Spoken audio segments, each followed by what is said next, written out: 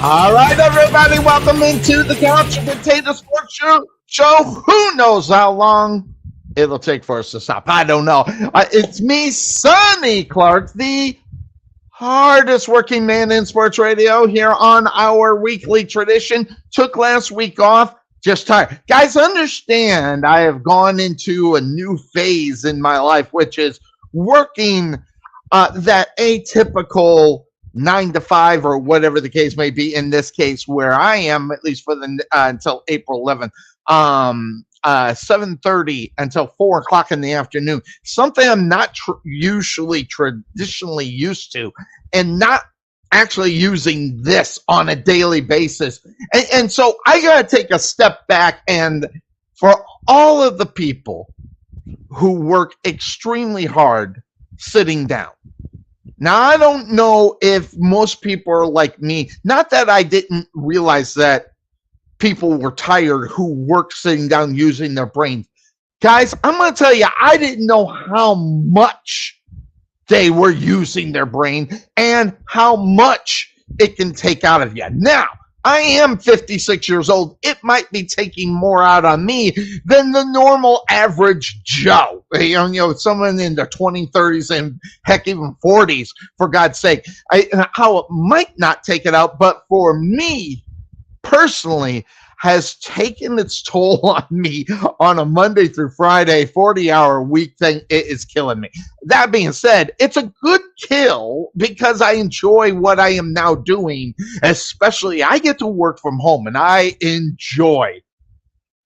And I can't even say it anymore. I love working at home because I love being at home. I love being at my biggest financial thing that I do each and every month, which is pay from where I live. I love to be there, so much so I don't even like to go too many places. And I love Walmart delivery. Walmart delivery has been my savior from staying away. Now, if I want to see a sideshow, I'll hop into the car and head on over to Walmart and see a sideshow that you could possibly get when you do it. And that's usually important stuff like I'm out of milk and you got to order $35 to get a delivery. And I'm not paying $35 for,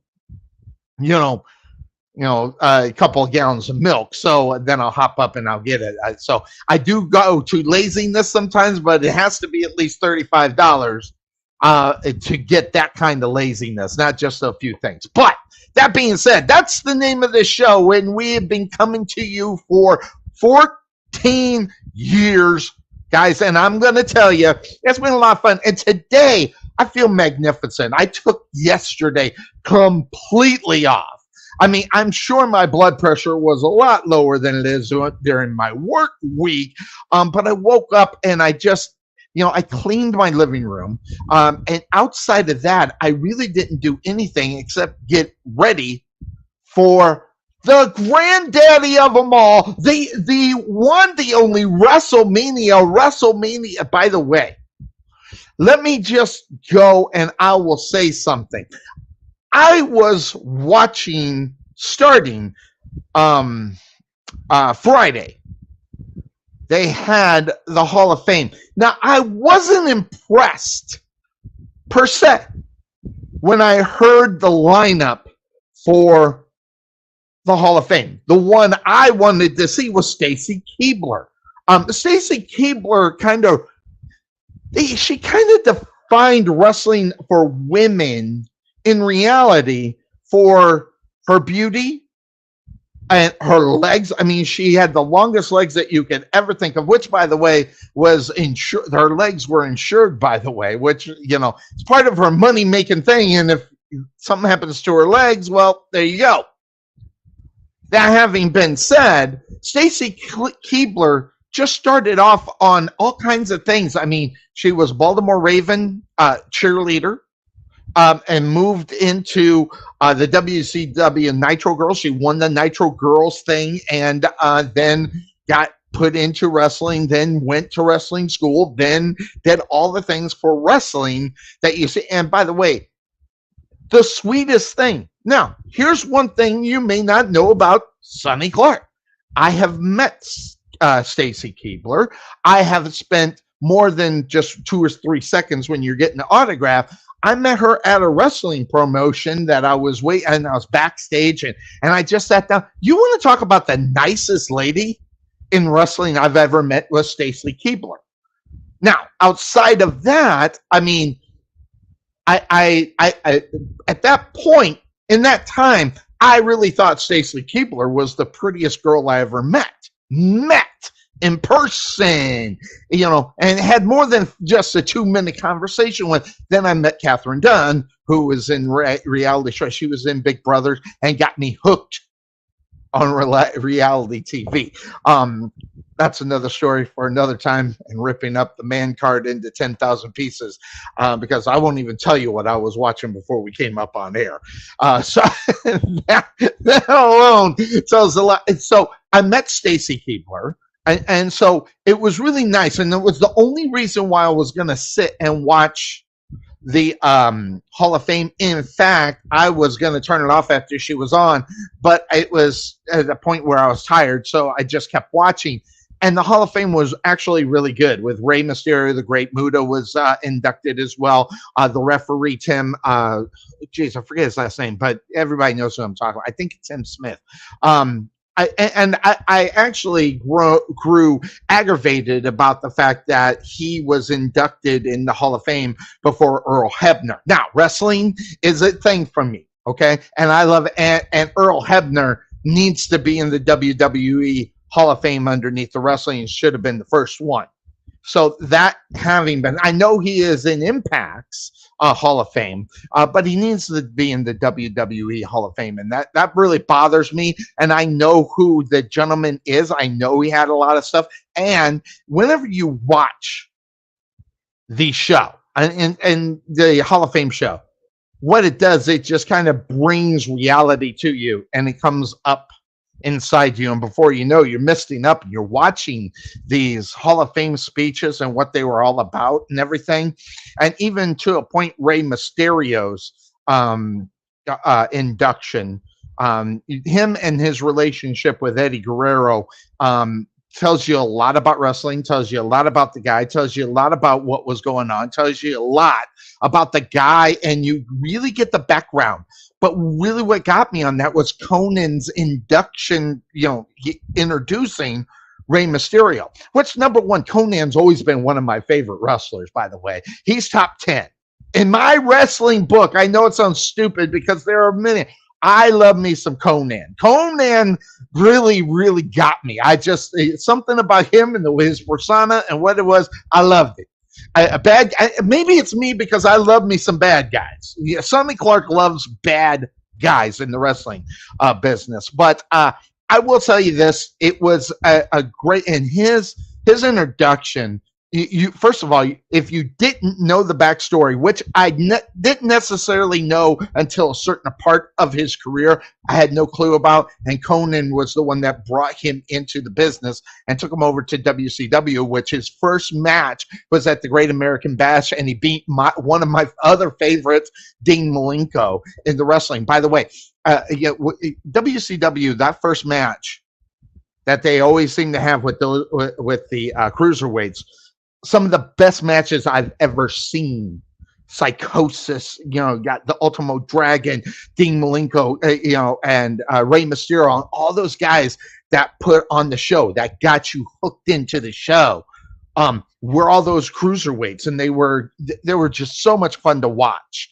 But I learned a lot about Rey Mysterio. And I'll even put it, I wasn't necessarily a Rey Mysterio fan. I was a luchador fan. I was a cruiserweight watching the WCW mainly for that first match because it set up all the things that were going on in the NWO and things of that sort. If you know your wrestling history, that's where it's at. But last night was the first night of WrestleMania, and guys, I'm going to tell you, even to the point Rey Mysterio, when he got out there, he did what he did with his son, which is what, sometimes you got to really listen to the reaction of the crowd and what was going to get over. And it was Rey Mysterio beating his son.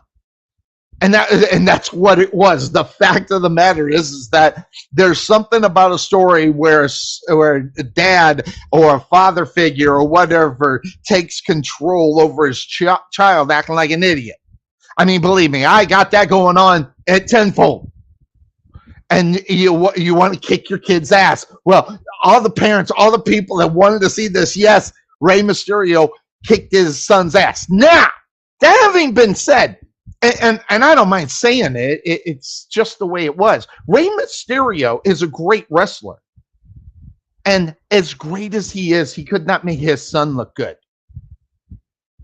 Listen, Dominic is playing the part perfect, by the way, just to let you know, as far as deadbeat dad and all this other, getting all the heat in wrestling. He is getting it all. And he is doing a very good job, but this guy can't wrestle. Listen, I see guys in the smaller promotions down here that I go to that have seen, they're better wrestlers than Dominic Mysterio. Dominic Mysterio needs to go to NXT. Dominic Mysterio's next move after that match needs to get him down to NXT and put that persona that he has right now and go into NXT and get some real training on a daily basis that he is definitely not getting right now. And Rey Mysterio was the only reason that match came out as good as it was, because it wasn't with the help of Dominic Mysterio. However, that being said, a couple of moves that he made in there were very good. The basic moves of wrestling, he is not grasping. And his daddy is a WWE fan, a WWE wrestler, and he couldn't even get it part. They need to get that fixed. WWE needs to recognize this guy's got a lot of heat, but they better get him in the gym. They better get him in the place where he needs to train. And where they need to take him is it's a demotion, if you want to call it that way. I watched the NXT I think it's called Stand and Delivered. Some great wrestlers in there, 10 times better than Dominic Mysterio. So he needs to go down there. He needs to earn his stripes. He needs to get the respect of being in the ring. Right now, he's not there. Dominic Mysterio is the hole that will eventually drain all the water out of what's going on with Judgment Day and how they're going to relay that story. Now, I'm not an expert. I don't write for WWE, but I'm going to tell you what I know. Not what I think I know, but what I know. I know talent. I know who ends up being good, who doesn't. And right now, Dominic Mysterio is not carrying his weight as far as the talent side of it. I'm not saying he won't be a good wrestler. Okay, let me just put that out there. I think Dominic can be really, really good. The problem with Dominic is he's not ready. And I wish he was. Oh, we're talking wrestling, and we got Sir Mo from the WWE Tag Team Champions of the World. My love for my guy. He loved me some Bobby Horn. That's Bobby Horn, that right there, guys, in case you didn't know. But Dominic Mysterio, I think, can really be good. Now, he is living on the heat that he has.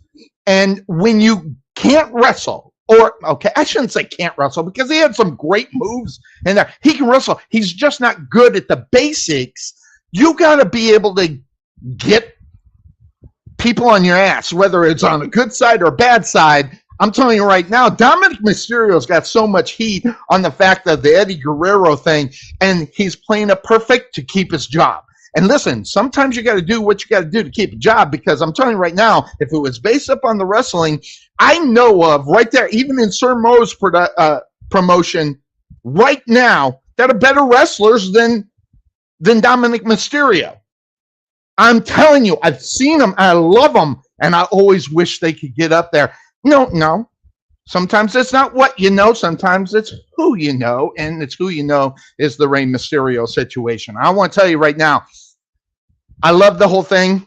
I love what Dominic is doing with what he knows how to do. He's got to play that. He's got to play that heel all the way to the top because of lack of the wrestling.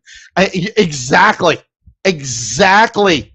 Dante Smiley is he's 100 times better than Dominic Mysterio, big time.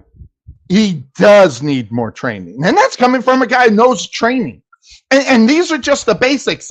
So what Rey Mysterio, as the Hall of Famer that he is that he covered up for his son's lack of talent. There was a couple of points where he couldn't do it because Dominic with the arm drag to push him into the corner across the ring. It was such a big botch, but Rey Mysterio, even on the big botch, came out, and what he did is he just taught his son about ad-libbing after you screw up. And he did fantastic. So Sir Mo is right. Dante Smiley right now in the WWE in Dominic's spot would make the Judgment Day so much better. Now, granted, do we have a little, what do you call a little bias? Absolutely, but I know talent. Okay, I'm not great at, everything else. That would be Sir Mo, but I can spot talent and see who has it and who doesn't. If he went down to NXT, he could keep his persona of who he is within the Judgment Day, get the training he needs with the other guys that are at that level or even a little bit higher than him, and he can learn how to wrestle. But the E in WWE is entertainment. And if they keep that and run the heel thing forever, he might not be able to get the training he needs to be the better wrestler. So I'm hoping, and this is just me, I'm just hoping that he gets the training, because I think Dominic Mysterio can be a good wrestler. The problem is he's on the granddaddy of all, WrestleMania, a big time wrestling match with a Hall of Famer and his daddy. I mean, there's nothing better for a guy that doesn't have training or hasn't necessarily, quote unquote, earned that spot. But the fact that he can sell it in entertainment ways is unbelievable, and he's doing a really, really good job. On-the-job training is great, but here's the problem. And you're right, Trey Mack, but I'm going to tell you right now, sometimes that'll take away from what the promotion is. Now, getting away with the on-job training down in the independents, hey, absolutely. But we're talking about the spotlight for 4 hours a night at WrestleMania.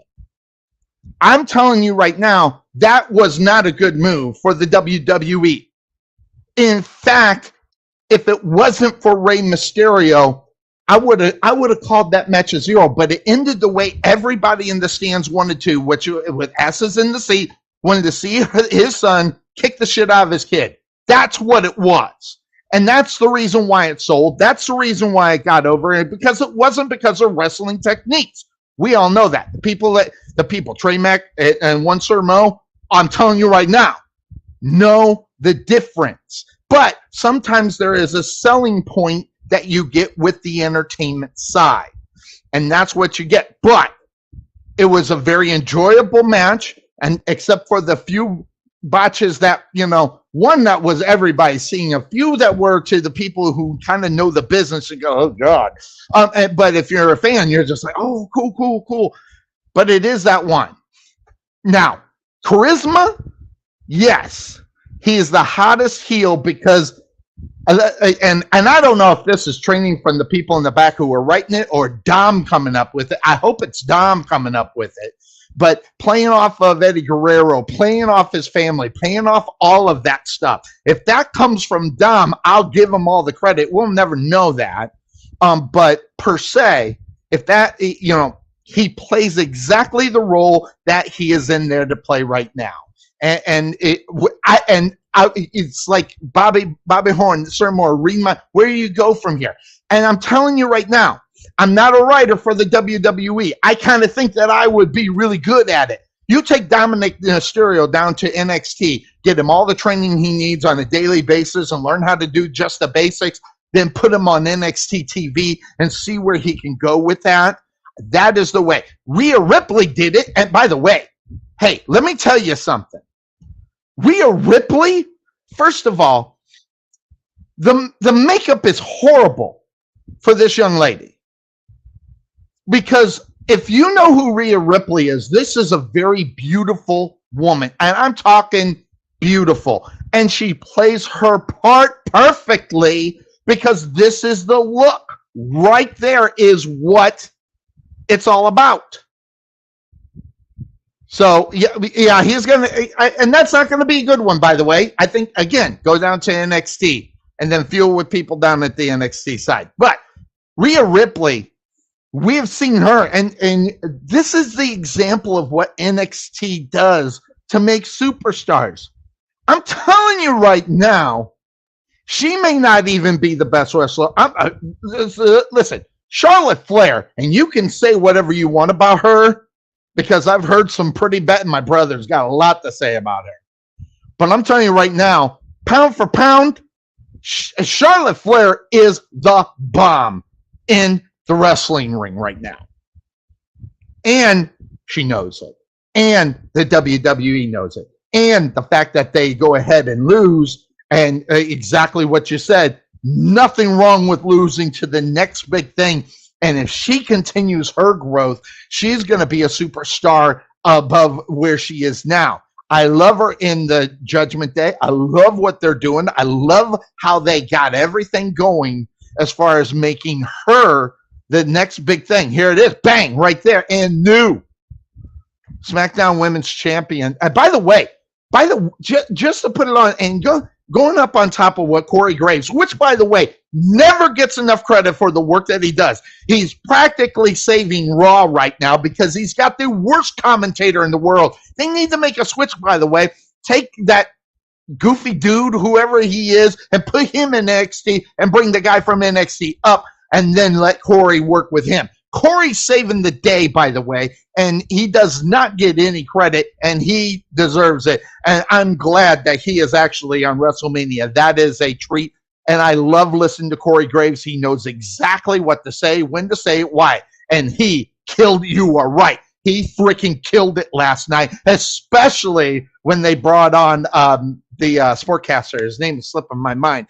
And came in and wrestled. And the fact that he shows that he hates this guy. And because you know why it's good? Because I thought, I wonder if he really hates this guy. And I doubted they did. Pat, what's his name? I don't watch his show. I watch it sometimes. Pat Menefee. And which, by the way, I miss Menefee on Friday nights, but I love me some Wade Barrett because I've always loved Wade Barrett. And I'm telling you, Corey Graves, he did. He killed it last night. He killed it. And put him with some talent, and Corey Graves becomes one of the best guys on color commentary that you can get out there right now. Big time. And the fact that, and by the way, I used to watch him in NXT before he got hurt, and they say, hey, no more, with the concussion stuff. Loved me some Corey Graves, loved his character, loved his wrestling, and I hope one of these days he's like Edge, who's after a long time be able and then get clearance and get him back in the ring. I would love to see it. That would take a lot of training because he hasn't been in the ring for a long time, but I think he'd pick up on it quick. I'd love to see him in the ring and maybe go one-on-one with Pat Menefee. That would be great, but I'd want Corey to win it. But I'm telling you right now, Corey Graves, I think, is the best color commentator right now that I hear in the WWE. And I have heard that, going there. I have heard that. But here's what Sir Mo, I understand the LWO, but I don't think it's going to be anything close to the level with the story with Ray. And I fully agree with that too. They need to have him part of the Judgment Day, and they need to figure out how to get a guy or Rhea down there when he's doing this stuff on the show for that night to help with that. But he needs to be down there 24/7. I really believe it, and I think he can become a good wrestler. I'm not going to say great, but I think he can become a good wrestler. But right now, you got to ride the heat. The heat is what's keeping him employed right now, so he has to ride it. But loved me some WrestleMania last night because, you saw a lot of things that you normally wouldn't. But I'm going to tell you, this one actually kind of hurt my feelings on this one. I love the trash talking that comes in reality from a guy out there. And say whatever you want. I love me. Listen, Seth Rollins, if you don't know he's over, you're not listening or paying attention. If you don't like Seth Rollins, fantastic. That don't mean anything. What he's getting is he in that whole stadium last night, unbelievable. I did not like the guy to come out to conduct it. I didn't like it. But per se, everybody was still doing it and would have done it without the guy, but I like the idea, but they were off on you see, it's the little things. I don't know if anybody saw it, but man, he was off on his conducting. But let me tell you something. This Paul dude has got it. I'm telling you right now, Logan Paul, for a guy, and I'm going to say for a lack of training, and the fact that I don't necessarily know that per se, but this guy, every time he's gone out there, has looked like he has gone through NXT. He looks like he can take the next step. He's got the moves. He's got everything that's going on. The training, whatever he's doing, is doing very well, and it needs to continue. That guy could be a superstar. The problem with that is that I don't know if he wants to be a superstar in the WWE. He wants to be a superstar everywhere else. So I don't know if they're going to get the dedication from this guy. If they can get the dedication from him, I think he'd be a great heel champion somewhere on the roster somewhere. I think he'd be great. And I think and asses in seats, right? Sir Mo, asses in seats is where this thing comes from, okay? Whether or not you can bring asses to seats, well, guess what? He is a sponge. And Seth Rollins might be this generation's, I agree.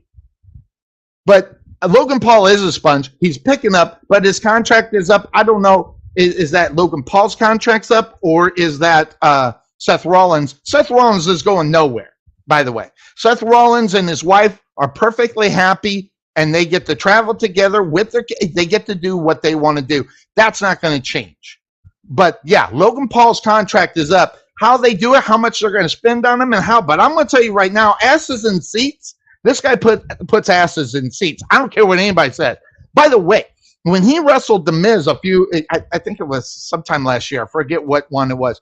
I was impressed because of the fact that he was listening to what his trainers were, because you could hear it. He was slowing it down. When he started getting too fast, he started to slow it down. This match with Seth Rollins was, I will say, a very good 8 on his part of what he did.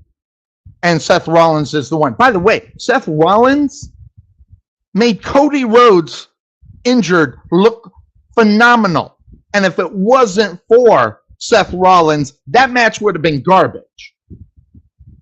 Seth Rollins is the epitome of a professional, an epitome of the quote-unquote architect. And one of these days, and this is where my writing skills, as far as I would have Seth and the Big Dog meet up.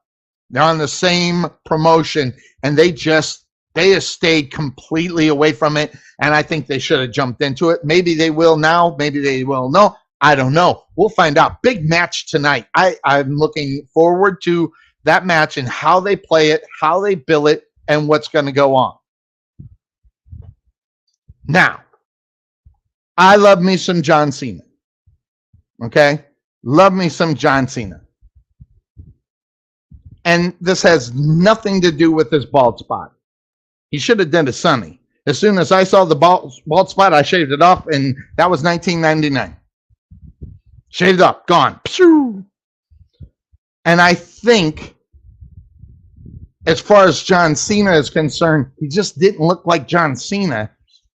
This guy looks, but that's not saying he can't do the moves, and exactly what should have played out in that, because everybody knew John Cena wasn't going back to the WWE on the 24/7. Everybody knew it, and I knew that Austin Theory was going to win it. I just didn't know how they did it, and I think they sold it maybe the right way, keeping the heel side up of Theory, doing what he has done, which is keep the heat on him. Everybody hate him. I kind of like Theory. I kind of like the bad guys. What can I say? Now, if I have to be a commentator, I'll love the good guy. But in fact, I'm telling you. And so, yeah, exactly. Very good point. But Trey McLean's actually Trey Mack. He should be under his other name. Anyway, but I'll take McLean. But yeah, he got it out of the way, so that wouldn't be the remnants. In fact, that probably was the worst match of the night, which normally you want to set the stage, but at the same time, I think the expectations of that match were exactly what you got. Because, listen, John Cena can't do the things he used to do 10 years ago, or even for them 15 years ago. John Cena is, in the eyes of the wrestling, he is an old man. So what he did is he did exactly what the old timers are supposed to do, is get the guy over. And he got him over and kept that heel portion right there. The heel side is still there for Austin Theory.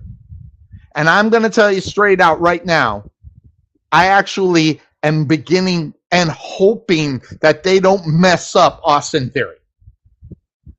That also being said, I'm going to give a shout out to a guy that no one is going to give credit to for the show last night. No one going to give him credit. Chad Gable is slowly becoming my favorite wrestler. Now, and you want to know the reason why? Is if you go back some years, for a guy as great technician wrestling I've ever seen, and that being Kurt Angle, not afraid to make a fool of himself, and having fun while doing it. Chad Gable, the thank you and the shoosh. I'm telling you right now, I'm going to get me a shoosh shirt. Okay, I love me some Chad Gable right now, and I don't know how they're going to work Chad Gable. I don't know how they're going to work it with the Otis thing. I don't know how all that is there. By the way, those that have a lot to say about Otis and his sweating and all that and making fun of him, I read a lot of it. I should bitch slap every single one of you. Listen, if you don't get in the ring, get off of his ass. Okay? Listen, that's a big guy. That's the guys that sweat. That just was a bad ring attire night, and it happens. Too bad it happened on WrestleMania. But listen, Otis is a damn good wrestler. And exactly, sometimes you fall into it, and Chad Gable has fallen into it and is doing a great job, exactly what is being spoken to. Now, whether or not he gets moved into the ranks, gets a belt, gets a tag team check, I don't know. But one thing I hope they never do is change the angle on him. Love me some Chad Gable. And, and back to here, not worried about it. He is. And they're playing it right. Like no one respects him and everything. They're doing everything right with Austin Theory. I loved it. I loved me some WrestleMania last night. It was a fantastic show. And there was more to it. In reality, this right here kind of hurt my feelings. Because I love me some Bayley, not the early Bayley, but the Bayley I'm seeing now, the bad guy. Of course, I love the bad guys. I love the new Bayley per se. So I didn't necessarily. I want her to get that title back. I really do. I want to see Bayley a woman's champion again. And I think the fact that she's not, it's kind of hurting my feelings in reality. Maybe so. Maybe find a new guy to take over for Otis, and let Otis go do it, because I think Otis can be a really good by himself. Some people compliment each other. I don't see the compliment in reality, except for the fact that they're bad guys. Outside of that, I'd like to see more from Otis on the bad side of it. But then again, that's just me. By the way, these are my opinions. I have no expertise in writing. I just know what I think I'd like to see. But Lita, Trish, nowhere near. You're absolutely right. They were the bomb when they were wrestling. And no disrespect to Lita at all. I don't think Lita is Lita's 50% of where she is.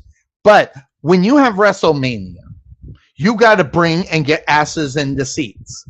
And bringing Lita and bringing in Trish Stratus makes for asses in seats. And the WWE did exactly what they should have done in that reality. And then now work on what they're going to do with Becky Lynch as well as Bayley. But I want to see them in that championship run right now. And I want to see what they're going to do. They were the bomb because there's nothing to compare it to. You're absolutely right. And not only that, let's just put it out there. They're not as athletic as these young girls are now. If you look at Sasha Banks, I know she's not WWE, but listen, when you look at Sasha Banks, when you look at Bayley, when you look at these other women that are in there, these women are more like Lita, but obviously Lita set that up, but you're seeing more of these young ladies out there doing what Lita has done and sometimes even doing it better. And tonight's match, the one I'm looking forward to, and there are a lot of them, I want to see Asuka. I am looking forward to the Asuka match. And, say whatever you want about Belair. I love me some Asuka. I'm rooting for Asuka to be able to take that belt. I am. I want it to knock down the house. I want it to tear down the house. I want it to be the best match of the night. It will get overshadowed unless they take that next step. So that's what my hope is for tonight when I see what's going to happen with Asuka tonight and also Belair. Belair can bring down the house. Belair is one of those things. They're special attraction. They bring asses to seats. You even put them out in that thing they call, I forget what they call it, but where they sign autographs, man, people are lined up still to see Trish, still to see Lita. By the way, I'm just going to say it. I think Trish is prettier today than she was when she was wrestling. I don't know why. I just feel it. When I see Trish Stratus, that's a pretty Trish Stratus, a very pretty, and she's got a different persona. She's a mother, and she's all about life, and she only comes out of the woodshed about once or twice a year, and say whatever you want. She puts asses in seats, and that's what this business is about. When you look at wrestling, is putting asses in the seats. It's the reason why you're seeing what is going on in wrestling today. And obviously the main event last night, unbelievable. Now, I'm just going to say what I think I see. I see they're trying to get rid of this bloodline story. I don't know if Roman Reigns wants to or can wrestle anymore or to the rest, because we're not seeing a lot of them. We're not seeing them weekly. We're seeing them bi-weekly at best and out there for the big matches, for the big times.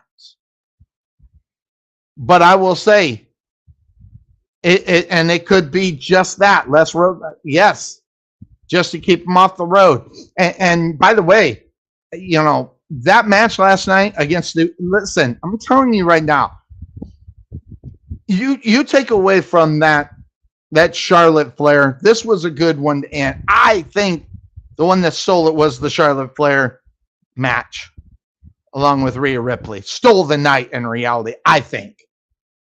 But say whatever you want. Sami Zayn has been the guy as of late in wrestling. Sami Zayn, so much so, Sonny went out and got a Sami Zayn honorary use t-shirt. Okay? So that's how much, because I'm telling you right now, I haven't bought a wrestling, t-shirt, per se. Okay? I got me one with Doc's wrestling, because kind of like him and Carl Anderson. I got that one.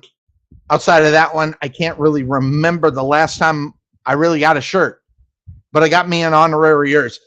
I bought the story, buying into the story, loved the story, knew where it was going to end. And I'm going to tell you right now, it is one storyline wise, that as far as the story completely agree. Match-wise, definitely was that one. But the interesting thing is the same thing for Dominic Mysterio for this match right here for Sammy and Kevin Owens. Where they go from here, how they write the story. This is the important part of wrestling, is to keep the story going with relevancy that people will buy instead of BS half-ass last minute put together matches and where it's going to go.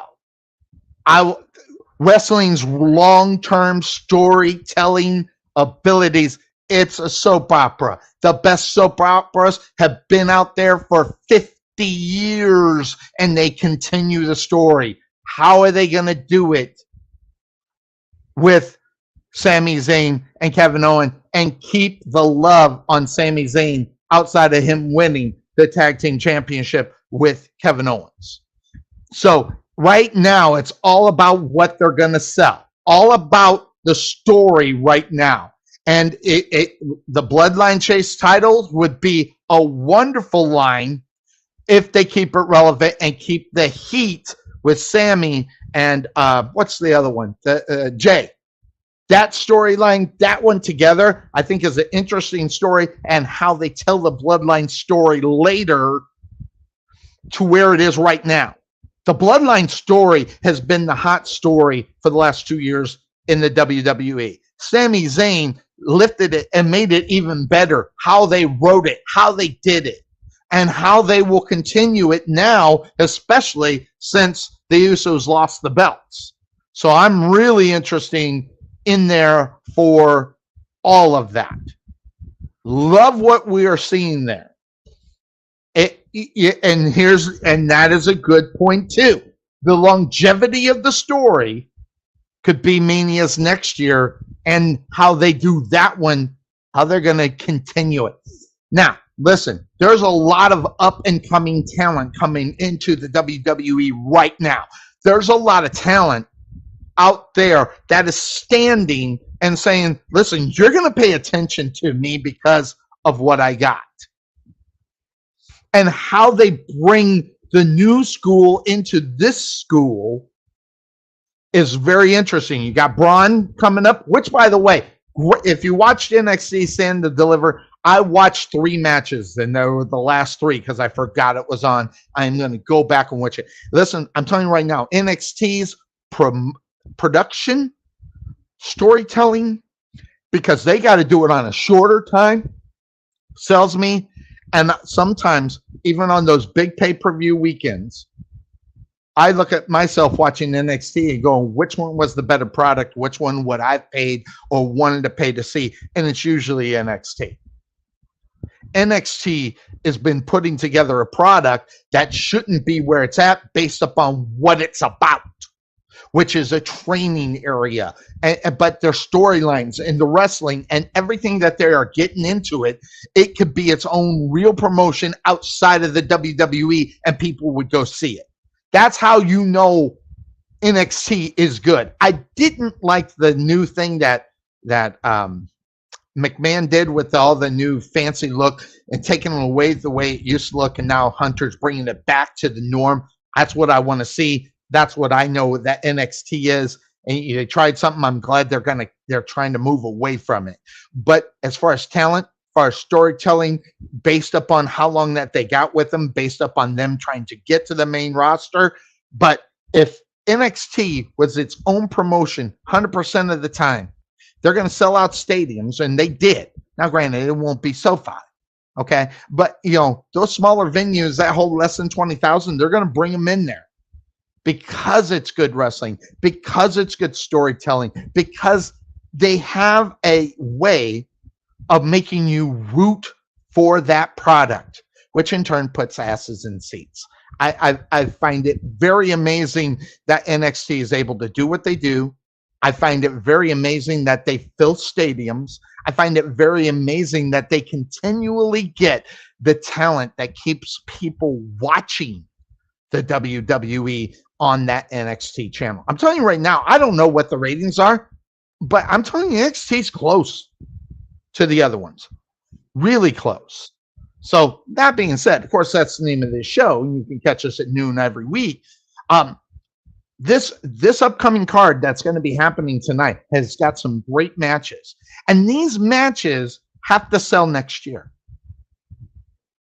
But I'm going to tell you, last night's performance puts pressure on tonight's program to be just as good, if not better.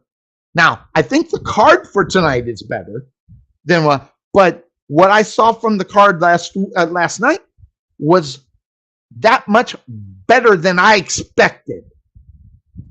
And I think that's where it kind of get, yes, that's but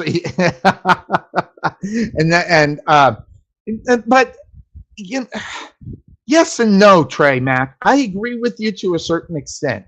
Ratings though do mean something, because eventually ratings are going to be the reason why, you know, Raw and SmackDown continue where they are, how they're going, or how much money they're going to get to have that program go on. Ratings don't mean that much, like you said, because you can watch it anytime. You could say that about anything, but you still need to get somewhat of those ratings that are going on there. So, but tonight's show, I'm excited about tonight's show. I think last night put a lot of pressure on them to be better. This is like, the main event of WrestleMania is Sunday. The warm-up was Saturday. Never mind. Stand Deliver was awesome, man. I'm telling you right now. I enjoyed the show. And let me just throw this out. I don't even know who those guys are.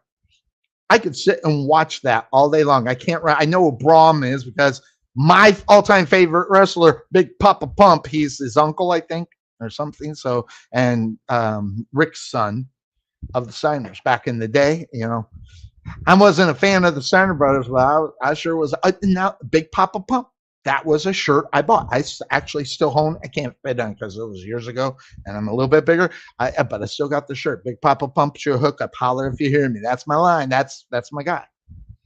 So, old school wrestling, trying to watch today's wrestling is very hard because you got to give them some grace. And I learned the definition of grace in my new job because they kept me.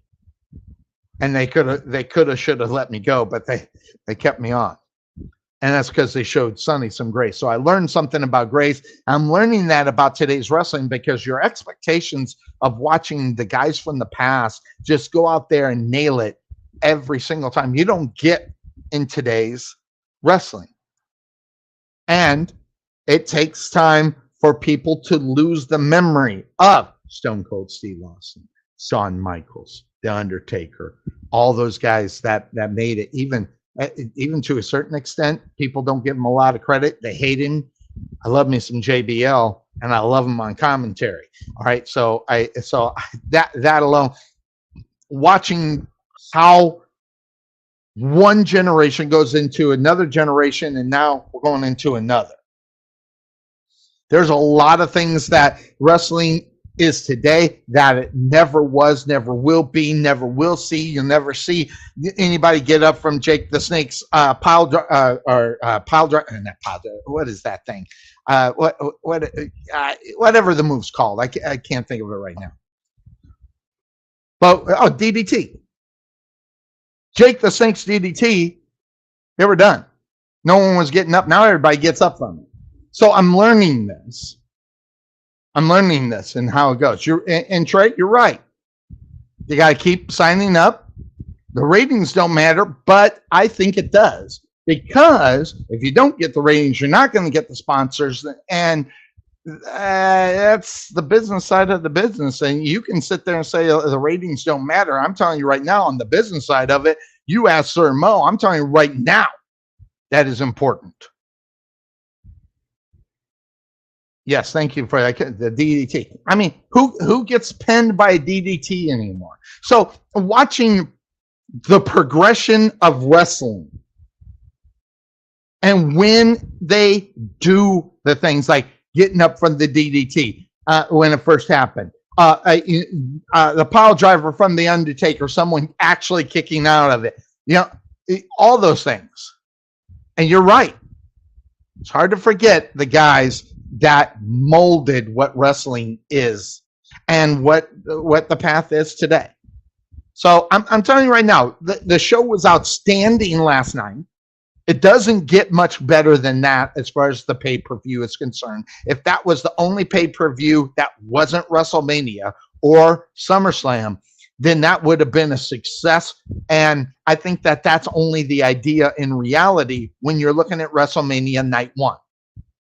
Because you got to understand, they're doing a lot of promotion, that night. I mean, they had SmackDown on Friday, Hall of Fame Friday night, SmackDown NXT in the afternoon, then the first night of WrestleMania. There's a lot of production going on during this time, and they got to keep eyes on it, regardless what it is. So, does it? I don't know. And folks that are listening more so than reading, okay? Trey Mack comes in and says, it just makes it more special that those guys could put people away with those moves, and today's talent can't.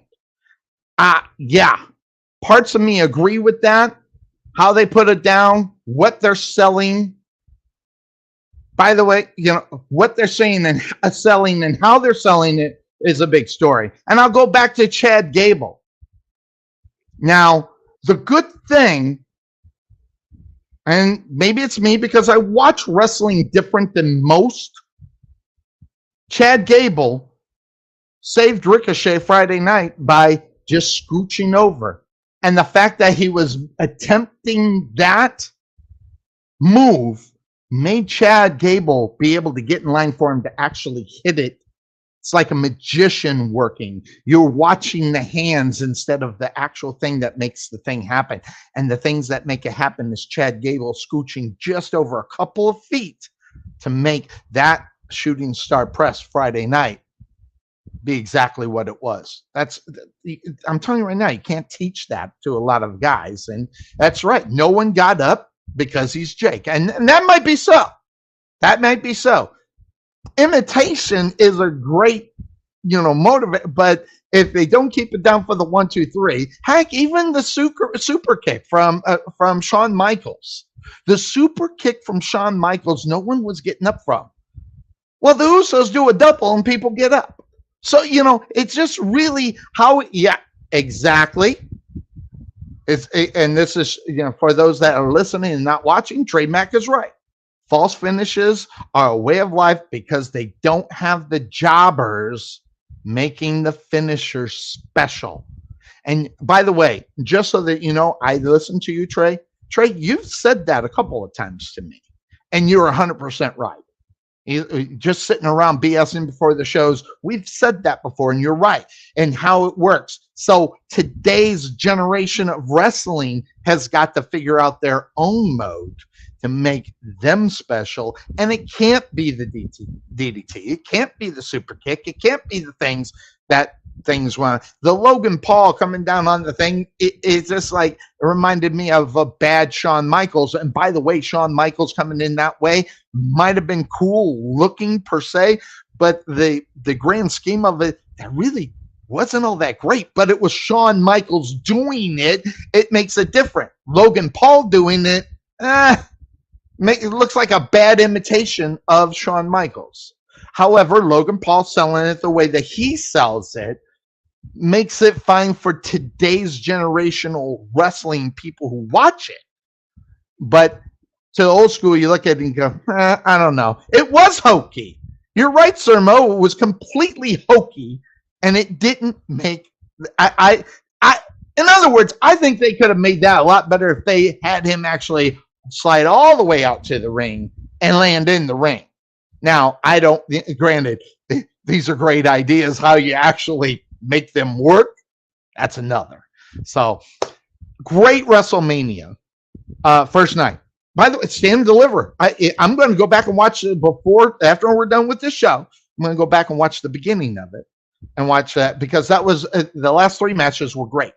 So, that being said, that's the name of this show. And guys, we don't get a lot of chance to talk wrestling here. I kind of figured I was going to fly solo because Cuervo bought a new home. He's in the process of moving and stuff, so I didn't think he'd be here. So, I'm going ahead and I'm going to talk about, what I see in sports.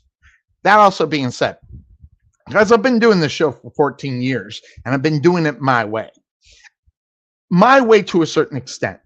Now I'm going to turn the table on this. I'm going to turn the table. I could have, Trey, I probably could have. I just didn't think of it. Didn't want to bother you too. I mean, you got your little boy to deal with on the weekend. I don't want to steal that time. That's, believe it or not, that time is valuable. And I don't know if and when you have, but I've been doing this show for 14 years. I've been doing my way, and I have not done the one thing I've always wanted to do on this show. I mean, you would think, I have 14 years to finally do what I want to do on this show. And now it's not going to mean anything to anybody but me. So, and I don't care people watch, don't watch, or whatever. But I've been going through what has made me happy in my life. A lot of it has to do with sports and or wrestling. But I go back to the happiest time, I think, in my life. And, I got 56 years on this earth. Okay. And back in the day, in the 90s, it was something. I'm actually going to head on to the next, and then I'm going to hit the NFL. If you want to hop in on the NFL stuff that we want to talk, I'll bring you in, Trey Mac. I had no problem with that. But because I got to take a break, I got to make sure people, get what they paid for. But moving forward in the next few weeks, I'm not sure when I'm going to do it. But back in the day, back in the mid 90s, from about 90, 91, 92 up to about 2000. Listen, man, I'm telling you right now, there was nothing back in the day where I lived in Phoenix, okay, than my love for this team right here. Get it? The Phoenix Roadrunners. Now, granted, this is new. I found someone to get it, and then I ironed it onto my shirt. But I'm going to go back and I'm going to grab some of the guys that played during these times, and and what people don't know about minor league sports more so than anything is that you got the opportunity to see some of the greats as far as that is concerned when they were young.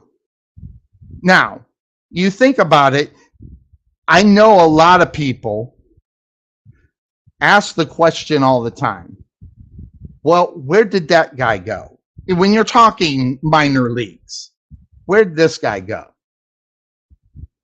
And I will tell you, there has been an opportunity that has been presented to me, and I'm going to probably jump onto it because I finally found it. When you look back up on Phoenix Roadrunners, and when I went and watched them play back in the 90s, there was a guy by the name of Dan Bylsma who actually ended up a coach of a Stanley Cup champions in 2009 for the Pittsburgh Penguins. So some of these things that, I see all these things out here. I see what's going on.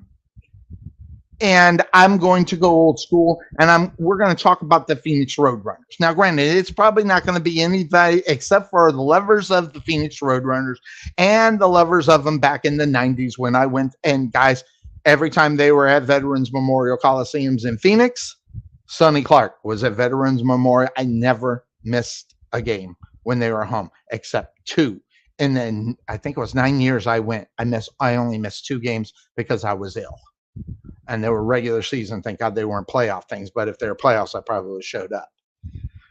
Because there's nothing like Phoenix Roadrunner hockey to me, anyway. I've tried the Allen the Allen Americans. Don't get me wrong. And I've been there and I've enjoyed them, but I didn't have that connection to them as much as I did the Phoenix Roadrunners. And I'm going to specifically grab up former players of the times I remember and bring them on and talk to them about their time with the Phoenix Roadrunners. And obviously, if and when they went on, and many did, with their NHL career. And I'm going to bring those to you fairly soon. It's probably going to be about a month because I need to set it up, need to find the guys and get them and set up a time. And they may be pre-recorded. They may be live. I don't know. Also, next week, Tom McMahon is going to be on this show.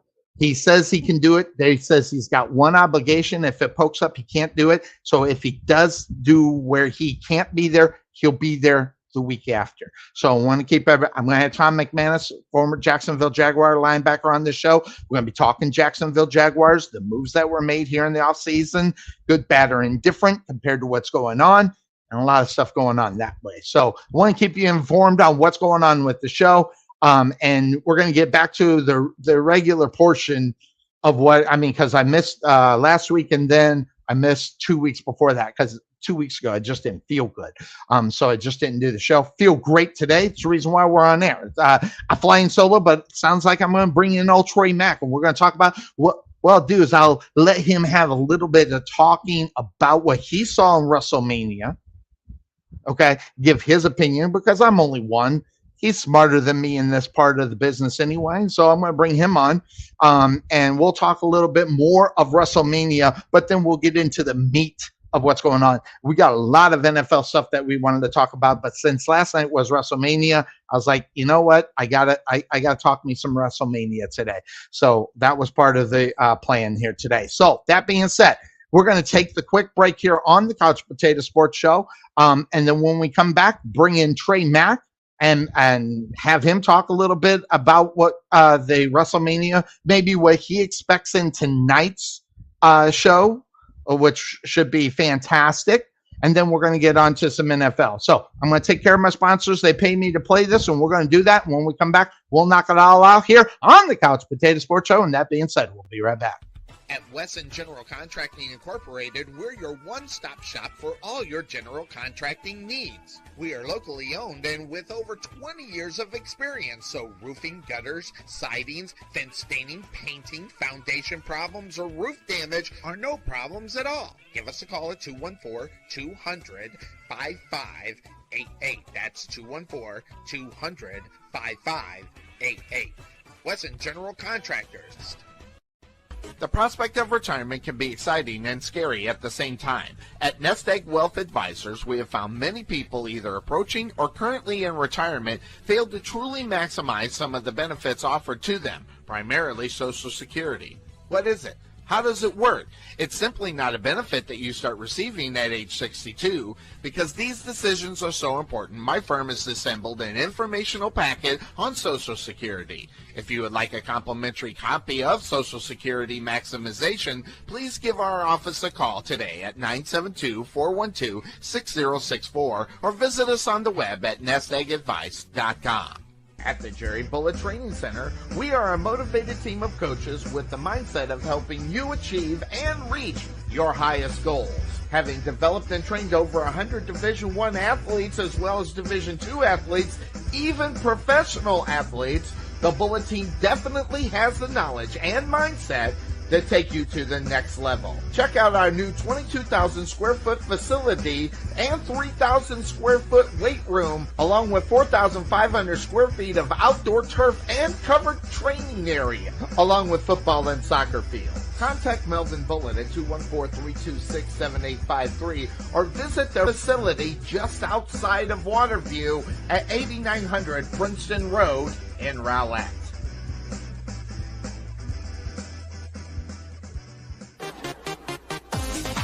Being taken for a ride? Check out Casso Insurance, serving Texans since 1981. Bundle your home, auto, or business insurance and save a ton. Casso Insurance on the corner of Main Street and Rowlett Road, where we make insurance fun. Or check us out on the web at CassoInsurance.com, where we always have the coffee pot on. Yeah, but is it fresh?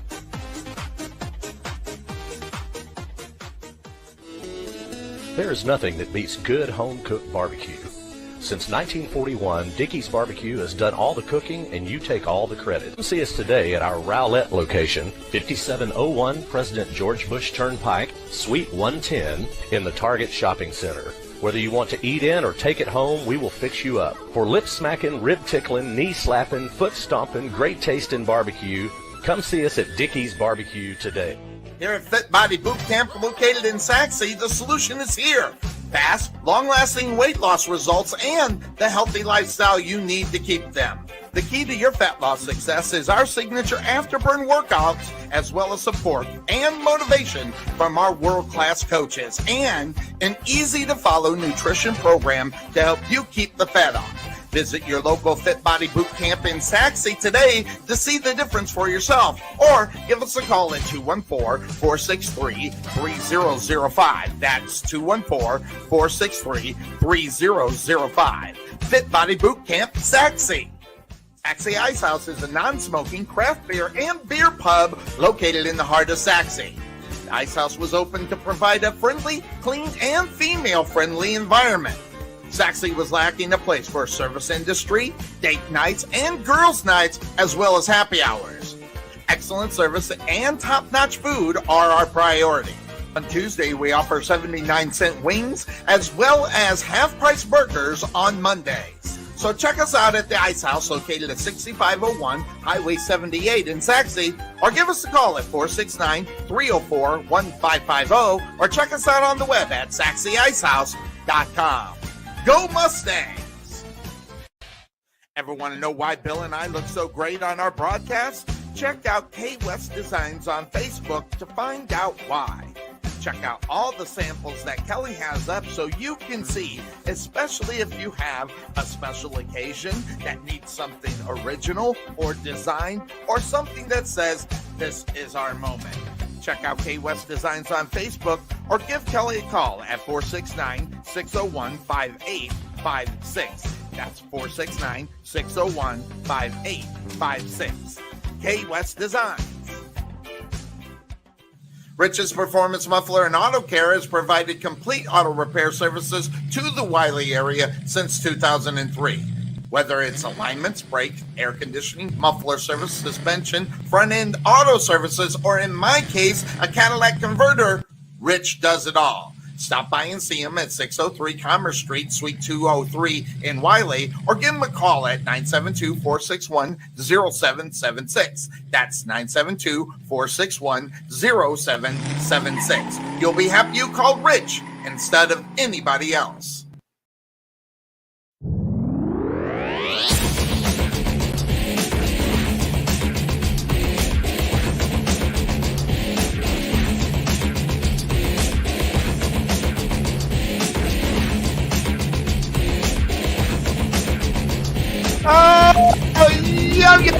Yo, everybody. Welcome back into the Couch Potato Sports Show. It is me, Sonny Clark, the hardest working man in sports radio, as we are here on our Sunday tradition. That is the Couch Potato Sports Show. And that being said, of course, that's name. Catch us normally from 9 to noon during football season and off season. Around noon sometimes, depending if I could get Cuervo in. He just bought a new home, so he's going to be busy for the next few weeks, getting that ready. Hopefully we'll get him in here and there. That being said, he says he'll jump in, so I brought him on. He is the guy that's, sat on my left-hand side all the time, Connoisseur Championship Wrestling. He is known as the Podfather. It's Mr. Trey Mack. How you doing, Trey? Good to see you, my friend. Wow, you look pretty good with that egghead. Looking pretty good. I like it. I just woke up to hear you say egghead. Great. This is it is so weird to be doing this on the other end of the dial here, because I'm normally in your seat doing it from from the host area. So this is unique. This is very unique for me. Well, normally, whenever we were together, you were the guy that had to lead me, because half the time I was off on a tangent to the left, and you had to bring me back to the right, or I end up slapping you because of my hand movement and stuff when I'm on the. I'm not gonna lie to you. I'm gonna use one of those commercials you had where they can design T-shirts. I'm gonna put there saying, "I taught Sonny everything." That's well, you look pretty good, my man. Listen, I haven't per se seen you. I've seen you on your show. I'll watch your show.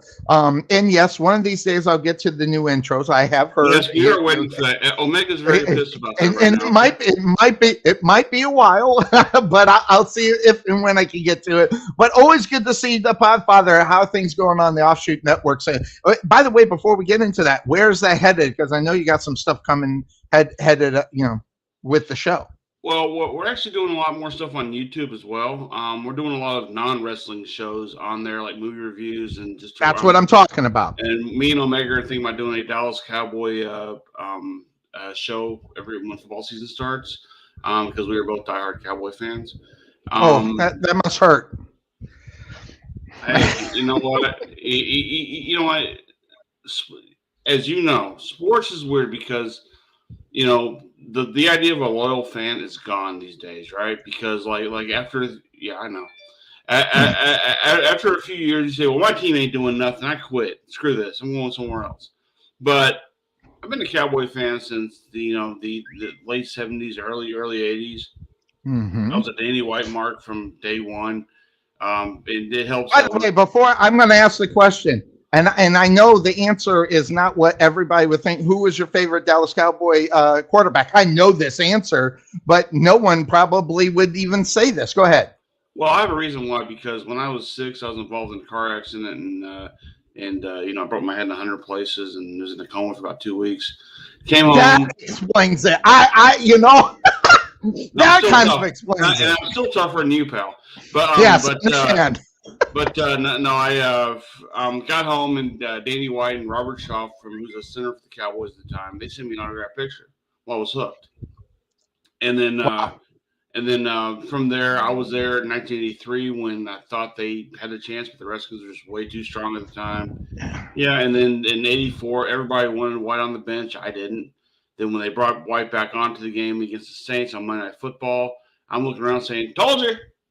And sure, exactly. Cowboys won. So I mean, I've sweated through the Gary Hugboom years. I sweated through the Steve Pelluer years. God knows every quarterback after Aikman to Romo, I suffered through. So, I'm a long-suffering Cowboy. Hell no, I'm a long-suffering Ranger fan. Let's face it, their history sucks. Although Washington, what's his first name? I forget. The coach.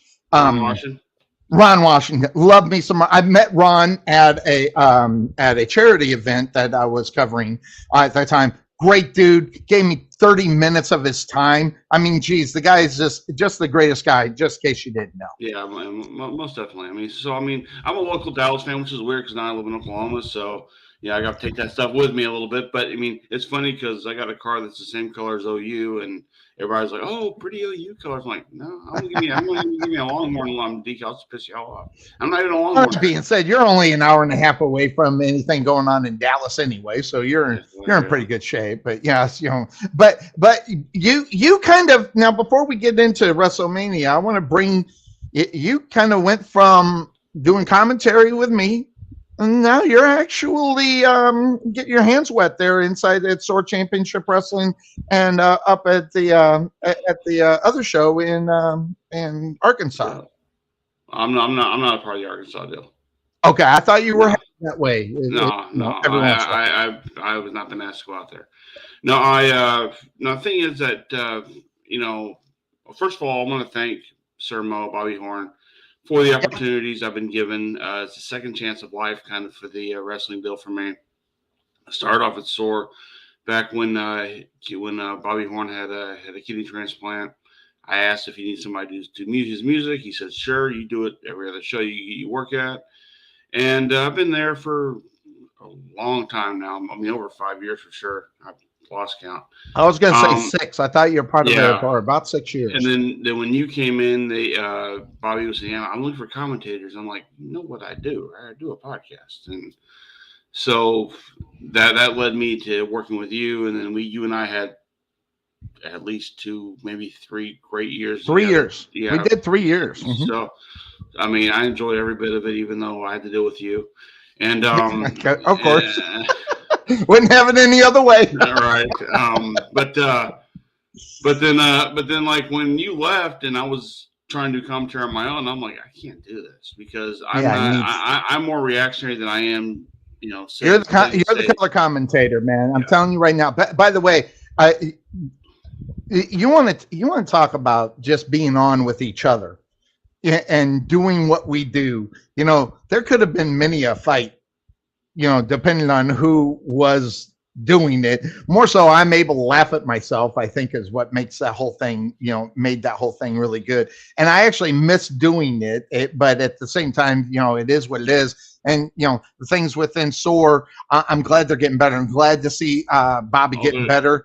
Yeah, he reached out to me. He was on the show, but he reached out to me just a couple of weeks ago. Who knows where it's going to go and how it starts rolling, but that whole thing, I think there's a story behind it coming. I will say this, though. Of all the good things SOAR has done for me, they're really starting to piss me off, though, because apparently since I become, you know, the leader of the network, and I'm bringing in people, helping the Bumps and Bruises kids who aren't getting fair shakes, have them come in there and actually, you know, I mean, hell, Gabe and Chris are tag team champions.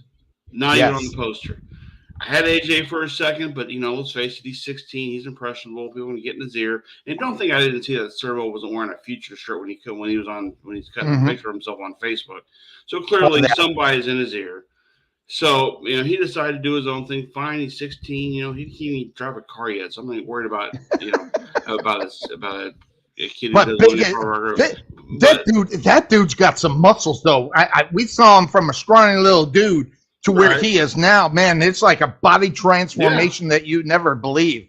Yeah, it's called puberty. So, I mean, we all go through it. So, anyway, having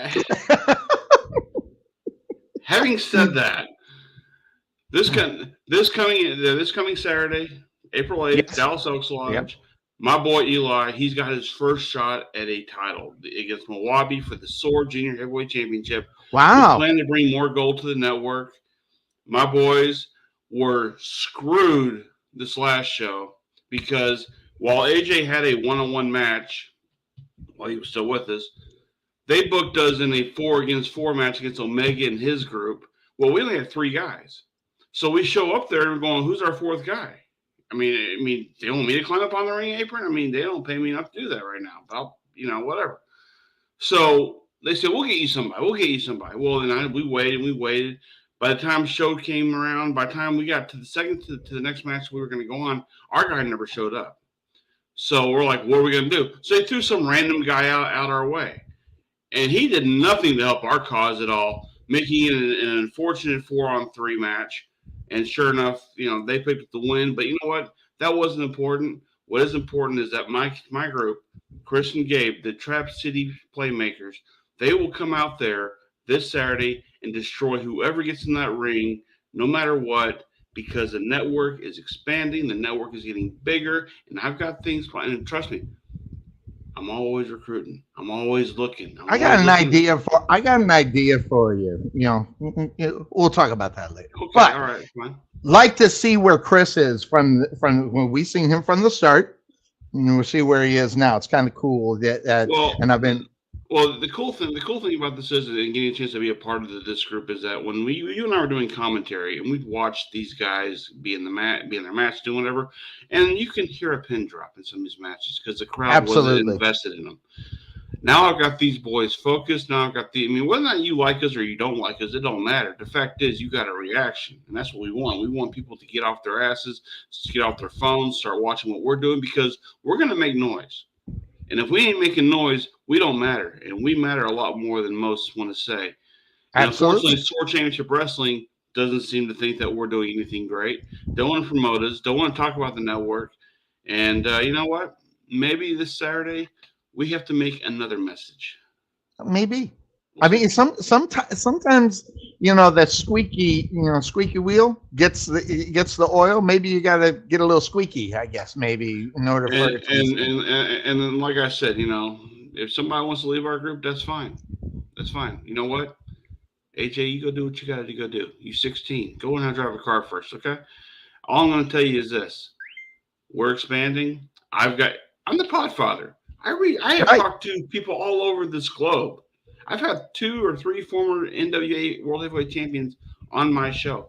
You think I can't just call them up right now and say, "Hey, money talks. We got you. Come on in." Exactly. Hey, I just sent you, because I don't want to blow anything that you got going on. I just sent you a message. I don't know if this was an idea of what you were talking about. I sent you a message in Facebook about some. Huh? I'll take it later. Yeah. Okay. Very good. So I'm on right there. That being said, hey, last night's show. I mean, so I'm going to ask you this. Okay. Sure. This is the way I kind of think about what's going on now with 2 nights of wrestling at WrestleMania. You know, this is the pre-match, the pre-show, a whole show to get ready for WrestleMania Sunday. It was a hell of a pre-show. I'm telling you. I mean, how do you top something like that? Because if you go back just not more than a year ago, NXT was outshining the pay-per-views. In reality, if you the same time that they had a pay-per-view on the WWE, they had a NXT one. I always thought the NXT shows, you know, sometimes even beat out what they were putting together up on the main roster. The talent at NXT is unbelievable in itself. The writing is unbelievable, and then it seems like when they get to that main roster, man, the writing goes away, and then so does the wrestler. It's really kind of heartbreaking to see that kind of thing going on. You know, the thing is that ever since Triple H took over creative, and Vince McMahon retired, and of course he rehired, whatever. But he has stayed out. He has stayed out of the creative fold, out of the creative, envelope as it is. WWE has become more exciting to watch because we're not sure, because you're talking about a guy who has been in the ring, has been a main eventer, who has done, who has built a career based on what's good, what's bad, what didn't work, what does work. And he's seen it firsthand. He's been a part of it firsthand. Let's face it. He's been a part of the Katie Vick angles. He knows what doesn't work. Okay? But here's the thing. Last year, WrestleMania time, I was not all that enthralled with the actual build-up for the show. I agree. But then I saw the show, and I'm going, this wasn't half bad. This year, match after match after match. And yeah, there's a few ones I could do without. They came out, and I'm going, this is exciting. And you start to wonder what's night one, what's night two. Then certain changes evolved. Bray Wyatt had to bow out of the match, and now Bobby Lashley, who I predicted would win the Andre the Giant Battle Royal, and I think we'll do a call out tonight. And I thought a possibility of a former Zack Ryder coming out to the ring. I saw that. You kind of made mention of that online. I saw that, and plus you were talking about I don't know if that'll happen because I know he's booked other places right now. But it would be a fun thing to see. I do think a guy like LA Knight would be a good. Once again, LA Knight's not a guy you can build a promotion around because he's 40. But he's also. I like him. Yeah, but he's also. I love me some LA Knight. Yeah. I mean, promo wise, fantastic, right?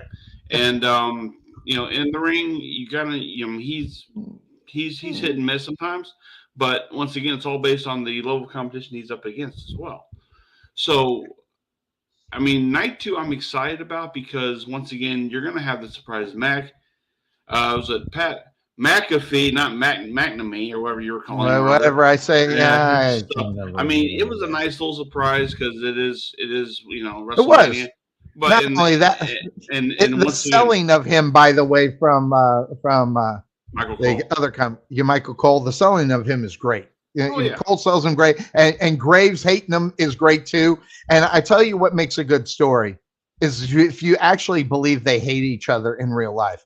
And I'm on the bird. I'm watching this, and I'm going, Graves. He has feet up on the desk. I don't know if you saw it, but he has feet, and he was just in disgust through the whole thing. And I'm buying the story. I think that's what tells a great story. Hey, you and I for a few years went on about how Nate the Great was this. In your mind, he was this great fan that came out and learned how to wrestle, and he's going to challenge for titles. I'm sitting there going, get back in your seat. You don't belong in the ring. I mean, you don't deserve to attack the talent out there.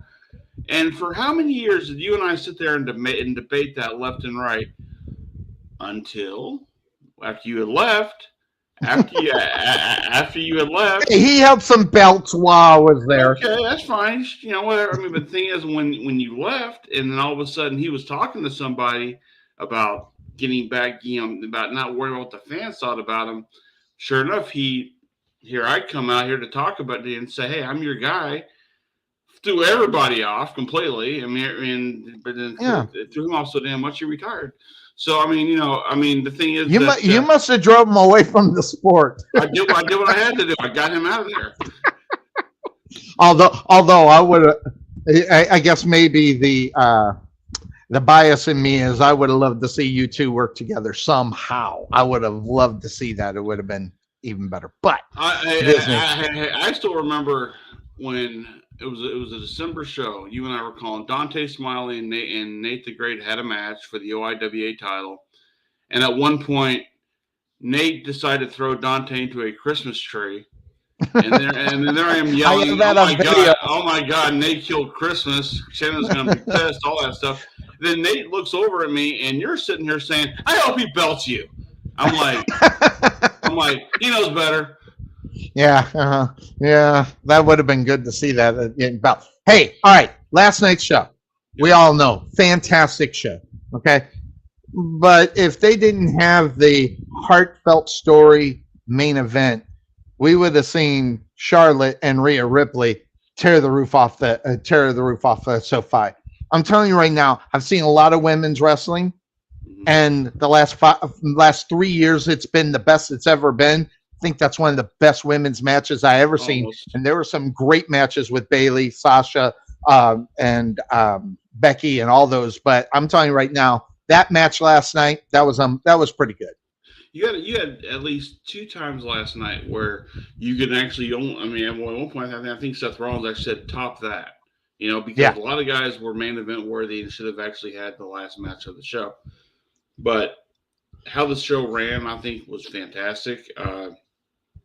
You know, I mean, I remember after Rhea and Charlotte, you know, had their match, I'm talking to my crew on our messenger, and I'm sitting there going, you know, Rhea and Charlotte sitting there going, top that main event because they were supposed to be in the main event, but you know what, they did. They topped it because once again, the emotional storyline with Sami Zayn, Kevin Owens, the built up. You're in California where those two guys really got started out there, and they paid tribute to Pro Wrestling Guerrilla out there with what was on their tights, and or whatever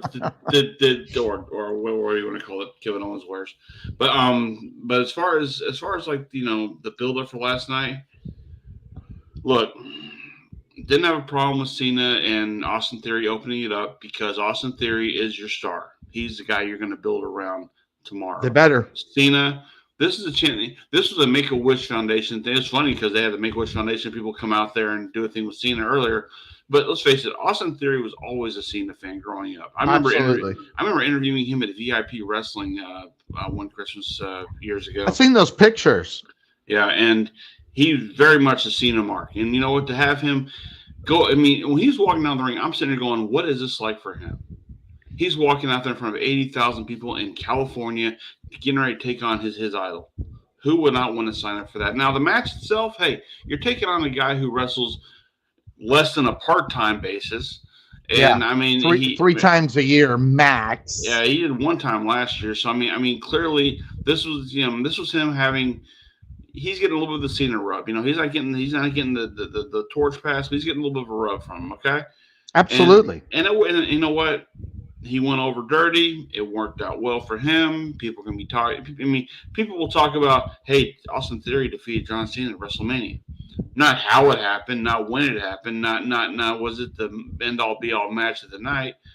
Because once again, it being the first match was great because it made you kind of forget about how awful Cena's, you know, was kind of absolutely in the ring because, you know, once again, out of practice. Well, and plus they had actually Cena winning that match at one point because of the referee. So everybody felt good about the fact that really John Cena should have won. And then they turned around and did it the way they did. It was a perfect match to set up for Cena to return. It's the passing of the torch. It's to get the next guy over. It was perfect. And listen, Cena may not be the best wrestler anymore. Hell, we just watched it. But when you look at, he's He's the greatest attraction they've had in 20 years. I fully agree, but he did not look like John Cena last night. No. And it had nothing to do with the bald spot. It just wasn't John Cena as we know him, but put him over. There was only one other guy that put guys over, but looked great doing it. Triple H, putting guys over, in WrestleManias, it's unbelievable. He's really good at doing that, coming back and doing it now. He won't do it now because of the heart thing and everything, but when he was doing it, man, Triple H had that. Getting that guy over was his job. It wasn't necessarily to win the match. And they gave him the same opportunity to show that he could win the match, but it didn't turn out that way. So it's storytelling. It's the way it's written. And I agree, David. I agree, David. It's a lost art. One of your fans is responding to you. Say again? One of your fans is responding to you. Give the program, sir. Come on. Hey, man, I was paying attention to you. So, another big wrestling fan. He came to some of our matches. David, they couldn't have blown that match anymore. I don't know what he's. I wonder which ones he's talking about. How did you blow the match? So that's what I don't understand. Well, he might have been blowing the match as far as Cena, because listen, I when I was watching it, it was good to see you there, David. What do you mean they couldn't have blown that match anymore? They couldn't have blown. Okay, yeah. He's probably talking about the Cena match, because listen, top to bottom, even that fatal 4-way tag team thing.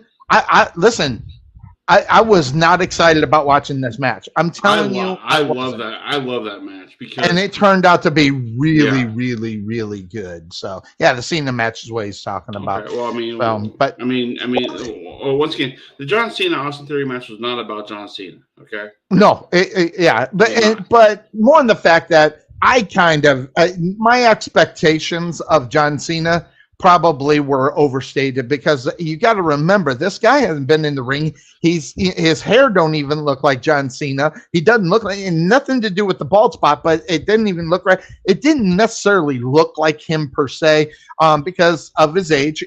He's not able to bring what he used to bring to the ring. He's probably dropped about 25 pounds of muscle too. He's probably lost a lot of muscle mass as well. So yeah, because he didn't body wise look right too. But here's the thing, though. You go back and watch Austin Kevin Owens from last year, okay? Austin did what he could at his age to beat Steve Austin. Oh, Clearly, he's not the same Steve Austin he was 19 years ago, and even for that matter, 21 years ago when he was actually. Yes. So you get what you get when it comes with age, and you get with lack of time in the ring. So, it is what it is, and you're right. You're right, David. They are trying to put Theory over. You know what? That got Theory over. And that was the plan the whole time was to get Theory over somehow. Yeah, and whether you like Austin Theory or not, the thing is, whether he's a quote unquote generational athlete, like that, to throw that one out there quite a bit. The fact is that this kid is far and above where a lot of people are currently on the card. At his age. Absolutely. So he generates so much heat, which, I mean, listen, when you got Dominic Mysterio, okay, we'll just jump into when you got Dominic Mysterio, whose wrestling abilities are at a C at best. You gotta be an A somewhere, and getting the heat for what he does, whether it's insulting his mother, insulting Ray, or really what you don't do, insult Eddie Guerrero. These are the things that you got to do to create heat. It's perfect. It's a perfect role. He actually kind of looks like Eddie Guerrero sometimes. So it's kind of weird how that is, and then how they'll play that story if maybe he's Eddie's son. So where they go with it, like Sir Mo. Sir Mo was on the show earlier, David. Where are they going to go with Dom, and how they do it to keep it, if he's going to be a main roster guy? Probably the big story. You know what? First of all, while wrestling is a part of what they do, the fact that if you can get out there and engage the crowd and get people to buy into what you're doing, wrestling ability or not, let's face it, Hulk Hogan doesn't have a whole lot. He'll get TV time, but he got over with the crowd, right? That charisma is a very powerful tool if you have it. If you don't have it and you have very limited wrestling ability, you got very little screen time as is. So the fact that he was able to bring in, especially with the Hispanic audience, right? Because you don't attack your mother, you don't do. Now, I will say this though. You don't do Eddie Guerrero. That's right. not yours. That's Eddie's. But I will say this though. Well, I mean, it could be his. I mean, it could be his dad. We don't know. But I mean, I was so hoping. I was so hoping on SmackDown when Dominic went to go confront his mother. I wanted his mom to slap the shit out of Ray. Yeah, and say, you know what? Go kick his ass. You're not his father. Eddie is. At that point, that opened the door for Ray to say, well, in that case, I'll whip his ass at WrestleMania because he's not my son anymore. So that you could have had that. You could have had that in the thing. I think that would have worked out well for me. But listen, they went the way they went. You know what? It worked because they might still do that. You probably just gave them the idea, Trey Man. Well, but the thing is though is that you know at the end, I mean, you saw Ray celebrating in the ring with his wife and daughter. Then you saw Dominic, you know, on the outside with Judgment Day. You saw the lines are still divided. Now with Ray working with the LWO. And whether he's going to be active with them or if he's just going to be kind of a spokesman for him or whatever. The fact is now you're going to build the younger talent here with the LWO, have them take on the Judgment Day, which the Judgment Day, they needed a big win last time. And Rhea getting for them was huge. And I think Balor will get one tonight as well against Edge because Edge needs to fade out now. You know, I mean, he can only do so much. So he's not going to go for any title runs anytime soon that we could think of. He's not going to be a part of any long-term storylines that are outside they're outside the Judgment Day. So maybe that time is already coming past. Hell in a Cell is a good way to close it out, finish it up. I did read that Tony Khan has allowed Christian to show up at WrestleMania tonight if he does. So we'll see what happens there. Listen, I'm going to tell you right now. I like that. Because it's not about whether Christian can go sell out WrestleMania. Of course he can't, but he could be a part of it, and it's not going to take away from what's going on as far as the storylines are going. Christian is just an afterthought, but just another pop for the audience. That's all he's there for. He's not there to get another job, or if he is, maybe Tony would be okay with him going away. So the combination of them doing that back and forth when it was Vince McMahon who wouldn't allow it, now with Triple H allowing certain things happening, I think are good. The Road Dogg coming back, doing their thing and all that. I wish they would have got what's the other cat's name? That tag team champion of the world with him. I forget his name. But he could come back. I'm too busy reading David's message about Brian Cage, so bear with me here. Brian Cage. I've seen him. We've seen Brian Cage. I worked with Brian Cage at NAWA before. I mean, I remember picking him up at the airport with Ricky Reyes for a show one night, and I picked him up, and he had a big bag that he had as a carry-on, and it was nothing more than his meals for the day. And he had 7 meals packed in this damn bag. And I'm like, what's in the bag? I can smell it too. I'm going, what is that? It's like, no, I got some chicken here. I got some this here. I'm like, geez, you come prepared. And he does this every day. He does it. And I remember sitting there talking to him in the car about, because he does have a look. He has a certain look about him, right? He looks like a rock. Yeah. I mean, seriously, the guy looks like a rock. The problem with Brian Fantastic Cage, Four. The problem with Brian Cage is this: he's under 6 foot. He's tiny. So and I agree with David. The guy couldn't cut it. I've watched him in AEW, and the time that he barely gets over there. What? NXT could possibly teach. I mean, Shawn Michaels working with him about how to get maybe the character over of him, not so much the wrestling, but just the character. That could help out. Although Shawn Michaels wasn't necessarily the greatest promo guy in the world, the fact is, he can definitely work with that charisma part that Brian was lacks. Yeah. And it's lacking pretty bad. So much so I sit and I watch it, and I ask myself, do I even want to watch it? Sometimes, AEW, I don't watch it as much as I watch it. I don't watch. The only reason why I do that is because I know they put some of the people we've seen up close and personal over, whether it be at AEW Dark or whatever the case may be. So that's one of the reasons why I watch it, and then some of the storylines and stuff. You know what though? You look at last night, right? That was night one of what's going to happen later on. Yeah. Can AEW pull that off? Probably not to that extent. I mean, from the video, probably in a small building wise. But here's the thing, though. WWE has one thing that no one else has. They got WrestleMania.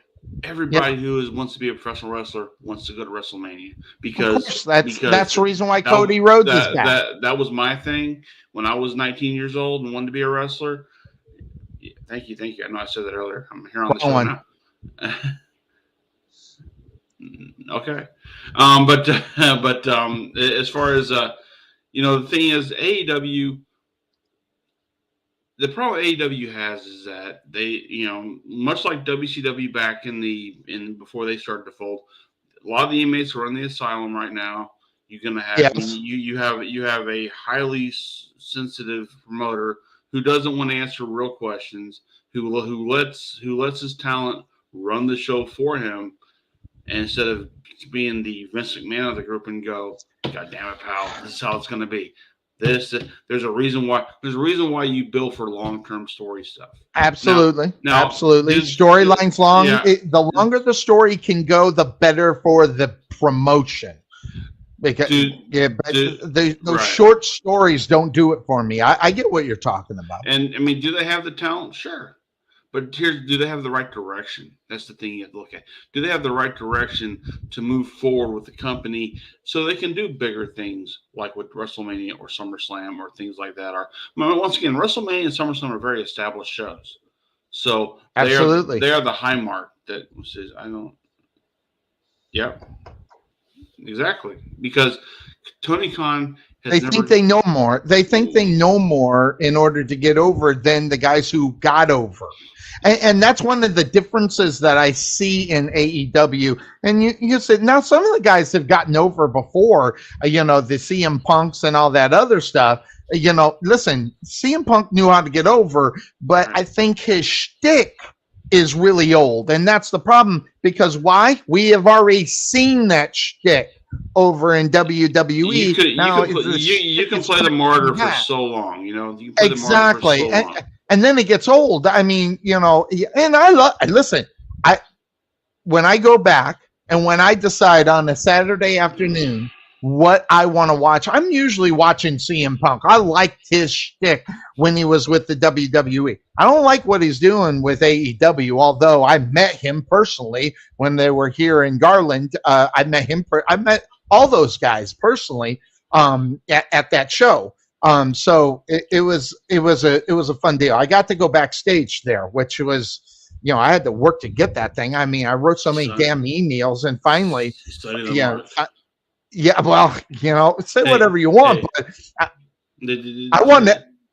You want to know what I wanted to do? I think I told you I wanted to do Dark. I wanted to be the voice of AEW Dark, really bad. I did. I wanted, and I wrote to all of them. Didn't obviously get through to them. Got to the guy Sir Ramon had, but that we don't need commentators. But I pushed my way into getting there. I met Show. I met Mark Henry. Mark Henry gave me the hat, my AEW hat. Mark Henry gave it to me. So it was just kind of a cool thing for me to get there, and I practiced the skill, and the comment for that wrestling bit. So what's funny? I remember when I was 17, I was flying to Las Vegas to see WrestleMania 9. Mm-hmm. And I flew out a day later than I was supposed to because my dad just came back from California. He had he had pancreatitis, so he made sure I had my spring break, as it were. And I got on the airplane. I'm sitting there, and I got the Bob Woodward book, Wired, by John Belushi, because I'm a big great book. I'm a Belushi fan. Yeah, so it's what it is. But so I'm reading the book. today, not a great book, but I mean, back then, that's all we had on him. So I'm sitting there, and they come sitting next to me because they're going out to Vegas as well, was Jimmy Hart. And Jimmy Hart sat right next to me, and he saw my book, and he's like, "Can I see that real quick?" I'm like, "Sure." And I know who he is. I mean, how do you miss him? I mean, exactly. It's funny that dude does not age at all. I saw him at the Hall of Fame. I'm like, he's the same person I sat next to in 1993. So I mean, same dude. Same dude. That guy lives. I got news for you. When they put him in a casket, that casket will be talking. Let me tell you something, brother. I mean, it'd be crazy. Hey, back in the day, the Honky Tonk Man. The Honky Tonk Man was the Honky Tonk Man 24/7. I'm just telling you, that's how they lived. That's how he lived it. I met him too. They live their life that way, and it's amazing. Now, I didn't. Okay, when I say meet him, I saw him. You know, my dad knew him. I forget how he knew him, but my dad knew the Honky Tonk Man. My dad was like, that dude is the Honky Tonk Man 24/7, and when he wherever he goes, he's the Honky Tonk Man. You know what? You know, and honestly, to think about it, you know, I remember when they said they were going to induct Andy Kaufman into the Hall of Fame, and I pointed out, guys, for those who think he doesn't belong because this is a joke, because he's a celebrity, he never broke character. Nope, never. He sold more asses at the Mid-South Coliseum than most people that Jerry Lawler drew up against at the time. And he brought regional wrestling to New York City on the Letterman show and made it relevant. Absolutely. So, now, name any other. Now, Donald Trump, he ran out of building for 2 years in a row and he shaved Vince's head. He went to the Hall of Fame. Okay. I mean, there's a big difference between giving back. You can make a mistake every once in a while. Hey, it is what it is. But I mean, once again, Donald Trump's in the Hall of Fame and China's not. Okay. But having said that, look, back then is all about, you know, you protected your character, you protected who you were. I do that to an extent with the Podfather because, you know, when I was at a show recently and some kid asked me for an autograph. I said, "Here, give me your pen." I drew a straight line. And he's like, "What is that?" I'm like, "You got to pay for the rest." So I mean, you have to play the role, right? Exactly. And because once the fan sees that it's all bullshit, then it's all bullshit. They'll never believe it again the next time they see you. They'll always remember you're a nice guy. You know, I know Dante Smiley. I know we're jumping over the place here. Dante Smiley does these highly motivated things on Facebook and wants everybody to say, you can climb to the top of the mountain. Then in wrestling, once you get to the mountain next to him, he'll push you right off it. But I mean, but the idea is that, you know, you climb the mountain, you reach your dreams, you do all this stuff. Once you get there, and if you're standing next to me, get the hell away from me, because he'll control his own narrative. So I mean, that's what he does. And exactly, and it's a different day and age. Dante Smiley would not be Dante Smiley not even 15 years ago. I mean, the relevancy of that character isn't going to be there anymore. But what we have learned, you and I have learned this too, the audience is growing with the sport and changing with the sport at the same time. So that's why you can see this, heels signing autographs and things like that. Well, but it's interesting because I was talking to Rudy Gonzalez recently, and he was saying how there needs to be unions and be this one. Well, here's the thing: fans need to be reconditioned. Nobody wants to take the time to do it because it's too much work. Well, that's something you can't do. No. That's not just a show or two to change that. That's a 2-year program to change the thinking of like you said, it might even be longer, but no one's paid to do that. Because, that curtain's been pulled back so damn far. We all know so much about the business. And the fact that, that it's been allowed by people higher than I'll ever be.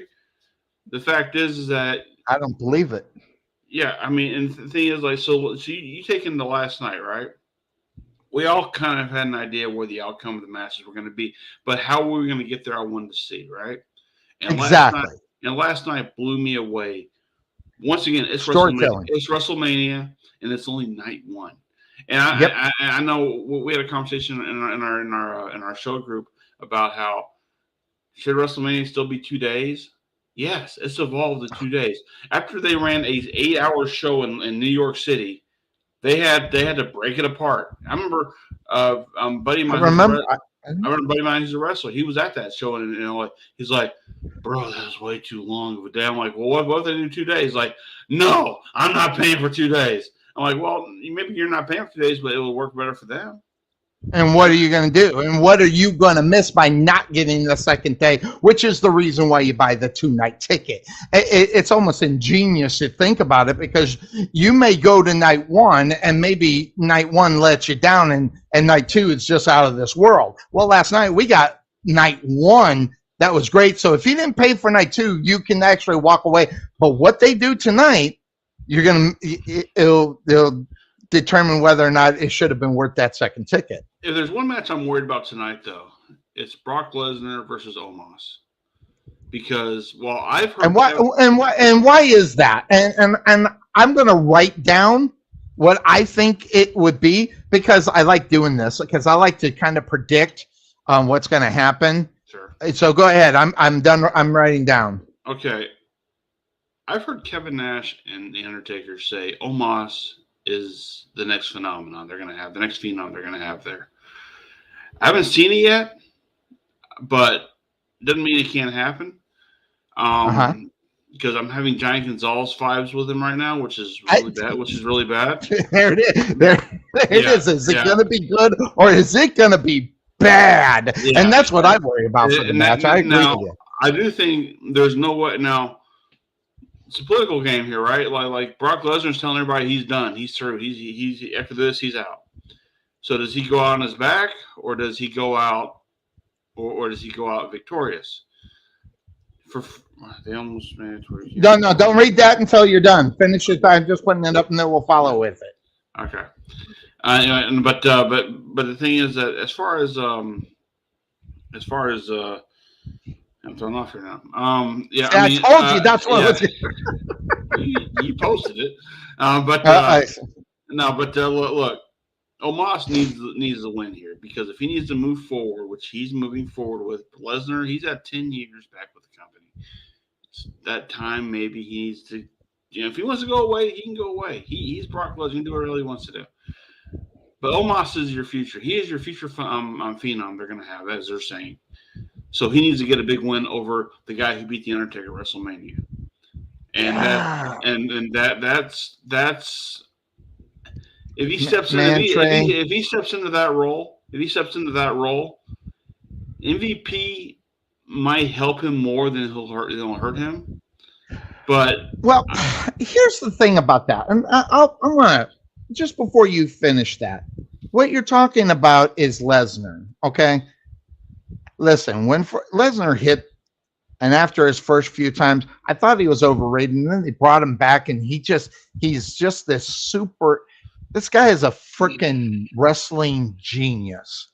Now, you wouldn't necessarily think that if you just look at Brock Lesnar, but this guy's a wrestling genius. He wants certain things a certain way to where it makes everybody listen. He's always going to look good, but it's got to be the other side's got to look good too. And I don't know where this Omos Brock Lesnar match came, or how it came about in the back of everybody's mind. I seen it on TV. Don't get me wrong. I seen that, but I don't understand, especially if they're going to have Omos win this match, how or where Brock Lesnar's thinking is on him losing to this guy. Me personally, Brock Lesnar shouldn't be losing to anybody unless he is really the next big thing. But Omos hasn't proven within his short time to be that guy that's going to take over the WWE in reality. But I guess you got to start somewhere, maybe. I don't know. But here's the thing you got to look at. Since Triple H has taken over creative, Lesnar hasn't won a match yet. But I mean, it's all been against Roman Reigns and whoever else. But I mean, the fact is that the sparingly time that you get to see him on TV, you're not seeing him get a 1, 2, 3, because honestly, he doesn't need it. He doesn't need it anymore. Omos needs a win. Omos needs a win to certify himself as the badass person they want him to be. Will he get it tonight? I mean, you know what? The build-up for it has been pretty decent, considering not bad. That it was not what I thought would be. Because if they wanted Bray Wyatt versus Brock, I'm sure that's what their original thought was. And Brock says, I ain't working with that guy. And then sure enough, Bobby Lashley found that Bray don't want to work with him either. So now there's this big thing. Maybe that's where Bobby Lashley comes in. I think I know the reason. Well, I think I read the reason somewhere that Brock Lesnar and Lashley and what he was worried about Bray Wyatt is that they're too tight of wrestlers, meaning that when you hit them, you're hitting a brick wall more so than the wrestling aspect of it. Make it look hurt more so than it actually hurt. And I don't know how he gets that with Omos, where he thinks that it's not going to hurt. Plus, Bray Wyatt's very heavily gimmicked right now, and I don't know if that works well with Brock because he's nowhere to be found at any time. They tried to push him, and then I don't know if he had one. I know he had a match. I don't know if he got hurt doing that match or whatever it is. But man, if you can't depend on a Bray Wyatt, who's getting, by the way, a lot of money to be back there and everything, we haven't seen this guy since. I mean, in reality, as far as a match or on a regular basis, and he should be when he went out. When he came back, he should have been the new face of the WWE on whatever brand he was going to be on. Hell, we don't even know what brand he is part of. But once again, I think the gimmick is so heavily put together that it's so hard to get a read on what he is. That is that going to take the place of a Cody Rhodes? Is that going to take the place of a Sami Zayn? Is that going to take the place of anything else they got on SmackDown? Hell, LA Knight's got more charisma right now than Bray Wyatt. But they had their match, and then as awful of a match as that was, because of the gimmick, the pitch black, whatever it was, the thing is that it did nothing for both guys. And that's the problem for Bray, not LA, because LA, you know what you're going to get with LA. I'm sorry, you do. You don't know what you're getting with Bray, whether it's him, whether it's going to be his brother. Listen, I love me some Bo Dallas. Don't get me wrong. I love Bo Dallas. Okay, I believe, by the way. But him coming off on the character of what he's doing, supposedly it's him, and I believe what's being written, it's him. They're not really piecing that story together where it is relevant to the fan to believe in it, and that's because of lack of seeing him in reality. I think. What do you think? If you're out of sight, you're out of mind, right? So that's what I'm thinking. I mean, unless your gimmick is so strong, like The Undertaker. Undertaker can go away for a year, come back to WrestleMania, and still be relevant. He's amazing. Every year, one time. But here's the thing. That's a once-in-a-lifetime generational talent when it comes to what he was all about. And once again, going back, I know we're all over the place. But, you think WrestleMania, you think Undertaker, right? Right. Well, it wasn't until the last 8 to 9 years of his wrestling career did we actually focus more on his WrestleMania matches because they meant more. Shawn Michaels, Triple H, Edge. Will we ever see him again after that last match? But you want to forget about the Giant Gonzalez years, the King Kong Bundy, hanging Big Boss Man up in Hell in the Cell, or the time when he took on the Big Show in A Train. You would forget all those times, but they still count. So.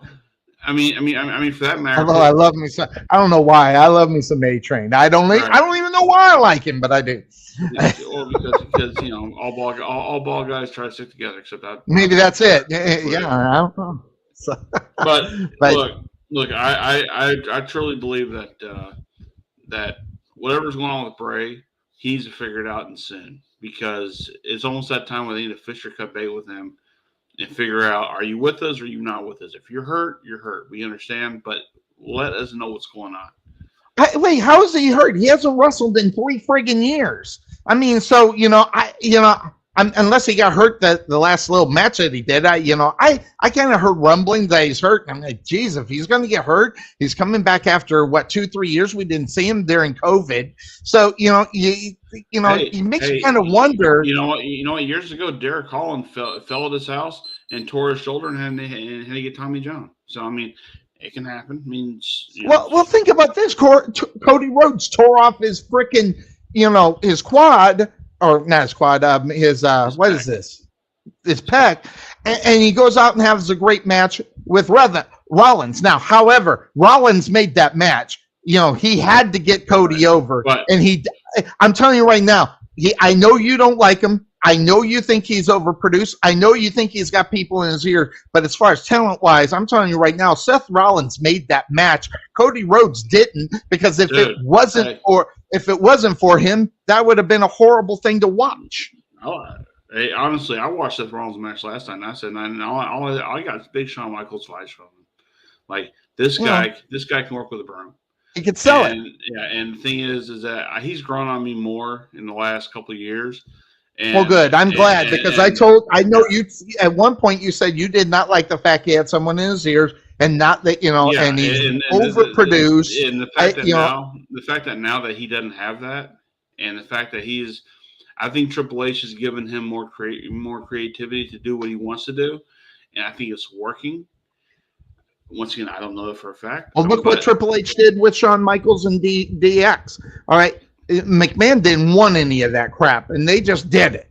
So more so that he's got, here's the creative. This is what we'll try to do. If it works, we'll continue. If not, but here's the thing. Here's the thing with Vince knew.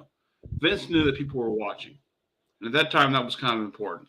Because and he's like saying, wait a minute, the networks are paying attention to the stuff that we're saying, and if you want to go on there and kind of say you can't say X, X, and X, but still say it, because that's what your character is, I'll stand behind you no matter what.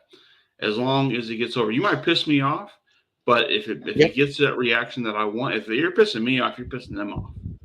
So that's where that worked for him. And I think Seth Rollins is that it's kind of talent where he can actually pull it off. Now, more so now than he ever did with the Shield and anybody else. Now, which might actually explain, what's holding Moxley down is that he doesn't have that. He's too busy rambling on incoherently about all his promos, and nobody gives a shit. My opinion.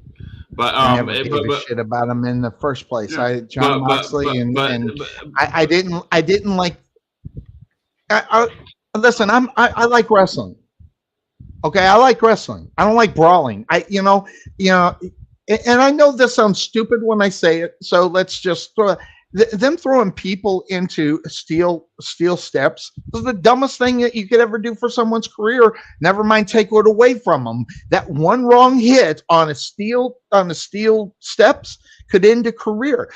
So the unnecessary, and that's what it is. Dean, oh no, now he's Moxley. But these guys taking unnecessary risks right now. One wrong move, your career is done. And listen, you're not going to make millions of dollars after that contract's over. So it's a little bit, definitely. But I'm going to tell you, there's something about John Moxley, okay, that I think hurt John Moxley, and it had nothing to do with him. COVID really hurt him because he made that move right before COVID hit to go over to AEW, and there was a buzz about it, and they weren't able to get the buzz before, in reality, in front of fans, John Moxley. I think that kind of hurt where he was going in the direction that they had to take with him in reality. A lot of things hurt John Moxley. The fact that he's a mental midget in the ring is really one of those things, I believe. Oh, that's true. But it's just like Dom, though. People love this guy. What was his last name? Dean what? What was it? Dean Ambrose. Ambrose. I'm sorry. I got that brain thing. When he was Ambrose, people loved that shit. I'm taking chair shots. You only had to talk to me for years. Listen, I've taken more shots than you know. I haven't even told you about some of the shots I've taken. But that being said, I buffer from here to here, okay? So it happens, and that's I actually thought of starting a show called The Buffering Show. But cosplay Steve Austin. But Austin. Well, no, Steve Austin is 100 times better than John Moxley or Dean Ambrose. 100 times better. I mean, when Austin interviewed Moxley when he was Dean Ambrose, and he saw nothing there, and called him out on it, pretty much saying, "You don't have nothing to add to this whole thing." No, not really. I'm like, see, but that goes back to the respect to the elders in the backstage. Listen, if you can't listen to the Undertaker, okay, guess what? You don't have a chance of probably making it in the wrestling business if you're not going to listen to what the Undertaker is going to tell you how to do something. And listen, Moxley turned his back not once but twice on the Undertaker on advice that he was trying to give him because he thought he knew better, and he just thought of the Undertaker as an old timer.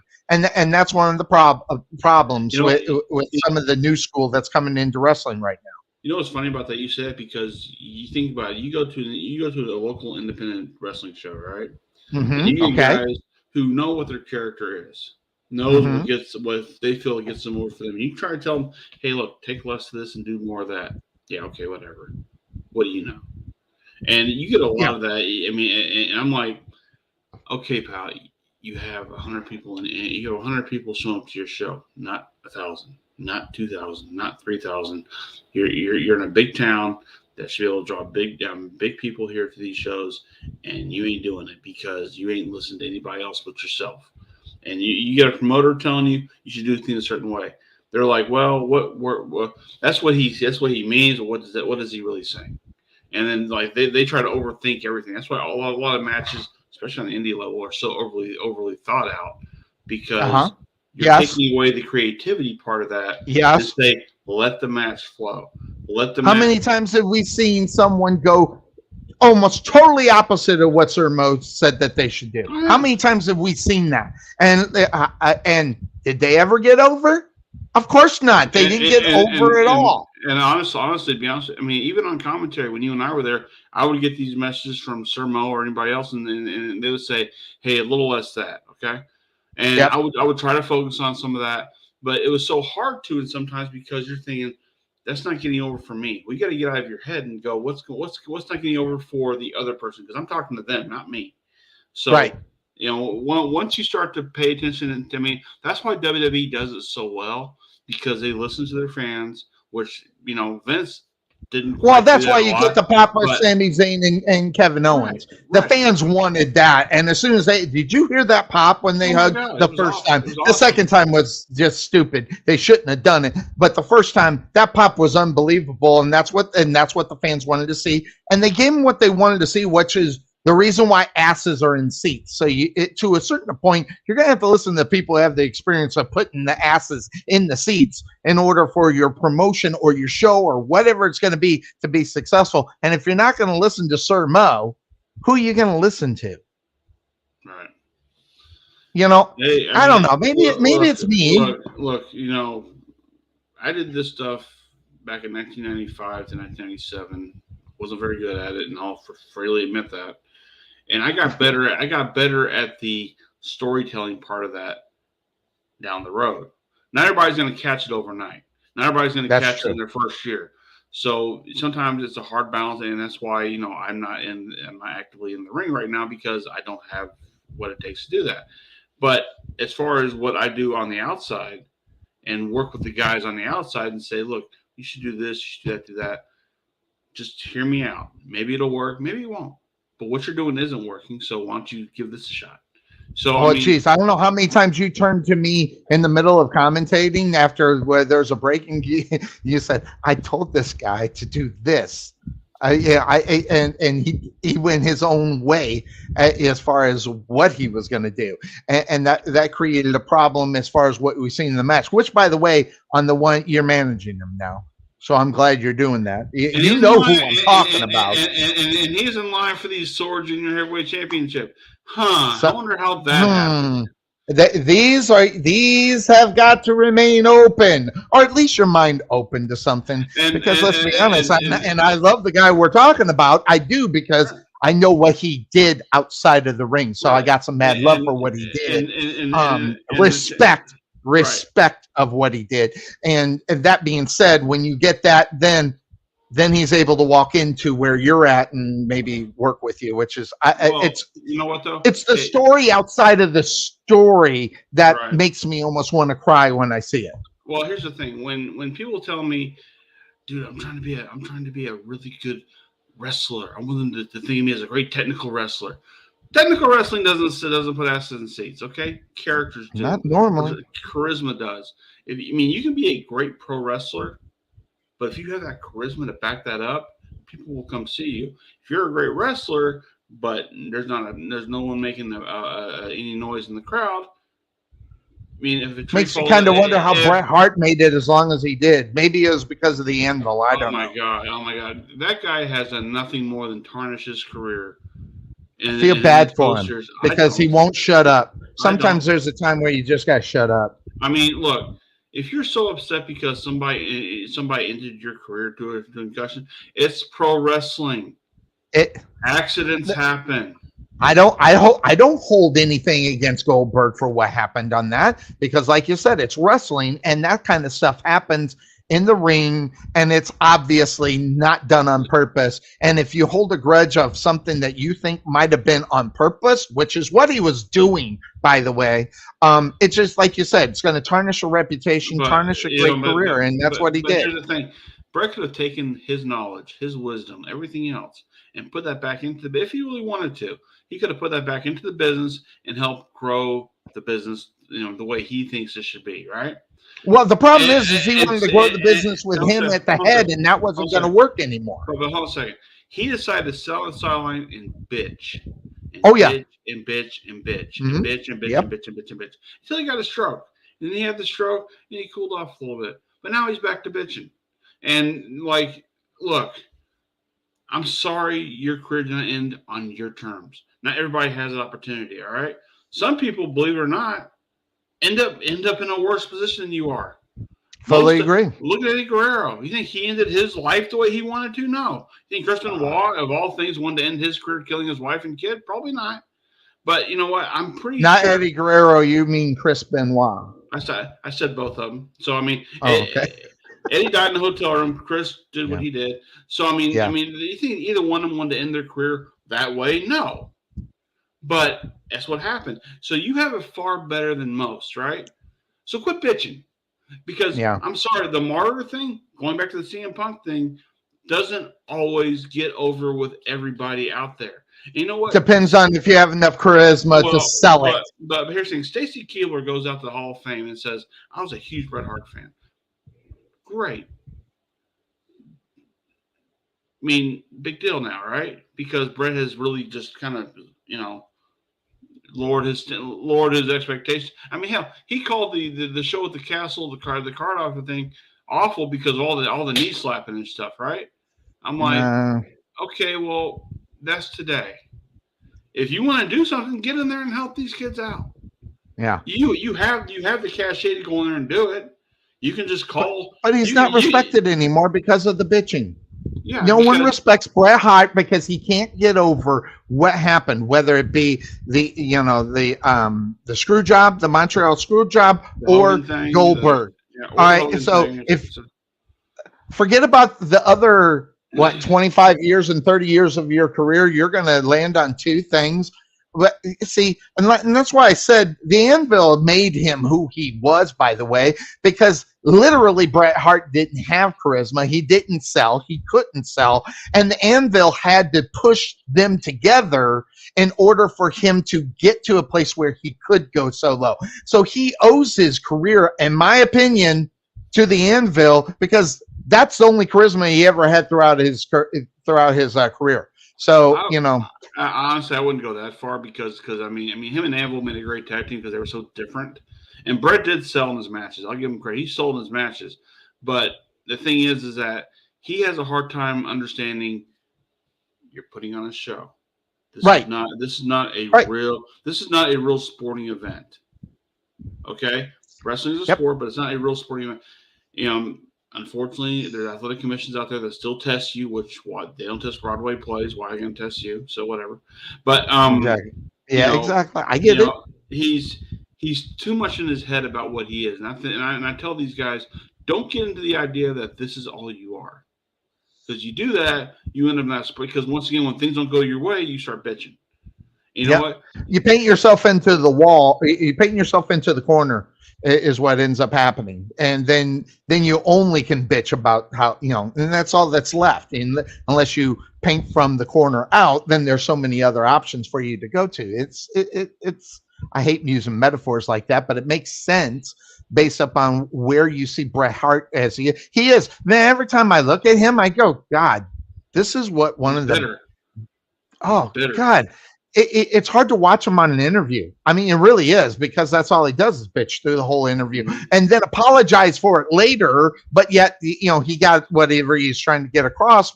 And then he goes back and I didn't mean that kind of shit. And that's what bothers me about Bret, because Bret, listen, technician in the ring without question. Maybe what is it? The best there ever. All that. Don't do it. Don't do it. All that. He's all that as far as ring technician, but he never got it into his head that it went further than the ring. He never did anything. He wants to tell you that he never hurt anybody. He wants to tell you that he was. It's not true. I've seen him hurt people. I mean, you know, he's. But that's part of the business. I don't get that. I don't. He's full of himself, so I ain't worried about it. I mean, now let me before we get into football, because I got a lot to talk about, but as far as time, I wanted to get your opinion on Chris Benoit. Okay? Chris Benoit, the whole circle. I know you've watched the conspiracy shows, because I have too. Right. I've watched the facts. I've watched the conspiracy. I watched who said what, when, and how. What's your take on Chris Benoit? I think Chris Benoit had one too many concussions, and he was not thinking of. He clearly doesn't have a clear head. He was on a lot of things at the time to keep his body going, and he caught a bad day, and unfortunately, it just snowballed from there. And I hate it around this time of year, because when Hall of Fame season comes about, you always hear people say, "What about Owen? What about Chris?" Look, Owen Hart's not going to the WWE Hall of Fame because of his wife. Okay, his wife doesn't want anything to do with that, and you know what? That's her right. And I've watched those shows. Believe me, I understand the bitterness. It makes sense to me. Look, Chris Benoit in the ring, fantastic for what he was. But you go back and watch his matches now, and you start seeing all the deliberate things he's doing to his head, and you see the outcome of that, and now it makes it hard to watch. So Paul Heyman was asked about Chris Benoit one time. He's like saying he killed. Hold on, before you answer what he said, was that what are you referring to when he was in front of a crowd and talking about it? Because I watched that one. Is that the one you were talking about where okay, go ahead. Yeah. Just saying, look, he killed his wife, he killed his kid, F him. He does not belong in this. I mean, he did a bad thing. And that's irreversible. You can't change that. And so whatever kudos you think needs to go to him, you know what? You had your time with him. And that time's gone. And let's not honor a guy who did not finish out his life the way any life should be finished out. And once again, it's not like Eddie Guerrero. It's not like being found dead in your hotel room because of possible overdose or possible just heart issues. You know, it's not like that. It's a situation to where he, I don't know the whole screwed bread thing, right? He screwed himself, literally. Right. Even though if he was on the right, he never got the help. And he started to slowly decline once Eddie passed away. Yes. And yes. And the thing is that people. He could not go through a crying jag with it. Whenever you talked about Eddie, this guy went to a crying jag every single time someone talked about it. No one. Now, maybe if you want to put the blame on somebody else, which people like to do, WWE could have probably found him some help. WWE probably could have. Don't know if it would have helped everything. Don't know if it would have fixed everything. Maybe had the same result regardless. Don't they need to know about the problem before they can help him with it? But they work with him all the time. And people around him are seeing that he's losing his mind when he comes Marbles. to Eddie. Maybe someone should have said something. But I'm not there. I don't know if that's actually a thing or not. As far as his diary that he was writing about, he was writing a letter to Eddie every time or whatever. No one knew that until maybe unless someone really close to him did know that. We're seeing the diary of a mind going out of control. Well, yeah. And once again, what was his finishing maneuver? What was that headbutt? And that was horrible. The headbutt. I mean, even Harley Race would say, "I hated the fact that I did that move because look at the damage that does more to you than anybody else." Because when you're headbutting the guy's his trap area over here, you're still hitting a brick wall. You Bone know? that was very hard. And I remember as a wrestler myself, I hated getting headbutted. I hated delivering headbutts because A, I got the scar on my head, so I tried to prevent all that. And B, you know, this thing here is unprotected in a wrestling ring. Yeah. In football, I mean, if they're having problems out in football and they have a protected helmet, you know. What's Drew McIntyre's Glasgow Kiss doing to him or to the other person he's doing it to? Right. So it is. I hate that move too, by the way. I'm with you. I'm not into the headbutt. I find it very bad for the sport. I don't think it looks good. If you headbutt a guy like right here, that's one thing. A headbutt, just whatever. That's fine. The guy can sell it, and that's not a problem. But they're going head on head. Yeah. And not so much now than they were back then. Think how many chair shots to the head he took. Look at how many chair shots I used to take back in the 60s and 70s. Right. That was right. I'm glad they outlawed that to the hitting of the head. And the rest of the body is bad enough, but at least the head is not going for the friggin' head. Right. You know, but so you're not buying the conspiracy theory that someone else did this. In other words, is what you're saying. Listen, I still believe Lee Harvey Oswald acted alone. Okay, I don't buy into conspiracy theories when you have nothing to really back it up with. All right. All right. So nothing to back it up with. So the timing, because it's the Chavo Guerrero story that gets me every time I watch it. Okay. I don't know if you know how he does his timeline. Sure. And if you go by that timeline that he's going, someone else kind of maybe did this. You know, I'm halfway buying the Chavo Guerrero because there's nothing for him to get out of it. You know what I'm saying? You know, Except there's nothing. Well, yeah, it gets his name out, but guess what? His uncle? No, Chavo was his uncle, so that was so his nephew's dead. So there's nothing to really get out of that story in reality. Are you talking Chavo Jr. or Chavo Sr.? Chavo Jr. Okay, Eddie was his uncle. Eddie was his uncle. Yeah. Right. Yeah. So that makes him his nephew, right? Right. Yeah. So what does Chavo get from this? You know, I'm as far as selling a timeline that, you know, that seemed. Listen. You can sell anything you want, okay? You can tell the story any way you want. But based upon their quote-unquote proof and their timeline and I think there's a problem with the text being in different time zones. But outside of that, you can sell that story and kind of make it something there. So you honestly think Chavo is selling? So I'm going to ask you, are you think Chavo Guerrero Jr. is selling this story to keep his name relevant? Is anybody else talking about Chavo Guerrero outside of that? In the Indies, I mean, he's been making the Indies. Okay, well, definitely not in the big leagues. I mean, his indie run is nowhere near what Cody Rhodes was. So I mean, okay, look, quit making valid points here. All right, I'm the Podfather. But you know, I'm buying some of this story. I don't know. Maybe it's because I like Chavo too. I like the whole Guerrero. You like conspiracy theories, though. Well, I do, because it's intrigue. It's not so black and white. I do like to have the gray area, you know, in part of things. And we all do to an extent. That's great. Yeah. I mean, maybe it's because I want to believe it, because I love. Listen, I'm going to say it, and I don't care what anybody. I love me for some Chris Benoit. When he was with WCW and he won that championship, and him and Eddie, listen, the love that I guess I'm a sucker for a story. That's probably what it is, right? I mean, the story when he wins the championship and when Eddie wins the championship and they're all together. You know, listen, I guess I'm a sucker for the story. Well, as you said, you're a sucker for good wrestling. He was a great wrestler. Absolutely. But the human being part kind of got in the way at the end. And that's what got in the way? You broke up right when you. The human being part got in the way. That's true, because you don't know who they are outside of the ring as much as you want to. Hey, I got news for you. O.J. Simpson was a great football player. The human being might lead something to be in question, but I mean the football player O.J. Simpson was great. So So I mean, do you look at OJ any differently? Do I look at what? Do you look at OJ any differently now because we know how his life turned out?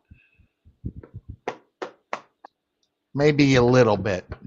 So, I mean, hey, look, I loved O.J. Simpson on the Naked Gun movies. I loved him in First and 10. I saw him on the football field when the Cowboys played the Bears in 1985 when the Cowboys got whipped 44-0. So, I mean, trust me. I mean, I love me some O.J. back in the day. Yeah. Then he may have killed his wife. See, but here's the thing. Then he may have killed his wife, so they kind of negated a lot of that. Okay, and I know I'm in the minority when I say this. So I know it. It's just like when I thought that Ryan Leaf was going to be better than Peyton Manning. Okay, I realized I was in the minority, and I'm glad you're in that one. And I was wrong. But I'm going to tell you what I think about O.J. Simpson. Hall of Famer and should not be taken out because it's not about what happens after they get off the football field. It's about what they did.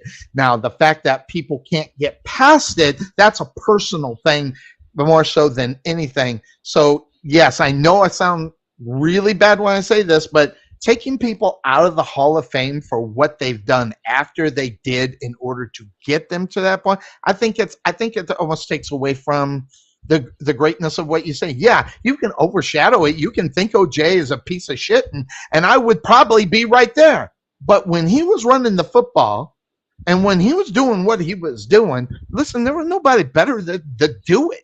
Now, the fact is, he did what he did way before what happened there. Does it make him a miserable human being? Absolutely. But what he did on the football field, people loved him. And now, so now you're going to say, well, I don't love what he did on the football field because he murdered his family or, his wife. I can see how you don't like him now, but don't go back and tarnish what he achieved, especially if you loved what he done. I get it. And I know I'm in the minority. I know I'm supposed to think he's a piece of shit, but I'm going to tell you right now, no one can bring OJ down. That's just fact. So I can get past, I can separate the human being for what he did on the football field compared to what he did to his wife, which got away with murder. I'm glad he at least spent some time in jail in Vegas. So, at least a little jail time for the whole damn thing. But take away from that, Chris Benoit, not only that woman, I'll tell you right now, I watched WCW for one reason. Okay? The NWO. But before the NWO made it there, the reason why I wanted to see Woman. I'm telling you right now, Woman was hot. And when I was younger, I was more interested in watching. Woman. And not only that, she could wrestle. If you know the history of who she is, she could actually wrestle. So look. The thing is this: I get domestic disputes happen everywhere. I mean, yep, it's prevalent everywhere in any sport, any walk of life. It's there, right? But then he killed his kid. Yeah, that's the tough one. I mean, the fact that he sat on that for a day, and then he did what he did. Yeah, and I'm like, this is no longer a human being anymore. Yeah, that's someone. And unfortunately now, if you go back and watch the wrestling that he did, and you see all the headbutts that he did, and all the things that he did violently to his head, he jerked his head back and just all of a sudden hold his head like that. Oh God, yeah. You go back and watch that now, and knowing the end result, it's a hard watch. Or even if he didn't do that to his family, you knew what it was doing to his brain. Right. Outside of that, you've seen the concussions and all that. And the thing is, WWE sitting and go, we had no idea. We had no clue. Because the NFL said the same thing. We had no idea that hitting your head. Well, hold on. The NFL is a totally different story. Right. They knew exactly. And you want to know why? I knew concussions were a part of the game back in 1984 when I played football. All right, so I'm not buying the bullshit that's coming from the NFL about, we didn't know about that. Or even the fact that the players didn't know about it. Well, listen, I'm not the most educated guy in the world. I'm not the most athletic player in the world, but I knew once you took a headshot, you were done. I don't believe any of them. I don't believe the NFL. I don't believe the players. But you know what, though? I will say this, though. There's an old line in the movie Airplane. Okay. Remember? Love it. Mm-hmm. They bought their ticket. They knew they're getting themselves into. Yes, exactly. So the thing is, in pro wrestling, Bret Hart should take her word of this. You know what you bought. You know what you're getting yourself into. You're dealing with unscrupulous people. You're dealing with promoters who don't give a shit about you. And guess what? Your dad was the same way. Get over it. Yes, absolutely. You are only bankable for a certain period of time. Even Hulk Hogan had a shelf life. Yep, 30 years. That was it. Done. Shawn Michaels had a shelf life. Undertaker has a shelf life. Everybody has a shelf life. Just like in the NFL, just like OJ, right. Just like these guys. And to blame the people that gave them the fame, to me, is ludicrous. Because, like you said, they knew what they were getting into. They knew what they were buying into. Oh, but now they want to blame the NFL. I ain't buying that shit. Never have, never will. That's fine. And once again, you're a lot more into the NFL and the policies and procedures and all things. You research all that more than I do. All I know is that in 1979, when Roger Staubach retired from the Cowboys because he couldn't take another hit to the head, Mm-hmm. Okay, and it's worked out well for him. Even what year is that? What year was that? 79. 70. Okay, all right. Okay.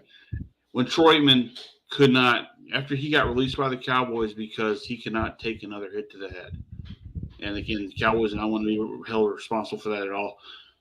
Granted, I think Jerry got hit in the head a lot when he drafted Quincy Carter, but that's a whole other story. That's a whole other story. That's a whole nother story.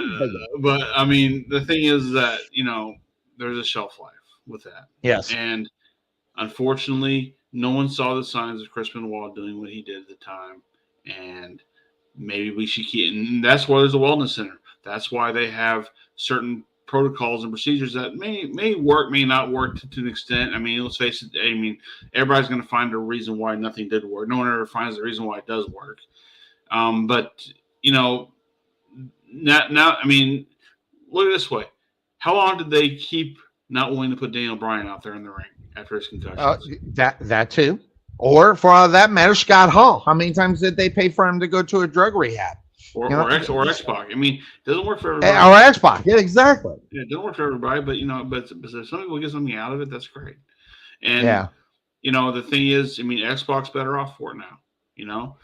I'm sure Scott Hall wished to God that, I mean, once again, he was going to bounce back and forth. That's just his lifestyle. That's who he was. You're not going to change him over. DDP Yoga can do wonderful things for Saved his life for as long as it was. But you know what? If he would have been dead a long time ago before that. But you got 5 extra years out of him than you were going to get beforehand.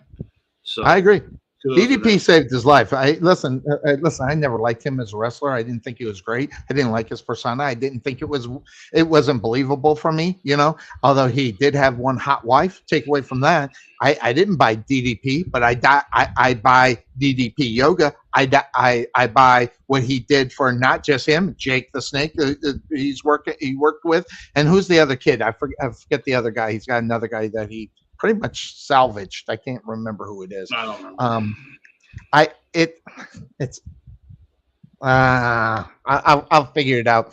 But he saved at least 3 lives with what he did for his brothers, and and there's something to be said about that. So, but good wrestling talk, which pretty much killed my sports, my NFL talk. But that's okay. Well, if you want to talk NFL, let's talk NFL. Well, no, we're going to, because it took time, and I snapped the pictures, and I got them up ready to go. So we are going to go. I'm talking some shit here. Let's go. It's like I don't want to throw away T-shirts because I paid for them. Well, I don't want to waste the fact that I went ahead and got the pictures up. So I'm going to go to it because guess what? There it is. That's Lamar Jackson. He requested the trade. He's all set and ready to go. Everybody going. And by the way, my only question is, in reality, is when I look at it, is simple. No one's buying what he's selling. Listen, if you're going to sell something, people buy it, and you hook them, and you get them, and you get people to do it, you get it. Now, that being said, okay, now it comes out a little bit as far as his trade is concerned, and he's starting to talk now.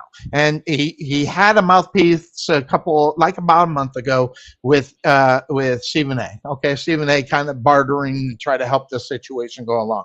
You see, there's a problem though. It's not Lamar Jackson that seems to be the problem. I sit there and I listen to all this stuff that's going on. It's not Lamar. It's Deshaun Watson. It's Kyler Murray with 2 franchises that were on crack cocaine when they decided to sign contracts that they had no business signing. And now they say, listen, we got to get this shit under control. Business-wise, this don't make sense. Because if you think about what Lamar Jackson wants 25% of the payroll. Okay, how many people are on the football team? 63? Okay, and you're going to give 25% of that money for all the 63 into one guy. It's a tough sell. And what I think the NFL and a buddy of mine, and listen, I got all respect for Bryce. He's a guy that, he did the picks with him. I love him, but he came out and said that the Ravens, fumbled the ball, didn't do this right. And I'm sitting here going, no. No, they're doing it right. Listen, 2 mistakes by 2 franchises that lost their mind shouldn't be the end all to get all for every other player. What they're doing is they're resetting the value or trying to reset the value of what a quarterback has done. Never mind the fact that, let's be honest, last 2 years, last 5 games of the season, each year, and the playoffs for this year, we have a no sighting of Lamar Jackson, and with a hint that this last year was business, not more so than the injury. So there's a lot of other stories outside that's going on. And what my problem I have with this whole thing is that they want to make this about race. People are talking about race because, one, Lamar Jackson didn't get the money that supposedly he earned. This is not his money. I'm trying to figure out where people are talking about Lamar Jackson said, give him his money. Well, guess what? He got his money. Okay, it was under contract. And he got his money. Now the Ravens say, "Here's our value." I don't know if he shot a crazy value of $250 million guaranteed, and they're not biting on it. But so now the Ravens are the bad guys, and the Ravens are the racists. I'm tired of listening to this nonsense because this has nothing to do with races, especially since the Kansas City Chiefs are going to pay Patrick Mahomes an extra $300 million in an extension. And I forgot, what color is he? Yeah, that's right. All right, so I'm not buying this. But listen, you want to push the agenda of racism, you can do it all day long. But listen, when you give a guy, supposedly, and this is all that's been reported, you offer him $133 million, and that's far from racist. Because he's definitely making more money than me, and he's making more money than most of the players in the NFL. It's not racist. Now, if you don't think that value is what he is worth, that's fine. But that has nothing to do with racism. And I'm tired of listening to the talk. And I finally saw this. It just pissed me off.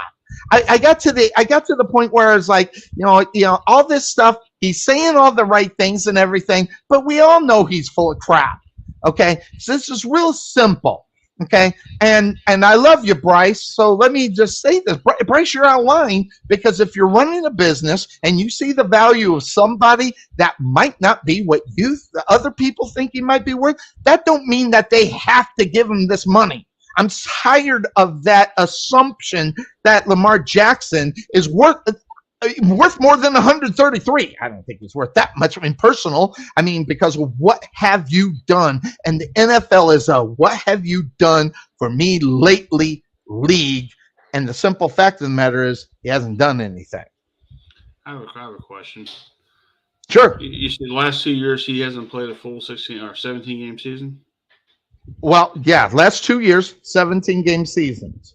Missed the last 5 of each season. Okay, so speculation of last year is it was business. It wasn't an injury. So depending on what you believe in the speculation, I have a tendency to believe certain things at certain times. I believe that it was a business move more so than an injury move, so he could get, quote unquote, his money. By the way, next person that says his money, if I get to see you, I'll bitch slap you, and I'm talking to you too. I'll bitch slap you too if he thinks he's his money.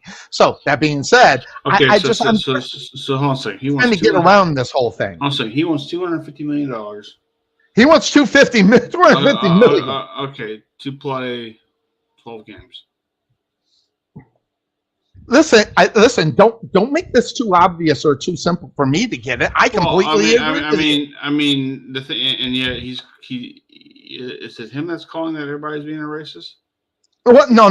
Hold on. He's not saying racist. He's got other mouthpieces doing that. Okay. So that's it's not him saying it. Okay. Okay. No. But other people mouthpieces, for him talking about the racist card and stuff like that. I'm not buying. Listen, I'm not buying the racist card when the Kansas City Chiefs are paying almost a guy $1 billion to play football. I'm just not going to buy it. Listen. I did not agree with the Rangers giving A-Rod $225 million. I knew you were going to go that route. And because for being a shortstop and being a decent home run hitter, once again, he wasn't putting ass in the seats, and he wasn't winning world championships at that time. Mm-hmm. It took him to put the pinstripes on for that, and it took a guy named Jeter to really help him out with that. Maybe it wasn't just him. Maybe it wasn't just him. But here's the thing. When you're the quarterback of a football team, you are at high risk of injury. Absolutely. Line. Just like being a running bottom back. line. So as an owner, unless you're very stupid, which they're everywhere. I mean, even the Cowboys got it. I mean, it is amazing. The Cowboys have a general manager who, I'll give him credit. At least he knows where his buildings are, unlike the general manager I work for. But as far as anyway, it's a good thing no one watches this show. Right. Just saying. But just saying. I mean, hey, look, in a town hall meeting that we have with our general manager, when he tells us straight, I don't know what the dispatch office is. I'm like, I'll give Jerry Jones credit. He knows where all his buildings are. But, every one of them. But anyway, having said that, look, you are at high risk as an owner to put your team in financial strays if you decide to pay one person, 1 out of 53, or whatever the limit is now. 63, but yeah. Yeah, but 53 can be on the roster, right? I mean, 53 I think you're right. Play, you're right. It's 63 practice squad. Squad 63. You're right. But anyway, to pay 53 of the players who are going to be showing up there on Sunday, one of them is getting $250 million. That's, for those who are not good with math, which I am one. That's $250 million. That is $250 million. $250 million. Now, you can stretch that out 7 years, 8 years, 9 years. Does he have 7, 8, or 9 years? No. Because the shelf life for a quarterback nowadays is not. You ain't Tom Brady. Okay. Especially the type of quarterback he is. That's why you got to give a guy like that. And much as it pains me to say, you got to give someone like Tom Brady credit. He didn't sit there and ask for the most money in the world. He didn't, because I mean, guys like him, Michael Jordan, Kobe Bryant, they didn't sit there and say, "I got to have all the money. I get all the endorsements I want." So they get their money on the backside, one way or the other. Oh, God, Tom Brady's making so much he's making more on the backside of this whole thing than he ever made as a player. Right. So I mean, so genius, by the way. I mean, look, it's a marquee thing, right? They're $250 billion, or the $250 million quarterbacks here. I mean, okay, then all of a sudden, let's say they're playing the Cowboys, and all of a sudden, Micah Parsons knocks him the hell out in the first play of the game. He's out for 6-7 weeks minimum because he ain't quite there. Whether he broke something or something with his head or whatever the deal is. Now all of a sudden, fans turn on you because you're giving this player $250 million, and all of a sudden you didn't think of the consequences of the position he's at. No, you didn't. Look, it's the Cowboys all over again. It's not so much. It's the league. It's the league. Yeah, okay. I know. I'm just giving you a shot as a Cowboy fan. I know. Hey, look. No matter how bad it is, we ain't the Commanders. Okay. That's just true. All right, there you go. So, but I mean, who can't even figure out what the other name is? I still call them the Redskins. But I mean, okay, whatever. It was okay for 70 some odd years. Now all of a sudden it's a problem. Anyway, but look, the Ravens are trying to be smart about this. Bottom line, Yes. Lamar Jackson is being butthurt. He's going through the Bret Hart school of being butthurt. He's been going through that his whole career because Yeah. he says, I'm not going to be a wide receiver. I'm going to be a quarterback. Yeah, Which is and he's a decent quarterback. no agent, too, by the way. Kudos to him. But I mean, here's the thing. He's not.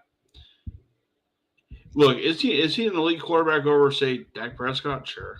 Okay, I'll give him credit. He can do more with his body than Dak can. He probably made better decisions than Dak as well. I'll give him that. That's not saying much because Dak ain't won nothing with the Cowboys. So, Patrick Mahomes has won.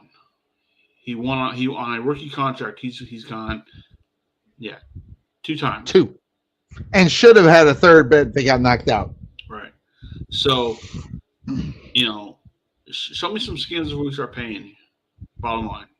I mean, what have you done to earn that? You put up monster yards and monster things for 12 games for 2 years in a row. One time out for injury, next time, you're doing what college players are doing now when they're saying, "I'm going to skip the bowl game this year and just go on into the NFL draft now. I don't want to risk getting injured anymore."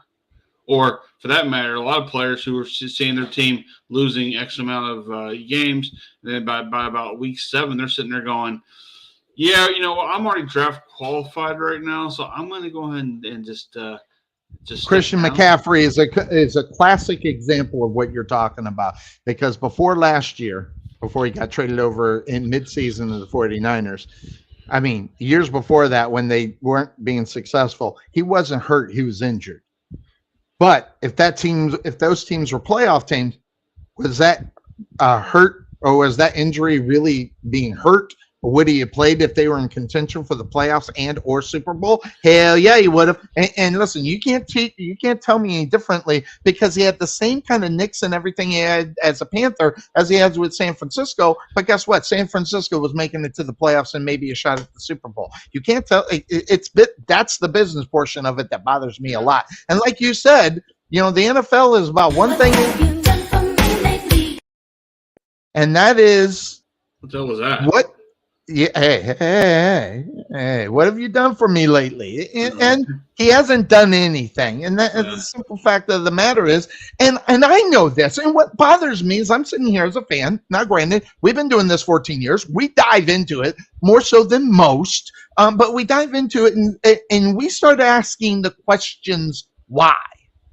And those whys are simple as that. When they say, the NFL is about what have you done for me lately? And you can say whatever you want about it. His first years, I even made the excuses for Lamar Jackson.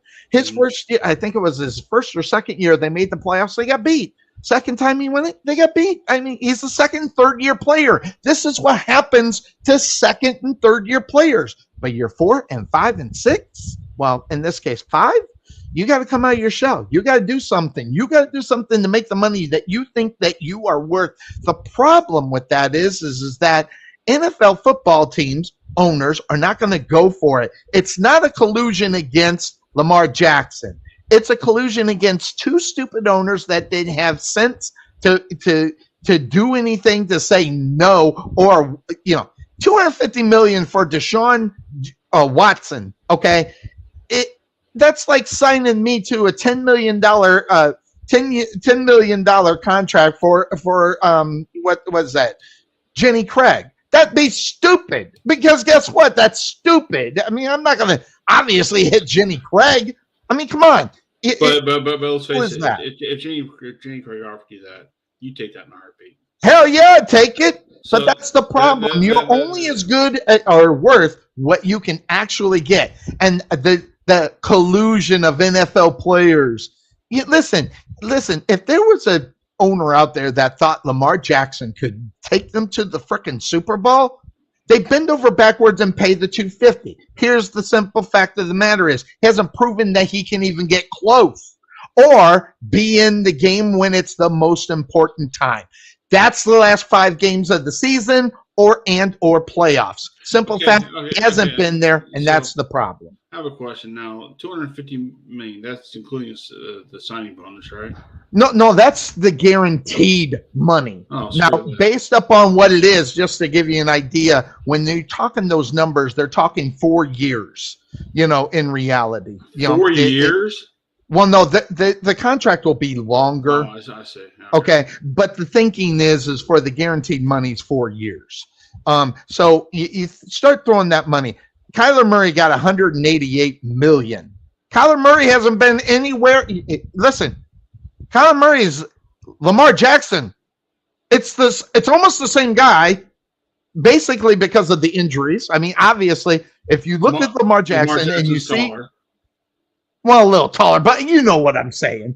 That they're the same guy. They're the same type of runner. They're the same type of quarterback. They get the same injuries, and you don't see them at vital times. And especially when the Cardinals got out of the gate 6-0, I think it was 6 or 7-0, something like that, or 7-1. And then at the end of the season, when it's most important, November, December, early January, they're nowhere to be found. How can you spend the money on a football player when they're not going to be around at the most important time of the season? Did they fall apart because of Kyler Murray or because of injuries? Well, listen, I think Kyler Murray is probably the most overrated NFL football. And he's smart. I'm not going to listen. If you can get the money, you're smart. You've done something. Congratulations. Okay, but that don't mean that. Listen. You think the Cardinals would like to rethink that contract to Kyler Murray right now? Oh, hell yeah. And so much so that the Browns restructured the contract for Deshaun Watson. So they're already restructuring the contract. He's going to get the money, but they're restructuring it in a different way. But, the simple fact of the matter is that those two moves were the thing that set up where, quote unquote, great quarterbacks are going to be. Joe Burrow's next in line. Herbert's next in line, and then the other cat. Crap. It's just I'll think of it in a minute. Tua is another one, but he's not going to get anywhere near that money. But that being said, they're setting the line for these guys to come up to make that money. NFL owners don't mind spending the money on success, but if they can restructure what has happened, which in this case is Arizona Cardinals and the Cleveland Browns, act like they didn't come out and reset the money making for the quarterback, that's good for their business. And let's be honest, it's good for the player too. If you're going to get $133 million a year to play, you're making a pretty good chunk of money. Okay. So I see on some side where they see it's a little greedy of the players or the owners, but at the same time, you got to remember this is business. Business is business, and how you go about that business will determine whether or not they'll be successful later on down the field. Because let's be honest, as much as you put a lot of pressure on the quarterback to be the man, okay, you need other points in order for that to happen. Okay, you need receivers, you need an offensive line, you need tight ends, you need running backs, you need more players than just you. And $250 million for one player. Yep. Negate. Okay, go ahead and pay him that. See who you can pick up. See who you can afford after that.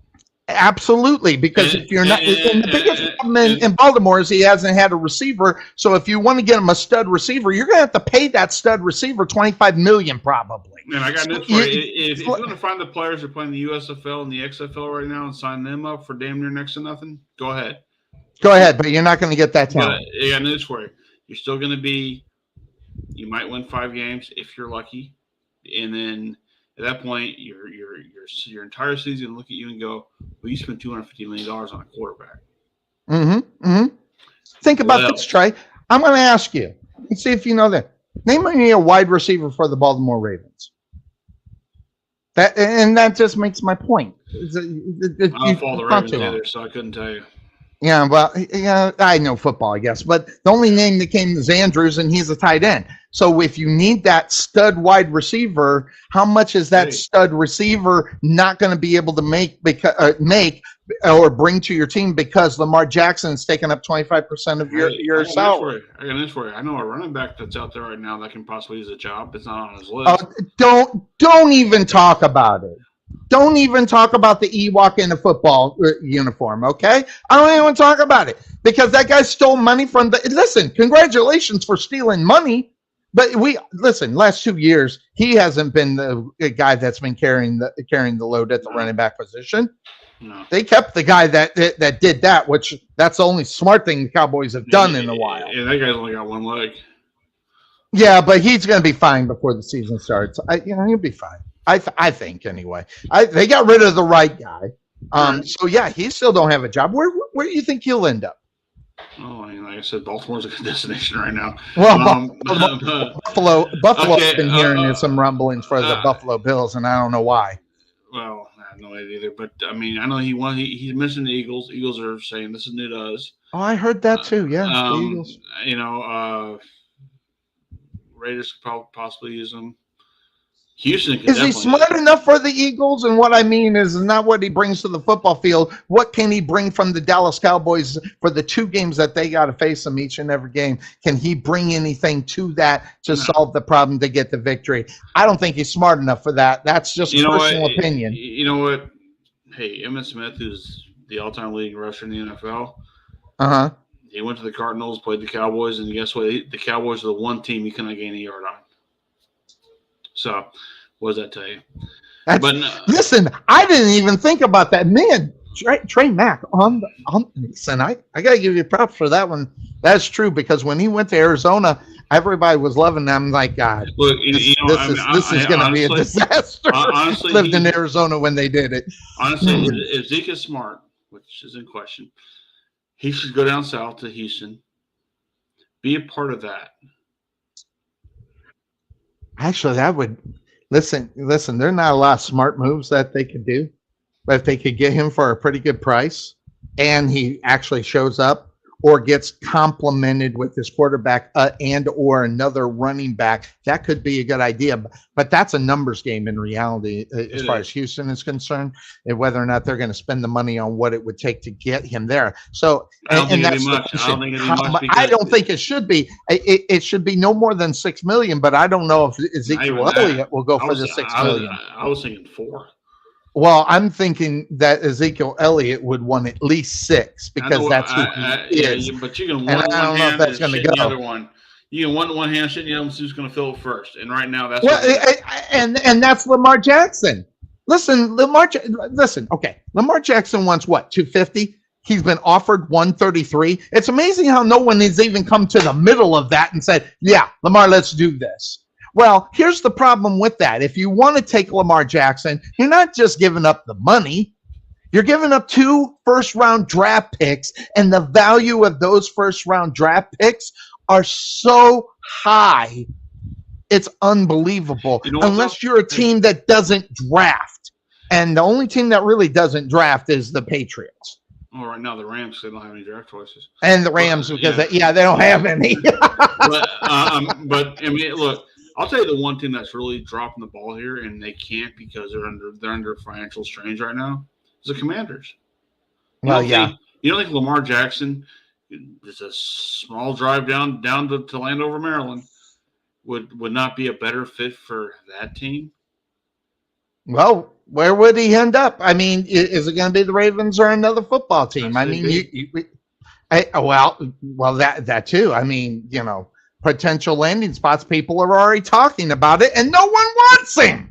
Why is that? Okay, because twofold. The NFL owners are trying to get the shit under control, and these guys right here, they don't want Lamar Jackson.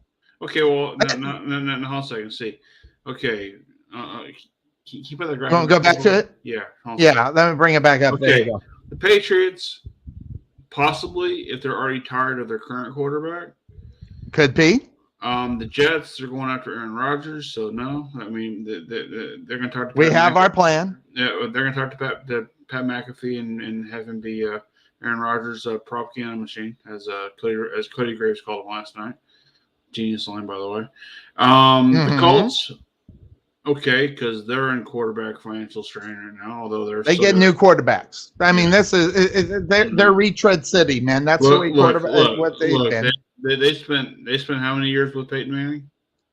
Yeah, and then only a few with the with Andrew Luck, and then after that, the last 3 years have been retreads that haven't worked out at all for him. The Falcons would be decent.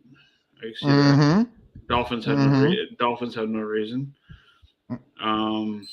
And of course the Commanders, like I said earlier, once again they're under such financial strain right now that because they're not even sure who their owner is going to be by next year.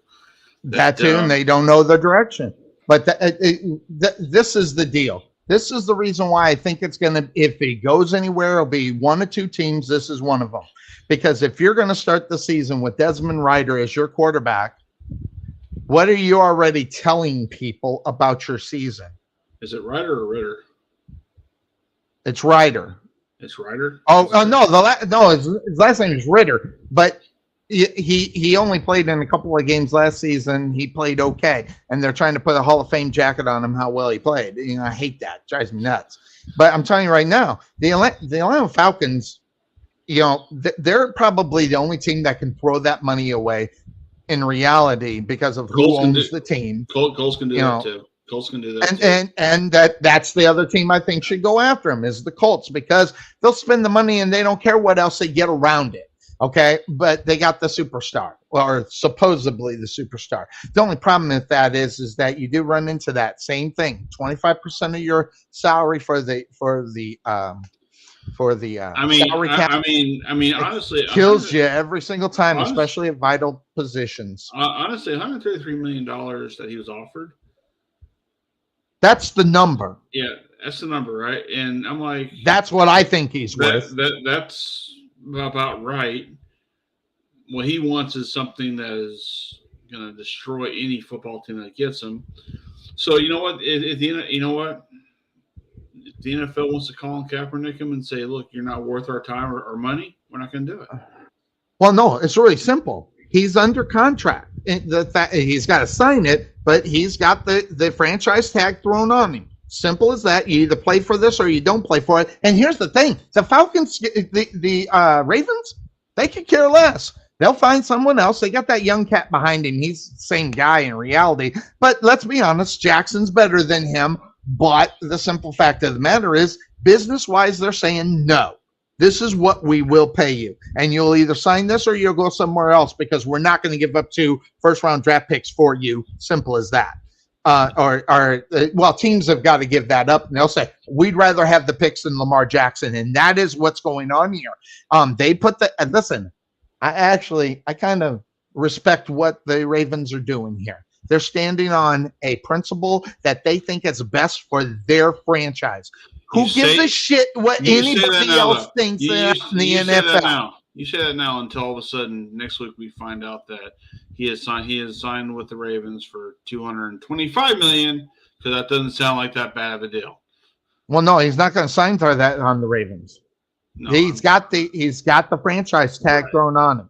So that's simple. Now, whether or not they work another deal out after that is signed, that's totally different. It's a totally different story. But here's the thing. Lamar Jackson isn't going to play for that amount of money. He's already kind of put it out there that he gave up on the team by not showing up last year. It was a business decision. Okay, do you want that guy on your team? Well, you have to look at it like this. You have to tell Lamar Jackson, well, you're not willing to play for the amount of money we're paying you now.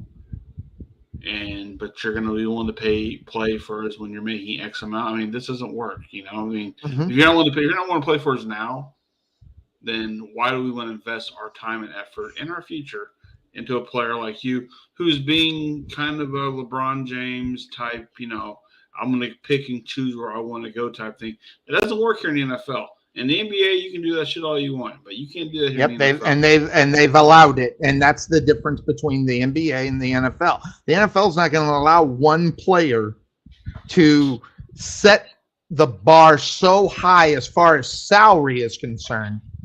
They're saying no to it. And it's not a collusion against Lamar Jackson. It's a collusion against bad business. And depending on what you think is worth, what you might think he's worth, you're only worth. It's like having the Superman comic, the first one that ever came out. it can be worth $150,000. But can you get $150,000 for it? Can you get someone to pay that? That will always be the question. You're only as good as what someone will sign on the dotted line for. And that's where Lamar Jackson's having, I think, a hard time understanding of where they are. And he's not giving consideration to the NFL said, listen, the Watson and Murray deals were bullshit deals.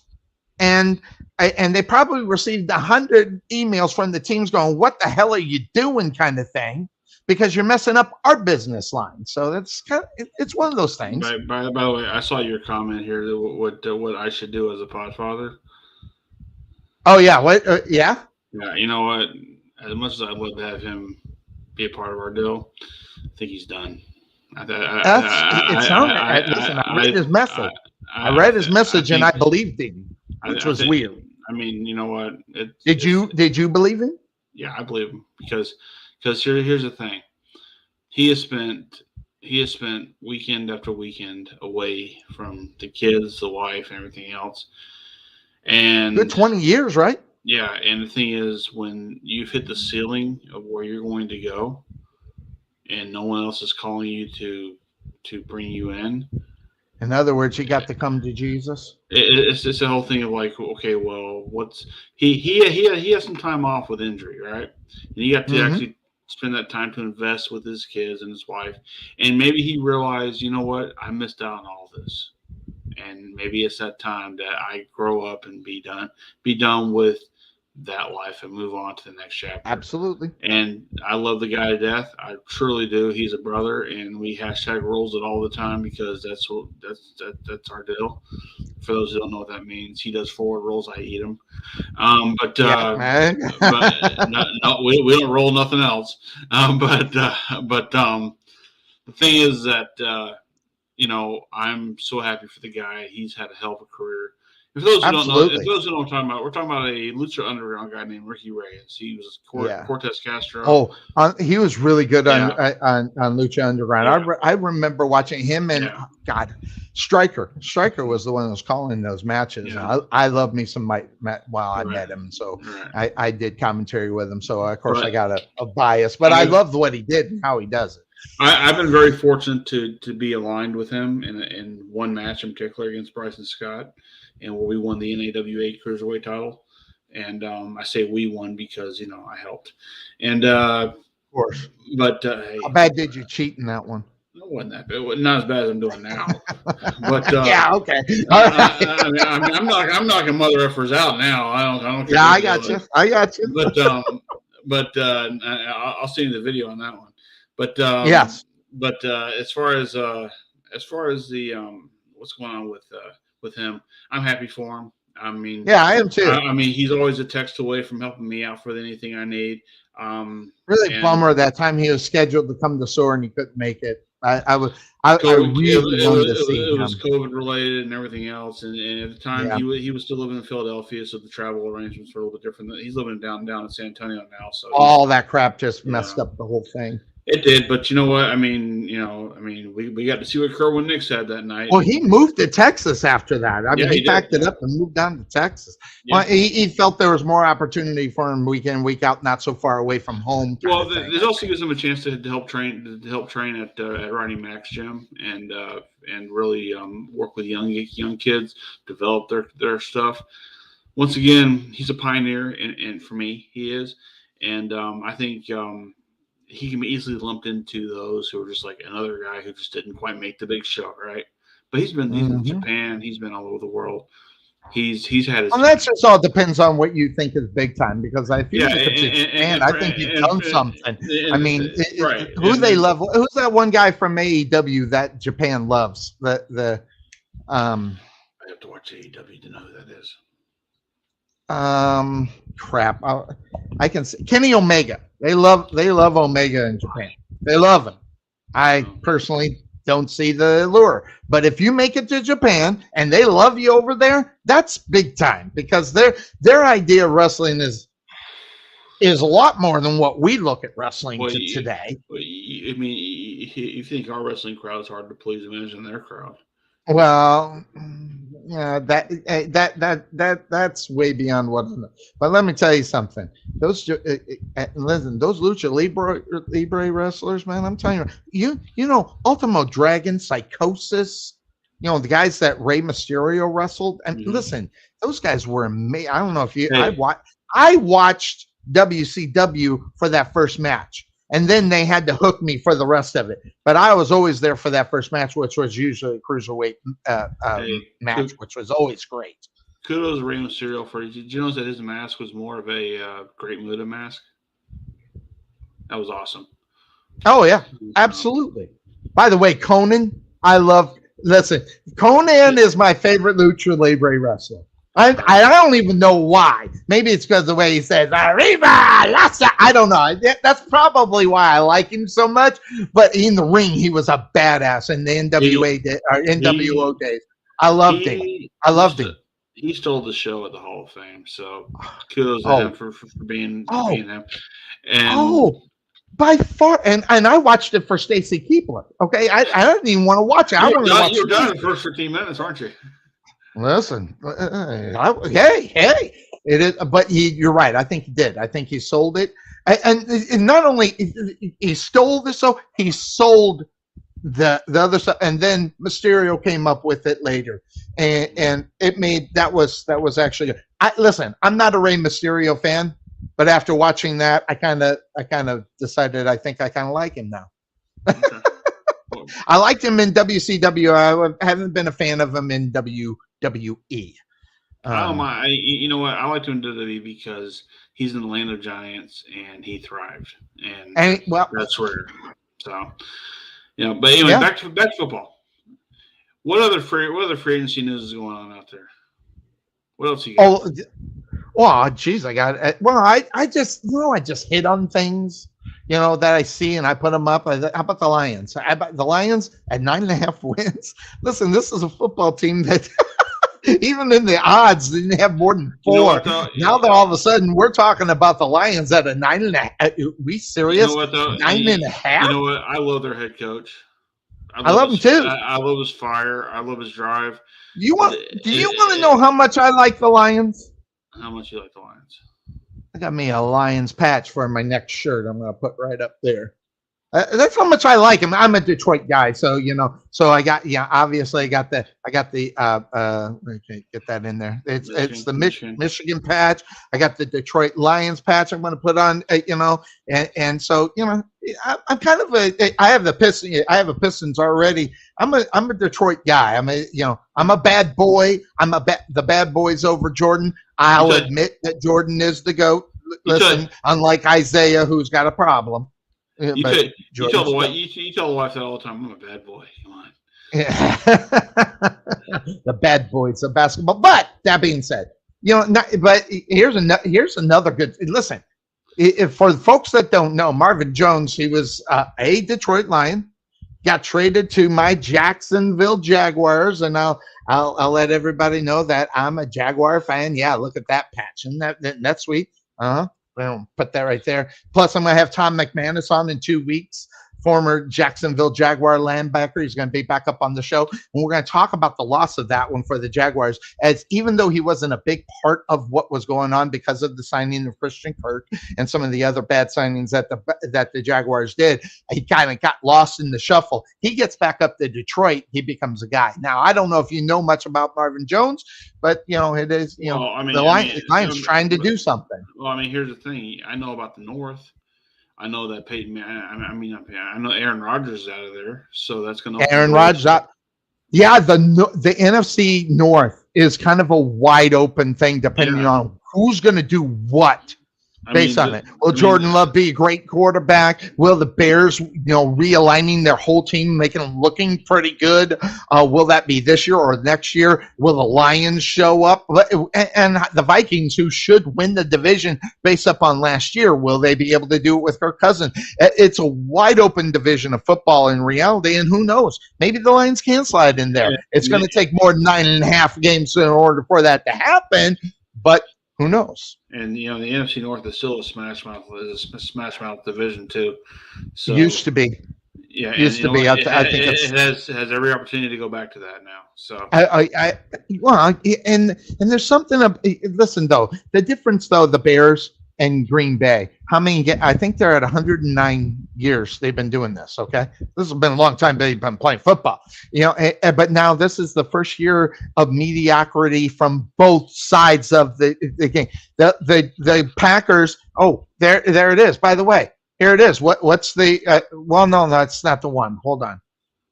Where is that? Let me go back here. Let me see if I can find that because I have the odds for the NFC. Where is it? There it is, right here. The NFC. No, that's not the. Where? That's the NFC. I know I got it somewhere. That's the NFC.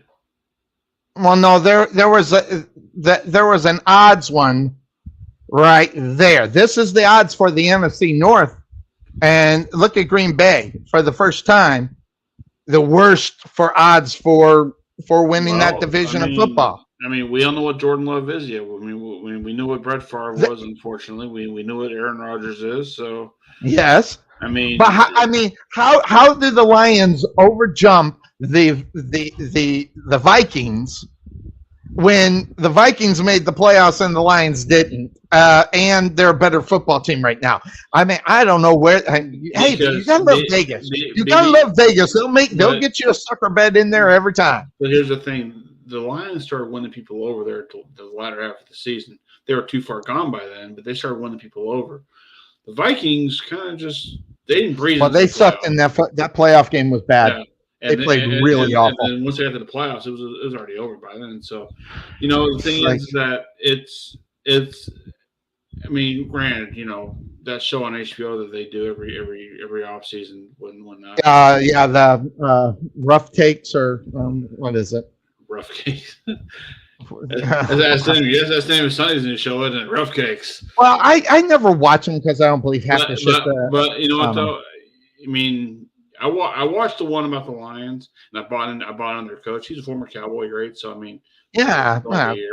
So I mean, he'd been with the Dolphins. He'd been with a few other places, but Dan Campbell, I bought into everything he was saying because this is a guy who you're not going to get it by just talking to these people. You got to be in the trenches with them, right? And he's been in the trenches with these guys. You got to sell you got to get them to buy what you're selling. They've drafted pretty decent for the last couple of years. They've had the opportunity to draft pretty decent for the last couple of years. That really worked out well for them. So. You know what? You can only go up from there, and they've gone up from last year. Expectations are high, though, unfortunately. In the NFL, like you said, not for long, right? So not for long, yeah. And there goes with Green Bay with Jordan Love now going to be taking over. And it's not the fact, when Andy Reid goes, who's that? Now, granted, he's poking at him. Okay, right. He knows who Jordan Love is, Jenna. He does. He knows who he is. But for him to just dismiss a Jordan Love, that I think that can kind of give you an idea of what you can expect. And listen, he's not going to ultimately disrespect a guy out there like that. Basically, what he's saying. We haven't seen enough of Jordan Love to even have an opinion of it. It's what it said. And that's not a bad thing. It's just a fact because Aaron Rodgers has ran that thing for the last 16 years. That's just the way it is. It is so funny because, like history repeated itself there clearly the same way. I mean, Brett Favre was in charge of that team for the longest time. And he wasn't talking to Aaron Rodgers or trying to get him to have him beat him out for his job. That wasn't happening. So then all of a sudden, here's Aaron Rodgers in the same spot that Favre was in. They drafted a quarterback, which unbeknownst to Rodgers was not what he thought they needed to get. But they're planning for down the road. Well, here we are. We're down the road now, and now it's. Jordan Love's on his last year of his rookie contract. I think it's got 2 years. I think he's where he's at. Okay, then when that whole thing went down on air and Aaron Rodgers got butthurt because he's actually 3 years because that was 3 years ago when he got butthurt because they didn't ask Aaron Rodgers what they should do. They didn't ask his opinion.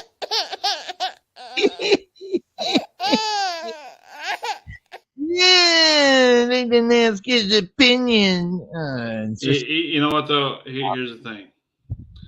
Aaron Rodgers is like Lamar Jackson, that he thinks he is the end all be all to what's going to make that team win. How many? Yeah, but he's kind of proven it a little bit more so than. Well, to time out now. Hold on a second. How many Super Bowls does he have? Who? Aaron Rodgers? Yeah. He has one, but they make the playoffs all the time. Okay. Does he lose in the playoffs? One Super Bowl, never misses a game.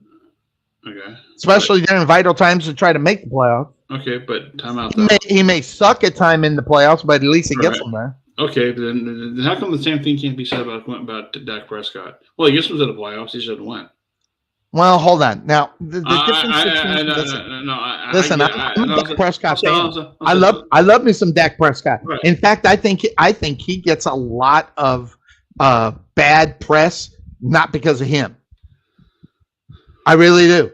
I mean, I watch this football team, by the way, week in and week out because we're stuck with it. Okay, I usually have that game on while I watch it, but I'm telling you right now, Dak Prescott is a stud. You're the one guy. What happened to him is they got rid of what's his nose.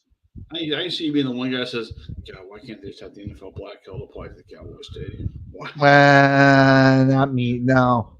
Who's that offensive coordinator they finally got rid of? And the Cowboys? Huh? The Cowboys? Yeah. Who is that young cat?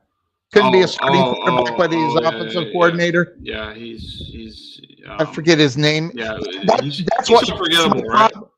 Huh? He's so forgettable. We don't even care about him anymore. Well, hey, listen, I forget everything, but listen, if you're good at what you do, I kind of remember who you are. Okay, his name slips my mind every single time because I don't think he should have ever been the offensive coordinator. Never mind for the last 4 years. God, what was it? And now he's someplace else. Because he's with the Cardinals. Is that where he went? Was it the Cardinals? I think so. Let me find out his name because that's bothering me. Coordinator, Cowboys. The couch potatoes used to be. Listen. I never said that I'm always perfect. Kellen Moore, that guy was horrible. And it was the worst thing for Dak Prescott because he was too cutesy for his own good, putting Dak in bad positions. And then Dak has to figure out how he's going to win a football game. Well, if he gets a real offensive coordinator in there, he's got a better chance. And let's see here. He's probably the second best quarterback in the division. So. Okay, well, behind Jalen Hurts.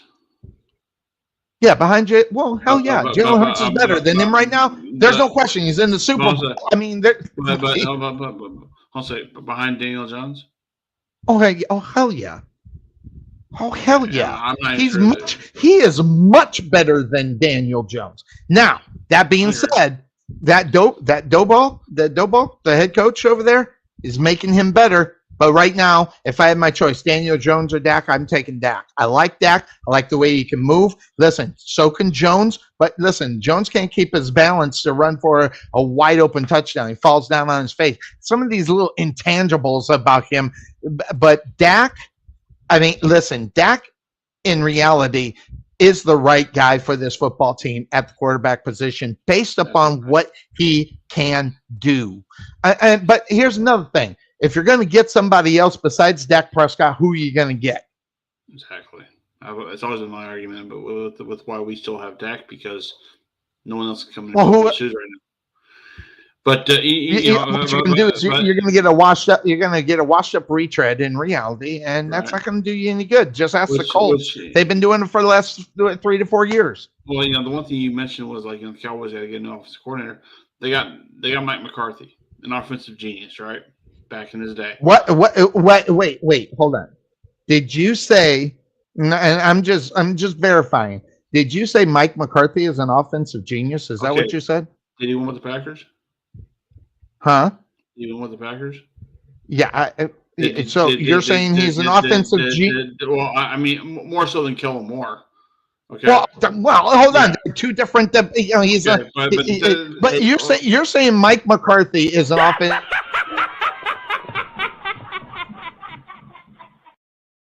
I'm sorry, I can't buy. Okay. compared to what they've had, yes. Yeah, I think he's a better coach than Jason Garrett.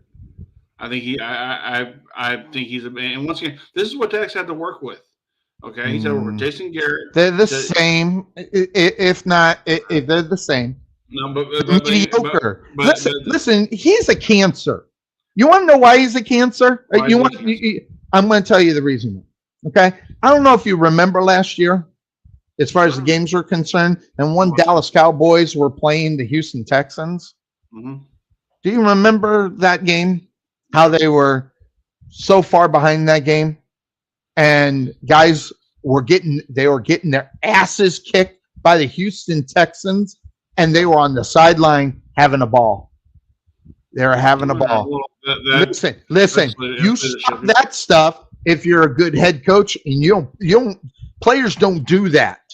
If you're a well-respected head coach in the NFL. Well, when you're getting your asses handed to you, which was what was happening, you don't have anything to laugh about. And and that whole thing goes from McCarthy to the coaches to the players, and the players are getting away with it. And the guy that's in charge of that is McCarthy. And if he can't stop that, that's a problem. Okay, now understand this. McCarthy has 1 year left. Okay, he has 1 year left to do something for Jerry. Okay, this is a make or break year for him. So he's going to. Last year should have been the make or break year. What are you talking about? No, because he still had Kellen Moore. He still had other excuses. Now he has no excuses. All right.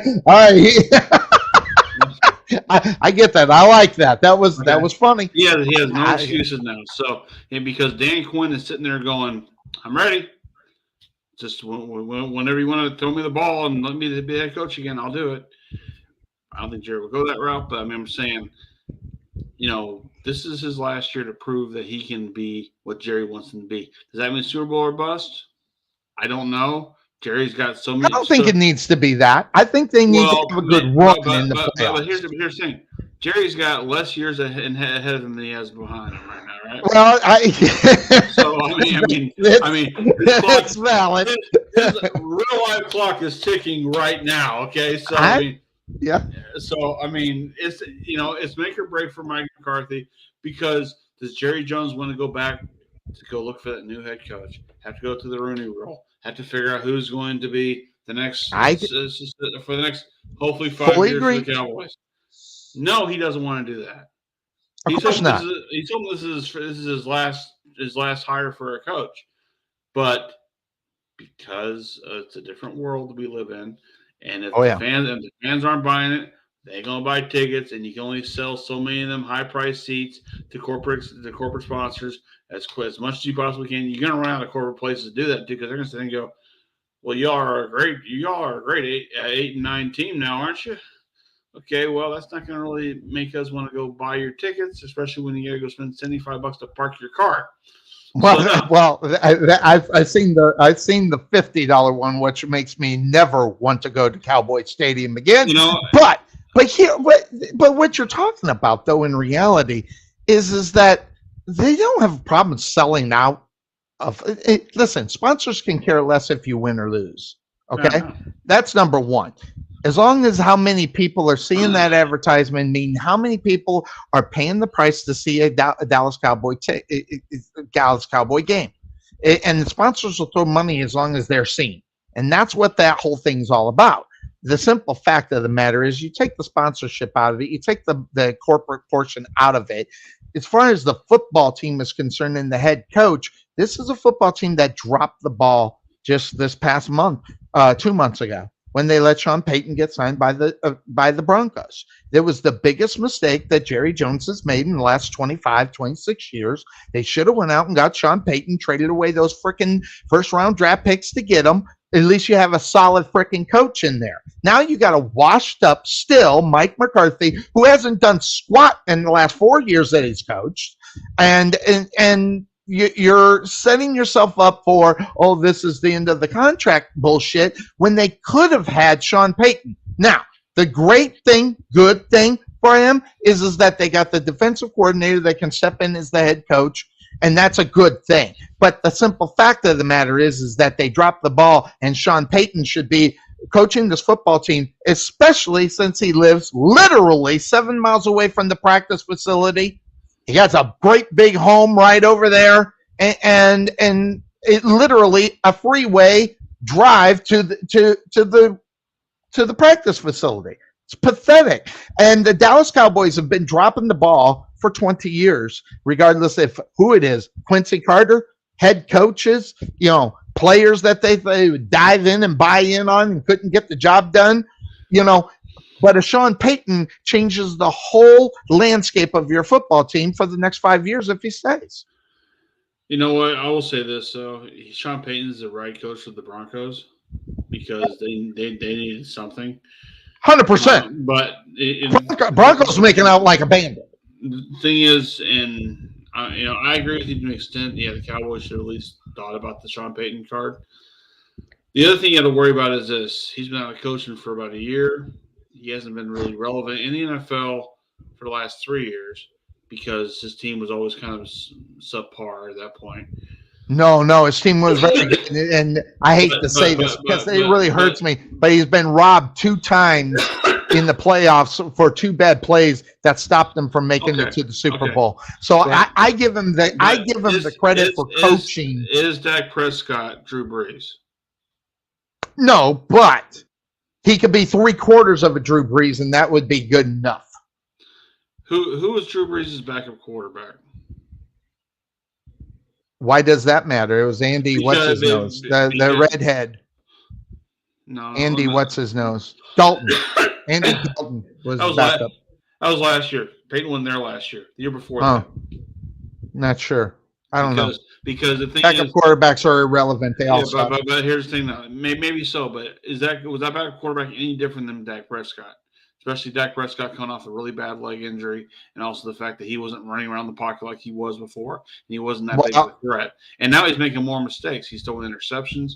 He's not communicating. That's because I agree with you. He's doing that, but he's also doing that out of necessity because his offensive coordinator was Kellen frickin' Moore, who decided to get cute and not stick to football and football plays. Listen, football plays win football games. Trick plays and things of that, getting fancy, artsy fartsy. Listen, that's not going to get the job done, especially when you think about this. There are 3 teams in the freaking playoffs out of the NFC East. Do you think all 3 of them are really good? No, not even the Cowboys. And we all knew this. And if you know Dallas Cowboy history, especially with Kellen Moore, you knew they weren't going anywhere. You knew it. Now, you can say, we retired Tom Brady. Oh, who gives a shit? The guy was 45 years old. No one cares. What they care about is getting to the NFC Championship game.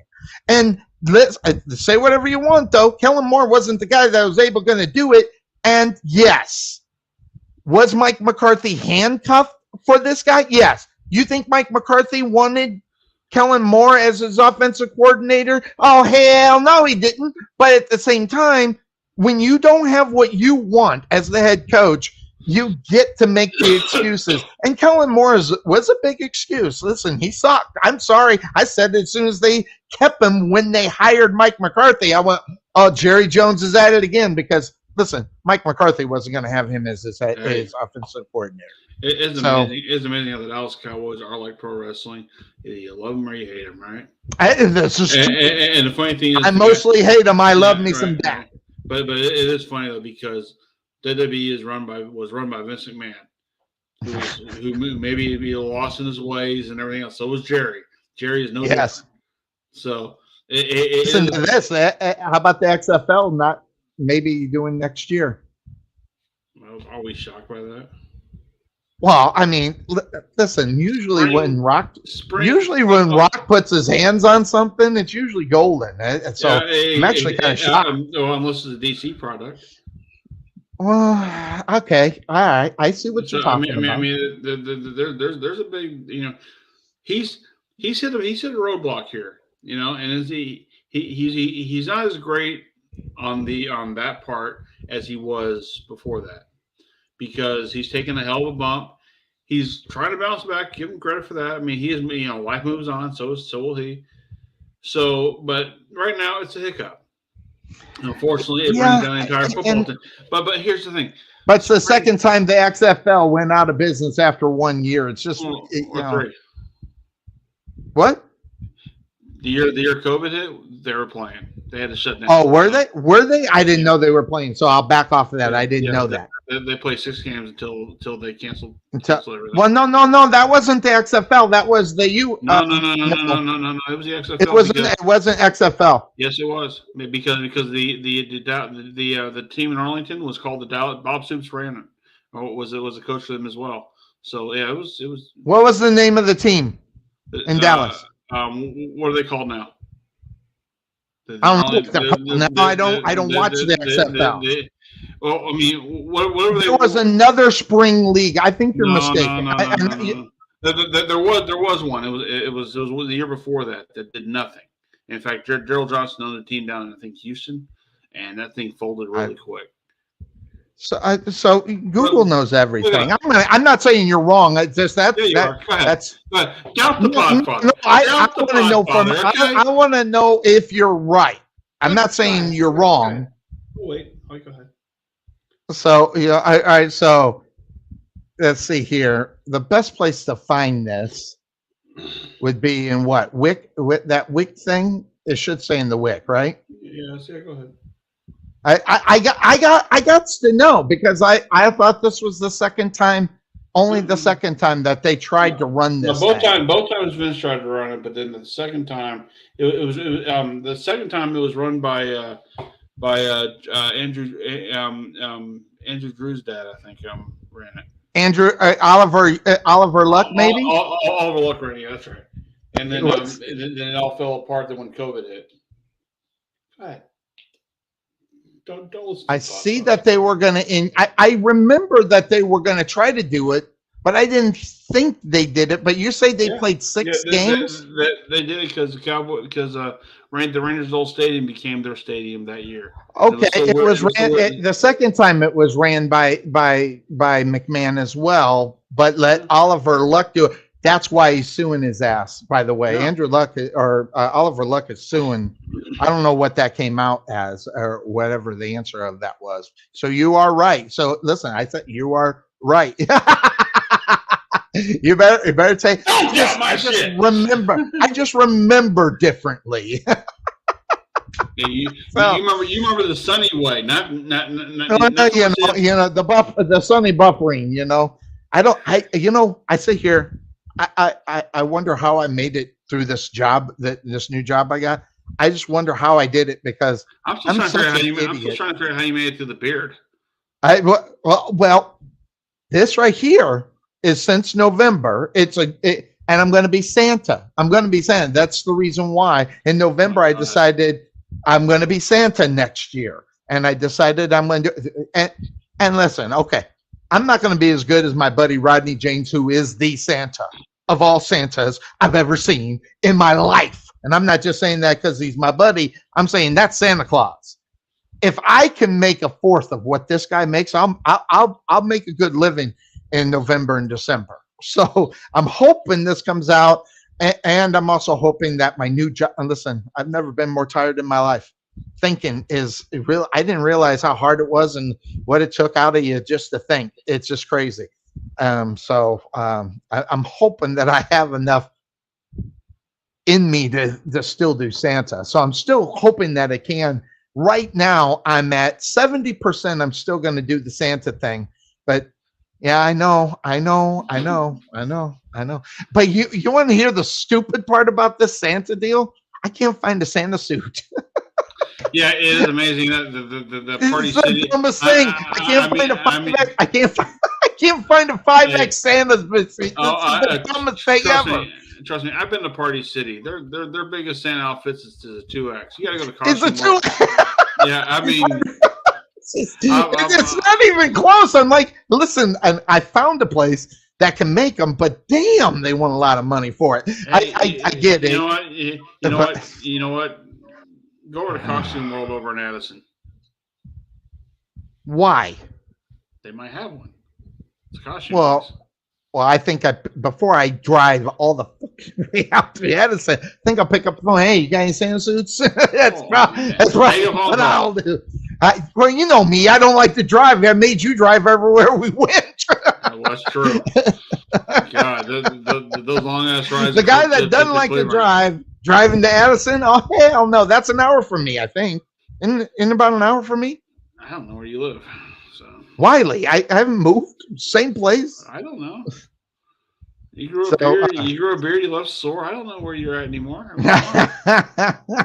Still in Wiley, not planning to go anywhere for the next 15 months. This most you and I have talked since you last did the Sore show.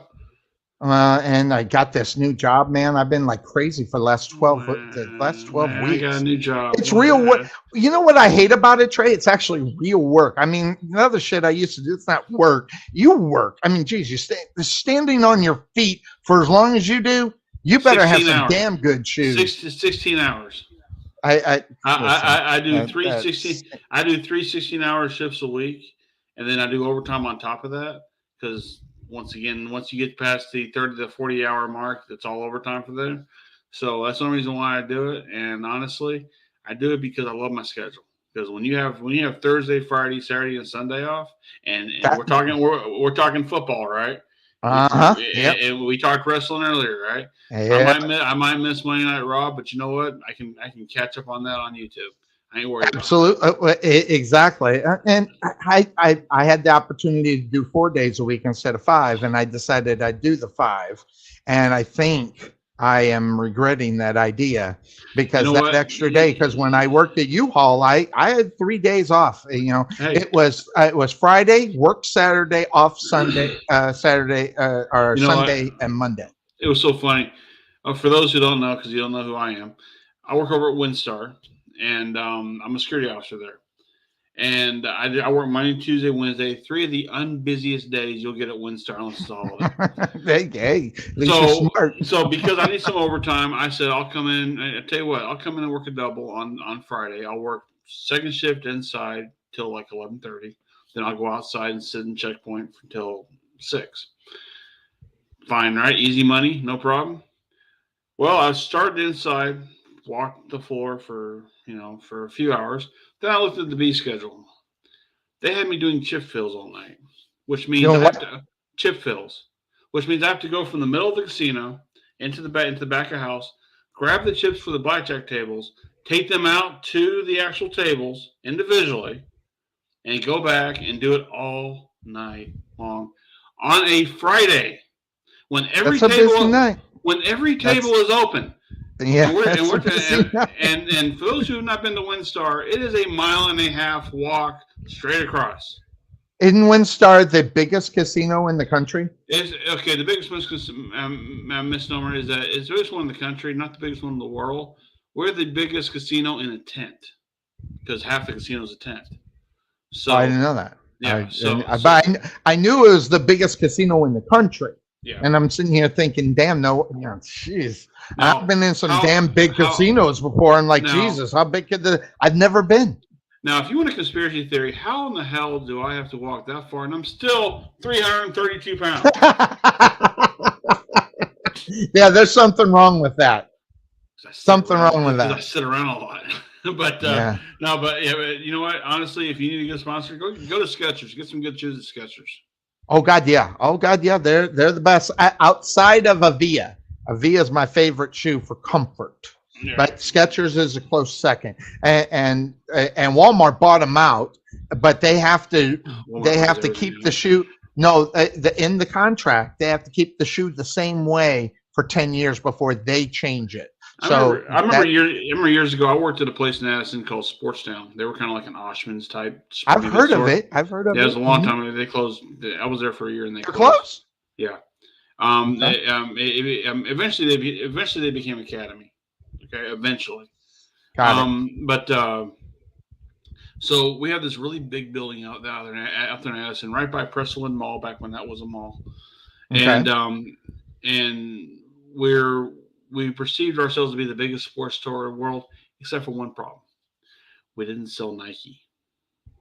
Ooh. It's hard to be the biggest selling thing in the world if you're not selling Nike. Not just Nike. We didn't sell Reebok either. Those are the Those are the 1 and 2 places right there that had sports stuff to sell, especially shoes. Wow. So we didn't have. So we had to live off Adidas, New Balance, and a few other places that are just they're okay, but they're not great. Yeah. Nike comes out with basketballs and footballs, and we couldn't sell any of that crap.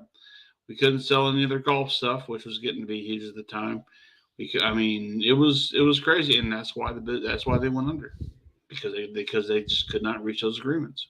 Hey man, if you can't sell Nike, you're not going to be in business. And it's not because they just have great shoes. It's just that they got shoes people want. There's a difference of being good and shoes that people want. Most people want Nike. Nike is the WWE of shoes. Okay. Yeah, there's no question about that. I mean, they have what you want.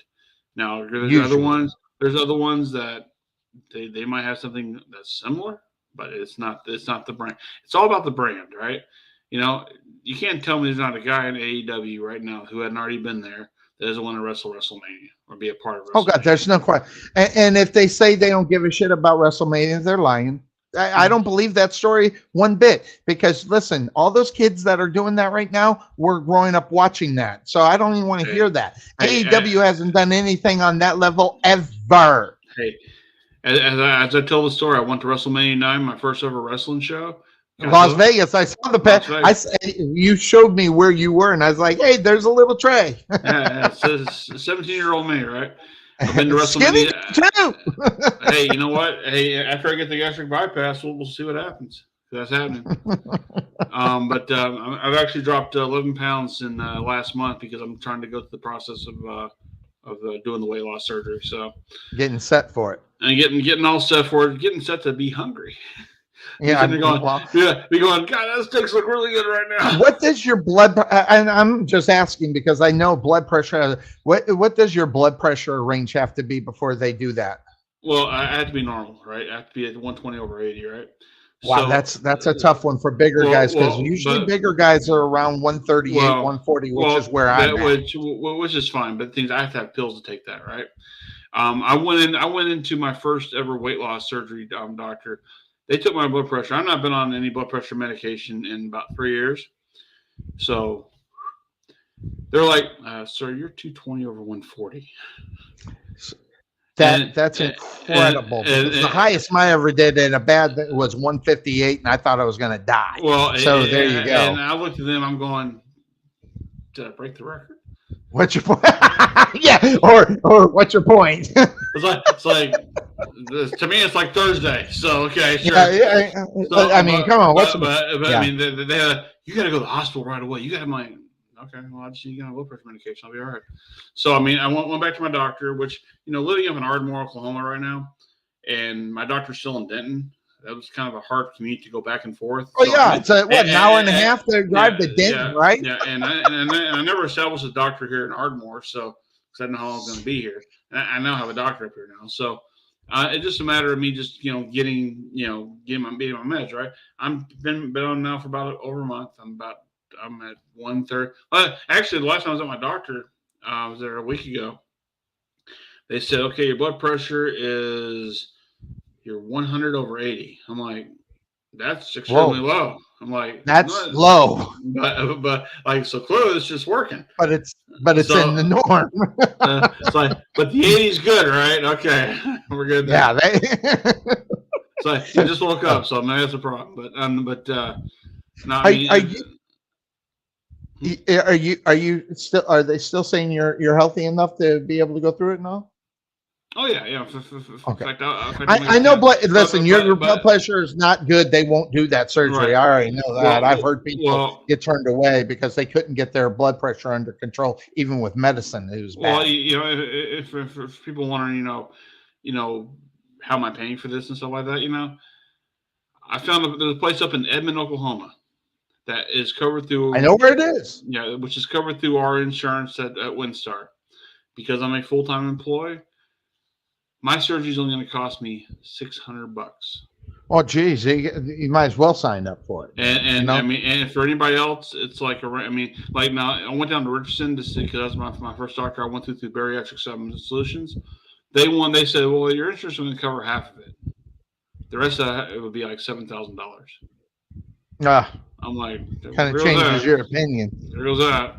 So I've been very fortunate to be at a place that actually has this stuff and a rent where you're paying only $400 a month. I just want to bitch slap you like you wouldn't believe. Welcome to the man cave, everybody. Listen. If there's a place around here, I could get. By the way, I got my poster Rocky right there. Yes. My good friend Christy, she had never seen the Rocky movies. Is that the one that came out to the wrestling thing with us? No. I think that was Misty. But it was Misty. Yeah, it was Misty. My friend Christy, I work with at WinStar. She came by to watch the first movie. She got hooked. First movie.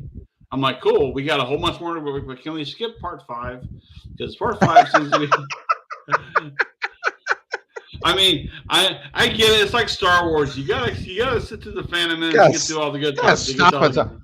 Although, not more than 4 months ago, I watched Creed. I didn't want to watch it. The first one? Because everybody said it was great. Creed.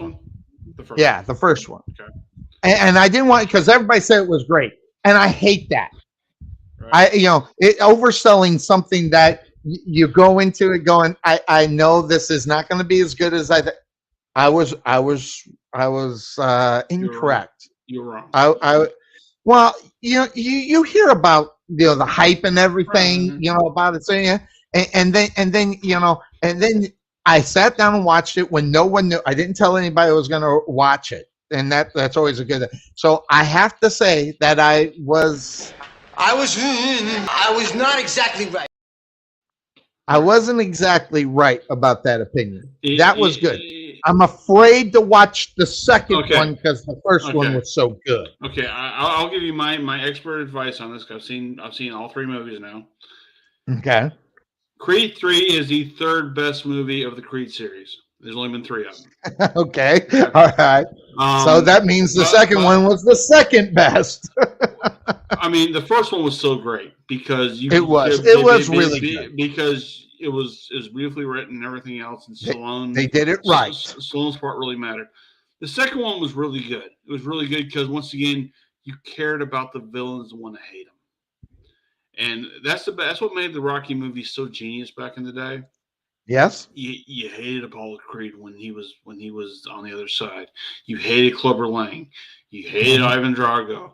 You learned to just hate the entire Rocky V movie at the end. Now, Rocky Balboa, you didn't really hate the villain, but the story was so well written by Stallone because that story was not about the boxing match. The story was about him moving on. Exactly. And I'm gonna watch that one, not because of the boxing, but because of the story. I just haven't had because I mean it's so beautifully written by Stallone. Once again, this explains why he's more than just a one-trick pony when it comes to action movies. I mean, he delivers it on that one, dialogue-wise, presentation-wise, everything. The fight was more like a Sin City movie, which I'm not a big fan of. But I get it. But but like I said, it was secondary. When they did Creed, it's beautiful. I love what Ryan Coogler did for that whole thing. I think it was fantastic. When the second one, Stallone got the helm of it. He directed it. He wrote it. He incorporated Rocky IV into it, which is great. And he brought in Ivan Drago. He brought in his kid, and then he made us want to hate him again, which is awesome. Okay, but this is where you made us hate him, but feel sorry for him on the same breath because you realize he's tied down to his failures. Drago was, and right. Now he wants his son to achieve more than ever he could do, but at the same time he wants to get back into what actually made him Ivan Drago, which is a whole other backstory, which they might actually spin off on eventually. This movie, this Creed 3. I will not spoil this for anybody because people love it because it's great. It's the first Rocky movie without Rocky. Okay, which in my mind, the heart and soul of these movies was always Stallone. Okay, it was always going to be Stallone one way or the other. He was kind of the soul. He was kind of the angel on Creed's on Adonis's shoulder in the first movie and the second movie. Oh yeah. And I remember that. Now he's not there now, right? So it's fine. We move on. Not every James Bond's the same, so we got to move on, right? So I didn't hate the villain. They gave me no reason to really hate him except that, okay, here's a guy who was in jail. He got out of jail and he got one shot to win a title. He won, and now because Creed had all the success, now this guy wants to get the same success that Creed had. I don't hate that, but I love the story. I love the story with Adonis's daughter, how she's deaf, okay, and she wants to be a fighter, and how they did the sign language thing with her, and Tessa Thompson's beautiful in this movie, as she's in every other movie she's in.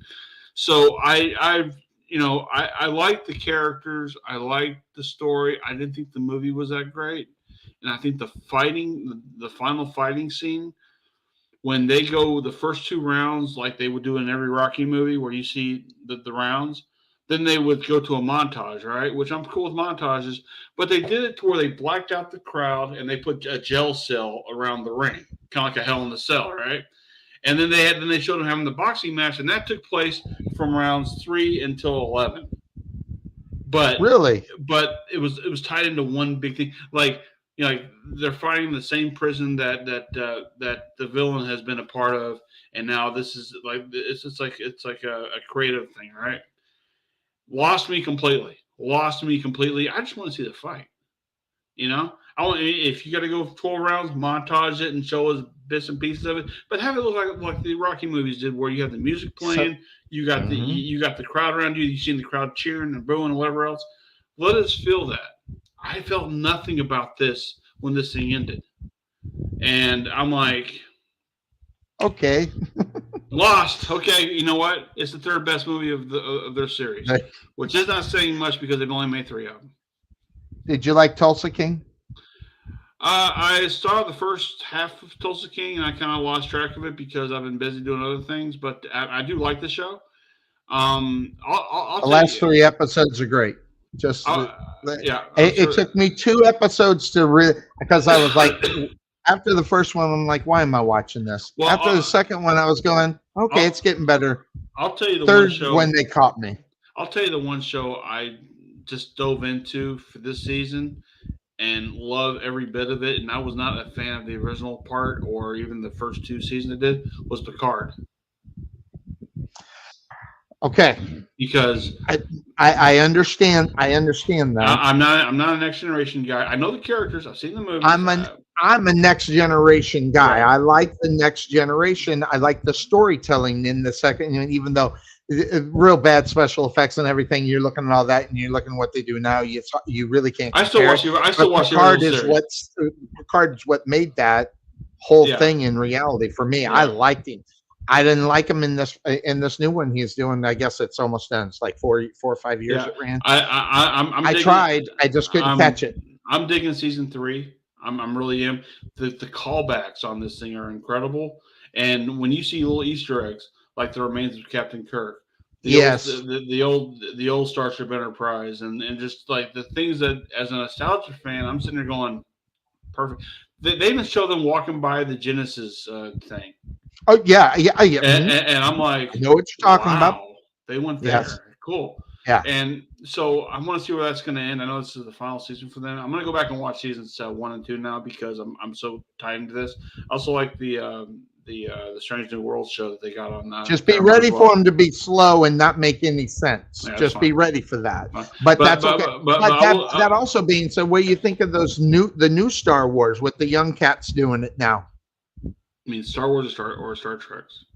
Star Trek. I'm sorry, Star Trek. The Strange New Worlds, I dug it. I didn't finish all of it, but I mean, I saw the finale. Every time they show, I was pleasantly surprised. I went into going, this is going to suck. And so, right. I was pleasantly surprised. I will say this, and like you throw the I was wrong thing out there. I'm a huge fan of the movie Elvis. Okay, I love the movie Elvis. I love the one that was on HBO. Yeah, it's still on there. I love the kid playing Elvis. I own the movie as my own, so I thought the kid should have gotten the Best Actor for the Academy Award thing because he got the Golden Globe. I thought he should have got the best. Then I saw the last 10 minutes of The Whale, and I bawled my head off watching Brendan Fraser do his thing. I'm going, damn it! Listen, that was actually a very good movie. I haven't seen the whole movie, but I saw the last 10 minutes. Oh, you got to see the whole thing. I plan to. I've heard the last 10 minutes is what gets you, and that's what won him the Academy Award. Well, I guess it's the build because I did at the end of it I bawled too. But the build to get to that bawling is listen. I think you'll be amazed at how well he did that. But if for those who are watching, ever go on the Offshoots Network on YouTube, our boy Omega. And you know who Omega is? Yes, I do. Yeah. He don't like me much. Well, we all don't like him much. Don't worry about that. Yeah, no one ever liked me. But he is a 400-pound African American, 29-year-old kid who had a lot of most mobile guy I've ever seen at 400 pounds ever. Right. He had a lot of misgivings about seeing the movie Elvis. So me and Michael McCurdy were sitting there. We're saying, you got to watch this movie, dude. You got to watch it. You'll love it. No problem. And he's like, oh, yeah, okay, fine. I'll watch it. So he watches the movie. He contacts me that Sunday. And he goes, Trey, are you busy? I'm like, all right, what's up? He's like, I want to record a review on this show. I'm like, okay, well, let's do it Thursday. Like, okay, cool. So I waited all week to see what he's going to say. He gets on the air. He's like, bro, I saw it twice. Wow. I was so taken by that movie and not knowing his true history and not knowing that he was doing more for black singers than he was hurting them. Because it wasn't him. It was a radio back then. Yeah, exactly. Yeah, and for him to take black music and make it his own, which is fine. I mean, whatever it is. I mean, you know, who hasn't gone out there and sung someone else's song? But at the same time, he made it more relevant to white America than anybody else could do at that time. And absolutely, this had never happened to anybody before him.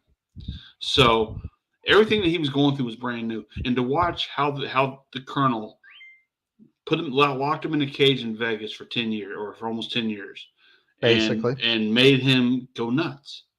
And he let him tour, but at the same time wouldn't let him go out of the country because the Colonel was a legal alien. So to watch all that and go, and the bad thing is when you see the moments of hope and you're going, this is going to be a great ending, then you realize, fuck, he died at 42. So you're going on a toilet in Vegas on top of the Las Vegas. No, it wasn't in Vegas. He died in Memphis, but back at his home at Graceland. Yeah.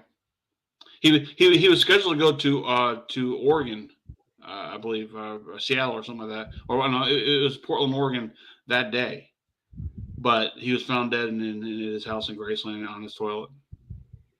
Oh, I thought that was in. I thought it was in Las Vegas. But because the history. Actually, I haven't watched the Elvis thing, so I didn't necessarily know that. I always thought it was in Las Vegas Hilton. I'll tell you what. I believe you. I don't even need to look that up. I don't even wonder about that. Well, if you've ever been to Graceland, which I've been once because I used to work out in Memphis, I've been once, and they block off the upstairs.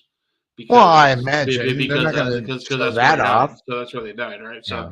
But you get to see the jungle room and the place where all was gold. I didn't know that either. I've never been to Graceland. I've always wanted to go to Graceland. Don't ask me. Well, I love Elvis. I don't care about his life. I know that sounds so horrible, but I don't care about his life. I want to listen to his music. So it's just like gay singing. I don't care if you're gay. I want to hear your song. You know what though? One thing I didn't know was that the song "If I Can Dream" was a protest song. It was trying to be a protest song that he used on the '68 special because the Colonel wanted him to sing Christmas music for the special, and Elvis says, "I might sing you a couple songs, but I'm doing what's right for me." And when at that time, '68, the year that Kennedy, that RFK was killed, same year that MLK was killed, especially in Memphis, Elvis took it upon himself to do this song. unbeknownst to the colonel, and pretty much all the writers and everybody else knew what Elvis was going to do.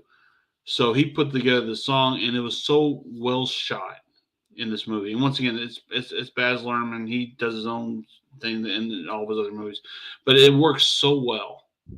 In fact, our buddy Tommy on our show, he said, "Okay, I'm gonna give it a shot to watch it." He got to the first half, and he's like, "I can't go any further, dude. I'm always like, dude, you got to get past the hurdle, man. You got once you get to the 68 special, then you'll get it." And he got the 68 special was, listen, I'm telling you right now, and this is what I know, not what I think I know. 68 special it just catapulted what he was doing. He was great before, but that special and this was back in the day where merch wasn't really like merch like the way we think about merch. Mm-hmm. I think Elvis put merch on the map. Well, tell you what, if you want a selling point to the movie, for anybody watching, if you want a selling point, go on YouTube. Watch these side-by-side comparisons between Austin Butler and Elvis Presley singing Suspicious Minds. Oh. Watch it, because you watch that and you'll sit there and go, I got to see what this kid did. Because this kid did a phenomenal job and got every award he deserved. Once again, I say this knowing the fact that I lost my own bet with thinking he was going to win the best actor. Mike was right. He said be Brendan Fraser. I saw Brendan Fraser's final 10 minutes in the movie The Well. I'm going, I get it. Go watch it. Yeah, I think you'll like it. I think you'll like the whole thing. And I won't even spoil it for you. I hate when people say that's another reason why I don't like watching movies where they say you got to see it, because they usually spoil it. So I'm just like, well you shut up about it. Let me do it. Look. I'll throw out one spoiler to Elvis to you, and I still think you should see it. He's going to die at the end. Okay, so other than that, at least you know that going in, right? I remember I was in line to go see a Star Wars movie one night. It was one overnight midnight shows they were going to have. And somebody was, and like we all knew that Anakin Skywalker was going to become Darth Vader eventually, right? Right, exactly. And this one person says this is like saying, well, this movie's not going to be a big show because Anakin's going to be Darth Vader. I'm going, what? How can you say that? We're going to tell me the Titanic sunk too? Jesus Christ! Jeez, man, my mind's been blown. I mean, my mind was never more blown than I saw a picture of Michael Jackson on the video of Beat It. He's at the pool table, and you look at the pool table, and there's no pockets. No pockets.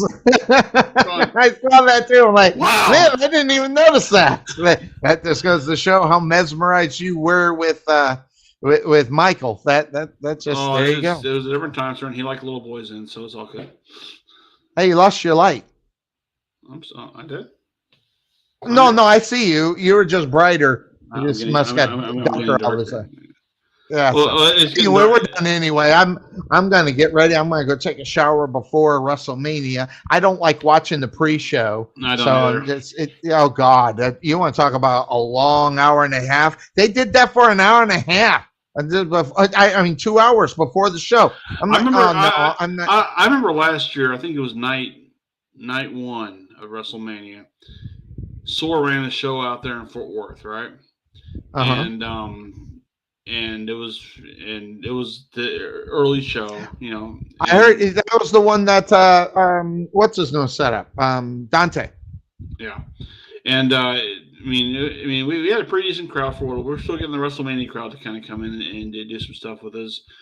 And then after that, I went out to Dallas and did something else with a friend of mine. I came home, and then night one was ready to roll, so I started rolling that.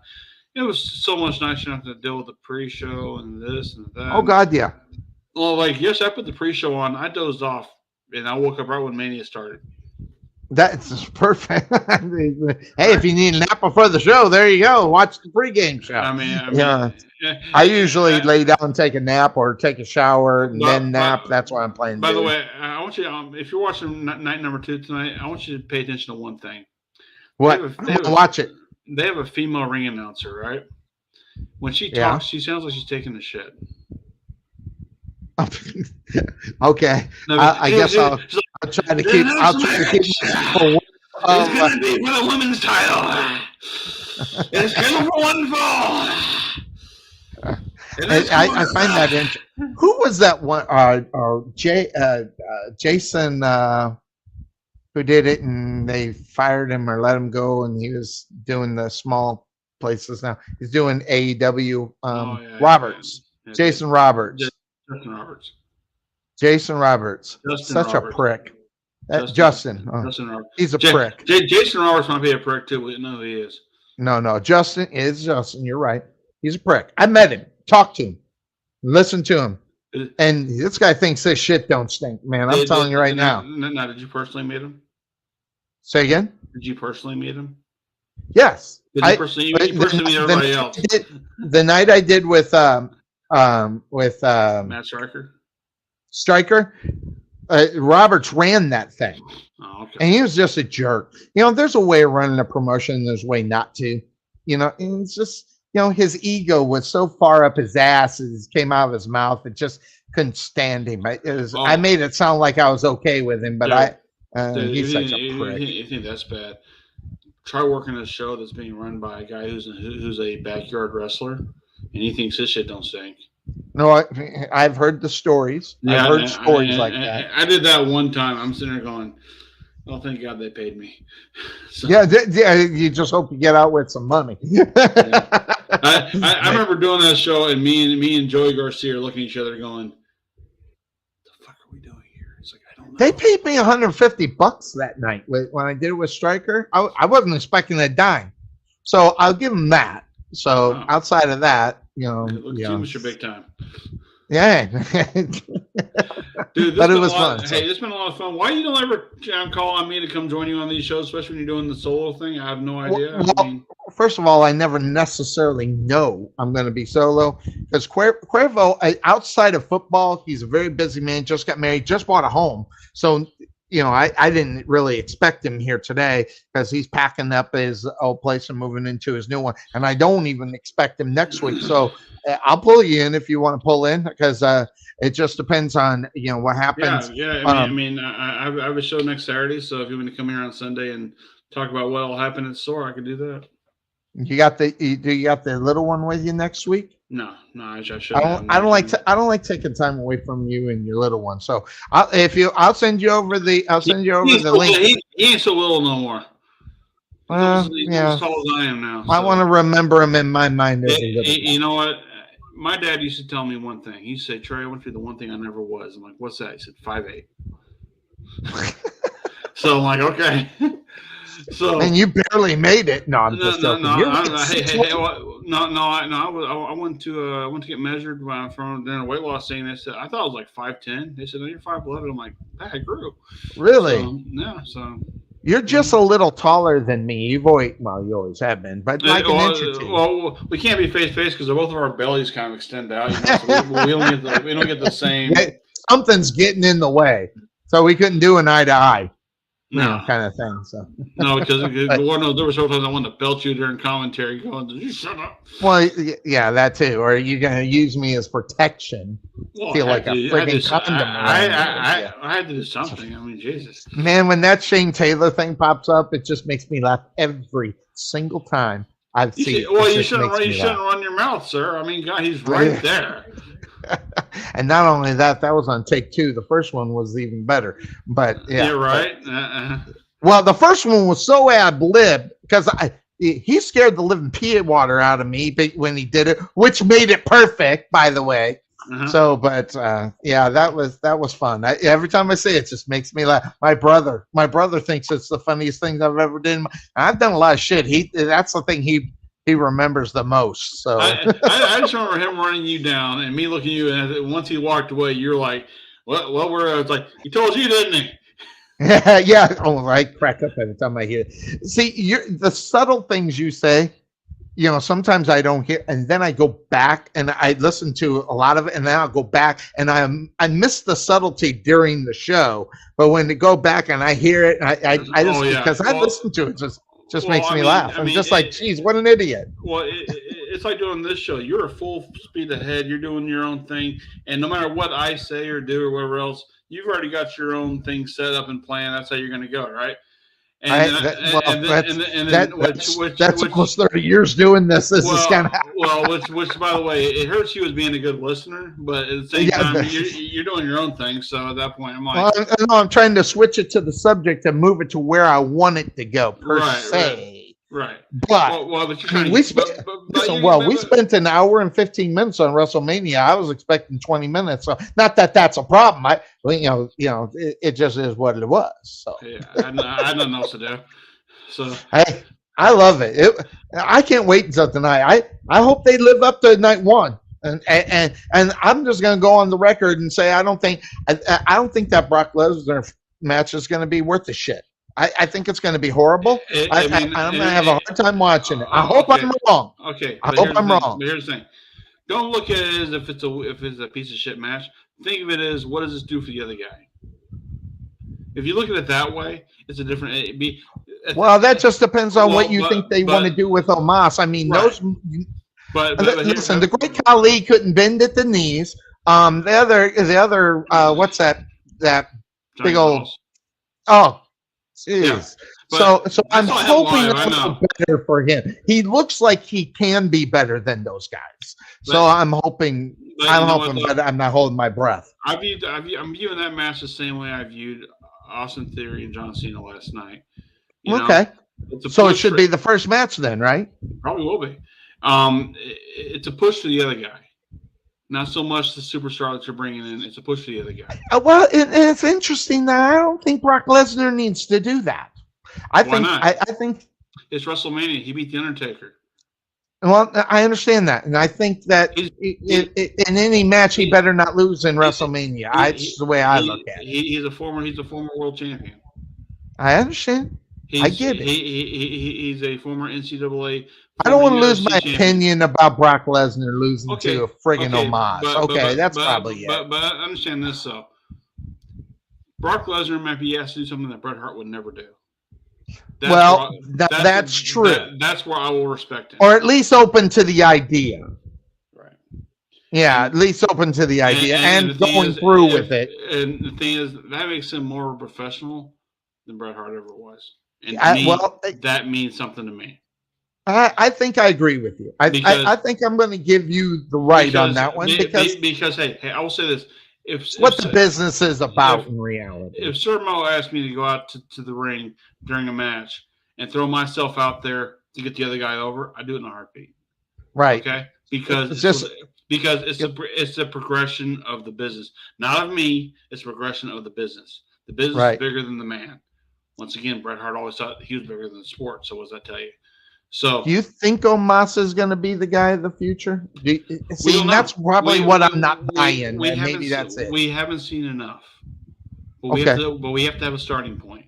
Yeah, but you can't see him. But the starting point can't be against Brock Lesnar at a WrestleMania. Why not?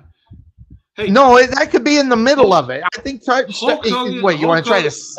No, Hulk Hogan's starting point with the WWE was the Madison Square Garden match against the Iron Sheik for the title. Right. That lost to the stratosphere. Now, different time, different place. I get all that. But I don't see Omos being Hulk Hogan. But here's the thing: what if he can be? Let's play the what if game. What if he can be the next guy? What if he the next Undertaker? Well, I got to be able to believe in the what if before I could really go off on that. Okay. Right now, and I've watched Omos. I've seen everything he's done. That guy's not ready for WrestleMania. Never mind Brock Lesnar at WrestleMania. The attraction is so maybe, but that's a personal opinion. Right. The attraction is big for WrestleMania. Maybe not him, but the attraction is. The attraction I could have thought of 4 different opponents for Brock Lesnar. Okay, Brock Lesnar if they did it right. Who? Well, first of all, Seth Rollins. No. Well, I'm just saying. That I see Seth Rollins before Omos. In reality, I can even see Theory against. And matter of fact, that would be my number one. I'd love to see Theory. And the main reason is I want to see him get his ass kicked. I want to see him get his ass kicked and then come back up and even meaner than he is now. I think it would be great for his mean side of his career. But he has a U.S. title, so if he gets the shit kicked out of him and loses the U.S. title, knowing that the last time we saw him, he got destroyed. Or do a disqualification, get him out of there. Lesnar lose his mind on him. They don't do countless disqualifications anymore. I know, but I'm just saying. I just Lesnar. I want to see Lesnar with a star. I don't want to see him with the startup at WrestleMania. Now, if they want to do that in any other pay-per-view, I think I'm okay with it. This is freaking WrestleMania. That's not the right opponent for a Brock Lesnar. Well, I'll tell you what. Watch the match. Keep an open mind, okay? Don't be. Well, so I'm gonna watch it. I'm hoping it's good. Don't be so jaded, okay? Because there'd be. I know it's hard. In other words, don't be Sunny. Yeah. Take yourself out of Sunny. Take out of Sunny mode and watch the damn match. Listen, watch the show with new eyes. You know, I mean, and then I'll try. I'll try. And then look, if you're expecting dog shit, then if you get more than that, own up to that. That's the way I do restaurants. When I go into restaurants, I expect the worst service and the worst food ever. And if I walk out feeling good about it, at least it was a positive experience. That's the way I do it. That's why. I'm a pessimist at heart, and you know that. But I'm a pessimist at heart. Oh my God. So I should get a patch that says Sunny. I'm a pessimist. Let's get you a shirt that's like a NASCAR shirt. Get all your sponsors and all your shit on there, and just Yeah, I got to do that. But no, I got a new T-shirt though. It's one of my dad's favorite sayings, and I want to. It's kind of like my little connection with my dad. I got the T-shirt, but the shirt says, "You can out-talk me, but you can't out-count me." That's been his line for you. I think I even did it with you once, but it's been his. It's funny. Like I'm trying to get more tattoos now. I got one of Superman because that was I got the Jaguars. There you go. I got the Blues Brothers here, one of my favorite movies. I'm gonna put Jaws on. Got the boy. But that's all I got. What else you got? I'm gonna put Jaws on the back of my calf. It's my favorite movie of all time. And then I was thinking about what would I do for Shawshank Redemption, because they don't really have a logo. And then I saw something that was perfect. They had they had a pick hammer. The thing that he was hitting the wall with. To get up to break out gel. And on there it says either "Get busy living" or "Get busy dying." Well, now my wife. That's my wife's favorite line of all time. She is just that one. She told me. It's okay. Go ahead. Yeah, but that's her favorite line of any movie. Yeah. And if she got another tattoo, she said that's what she would get. My wife's got 7 of them. So I was thinking the pickaxe actually looks pretty good because all I kept thinking was, do I get a picture of a noose that says Brooks was here? I mean, what do I do? Nah, that's morbid. Yeah, you're talking to. I was going to say, look who I'm talking to. But no, I like that. Get busy living or get busy dying. I like that. And the pick. I get the pick. Yeah. So you're going to put on the other one right here? Maybe so, because I get a lot of people who come to WinStar and they see this and go, "Oh, I like that. That's awesome." Dude, Men in Black, right? I'm like, what?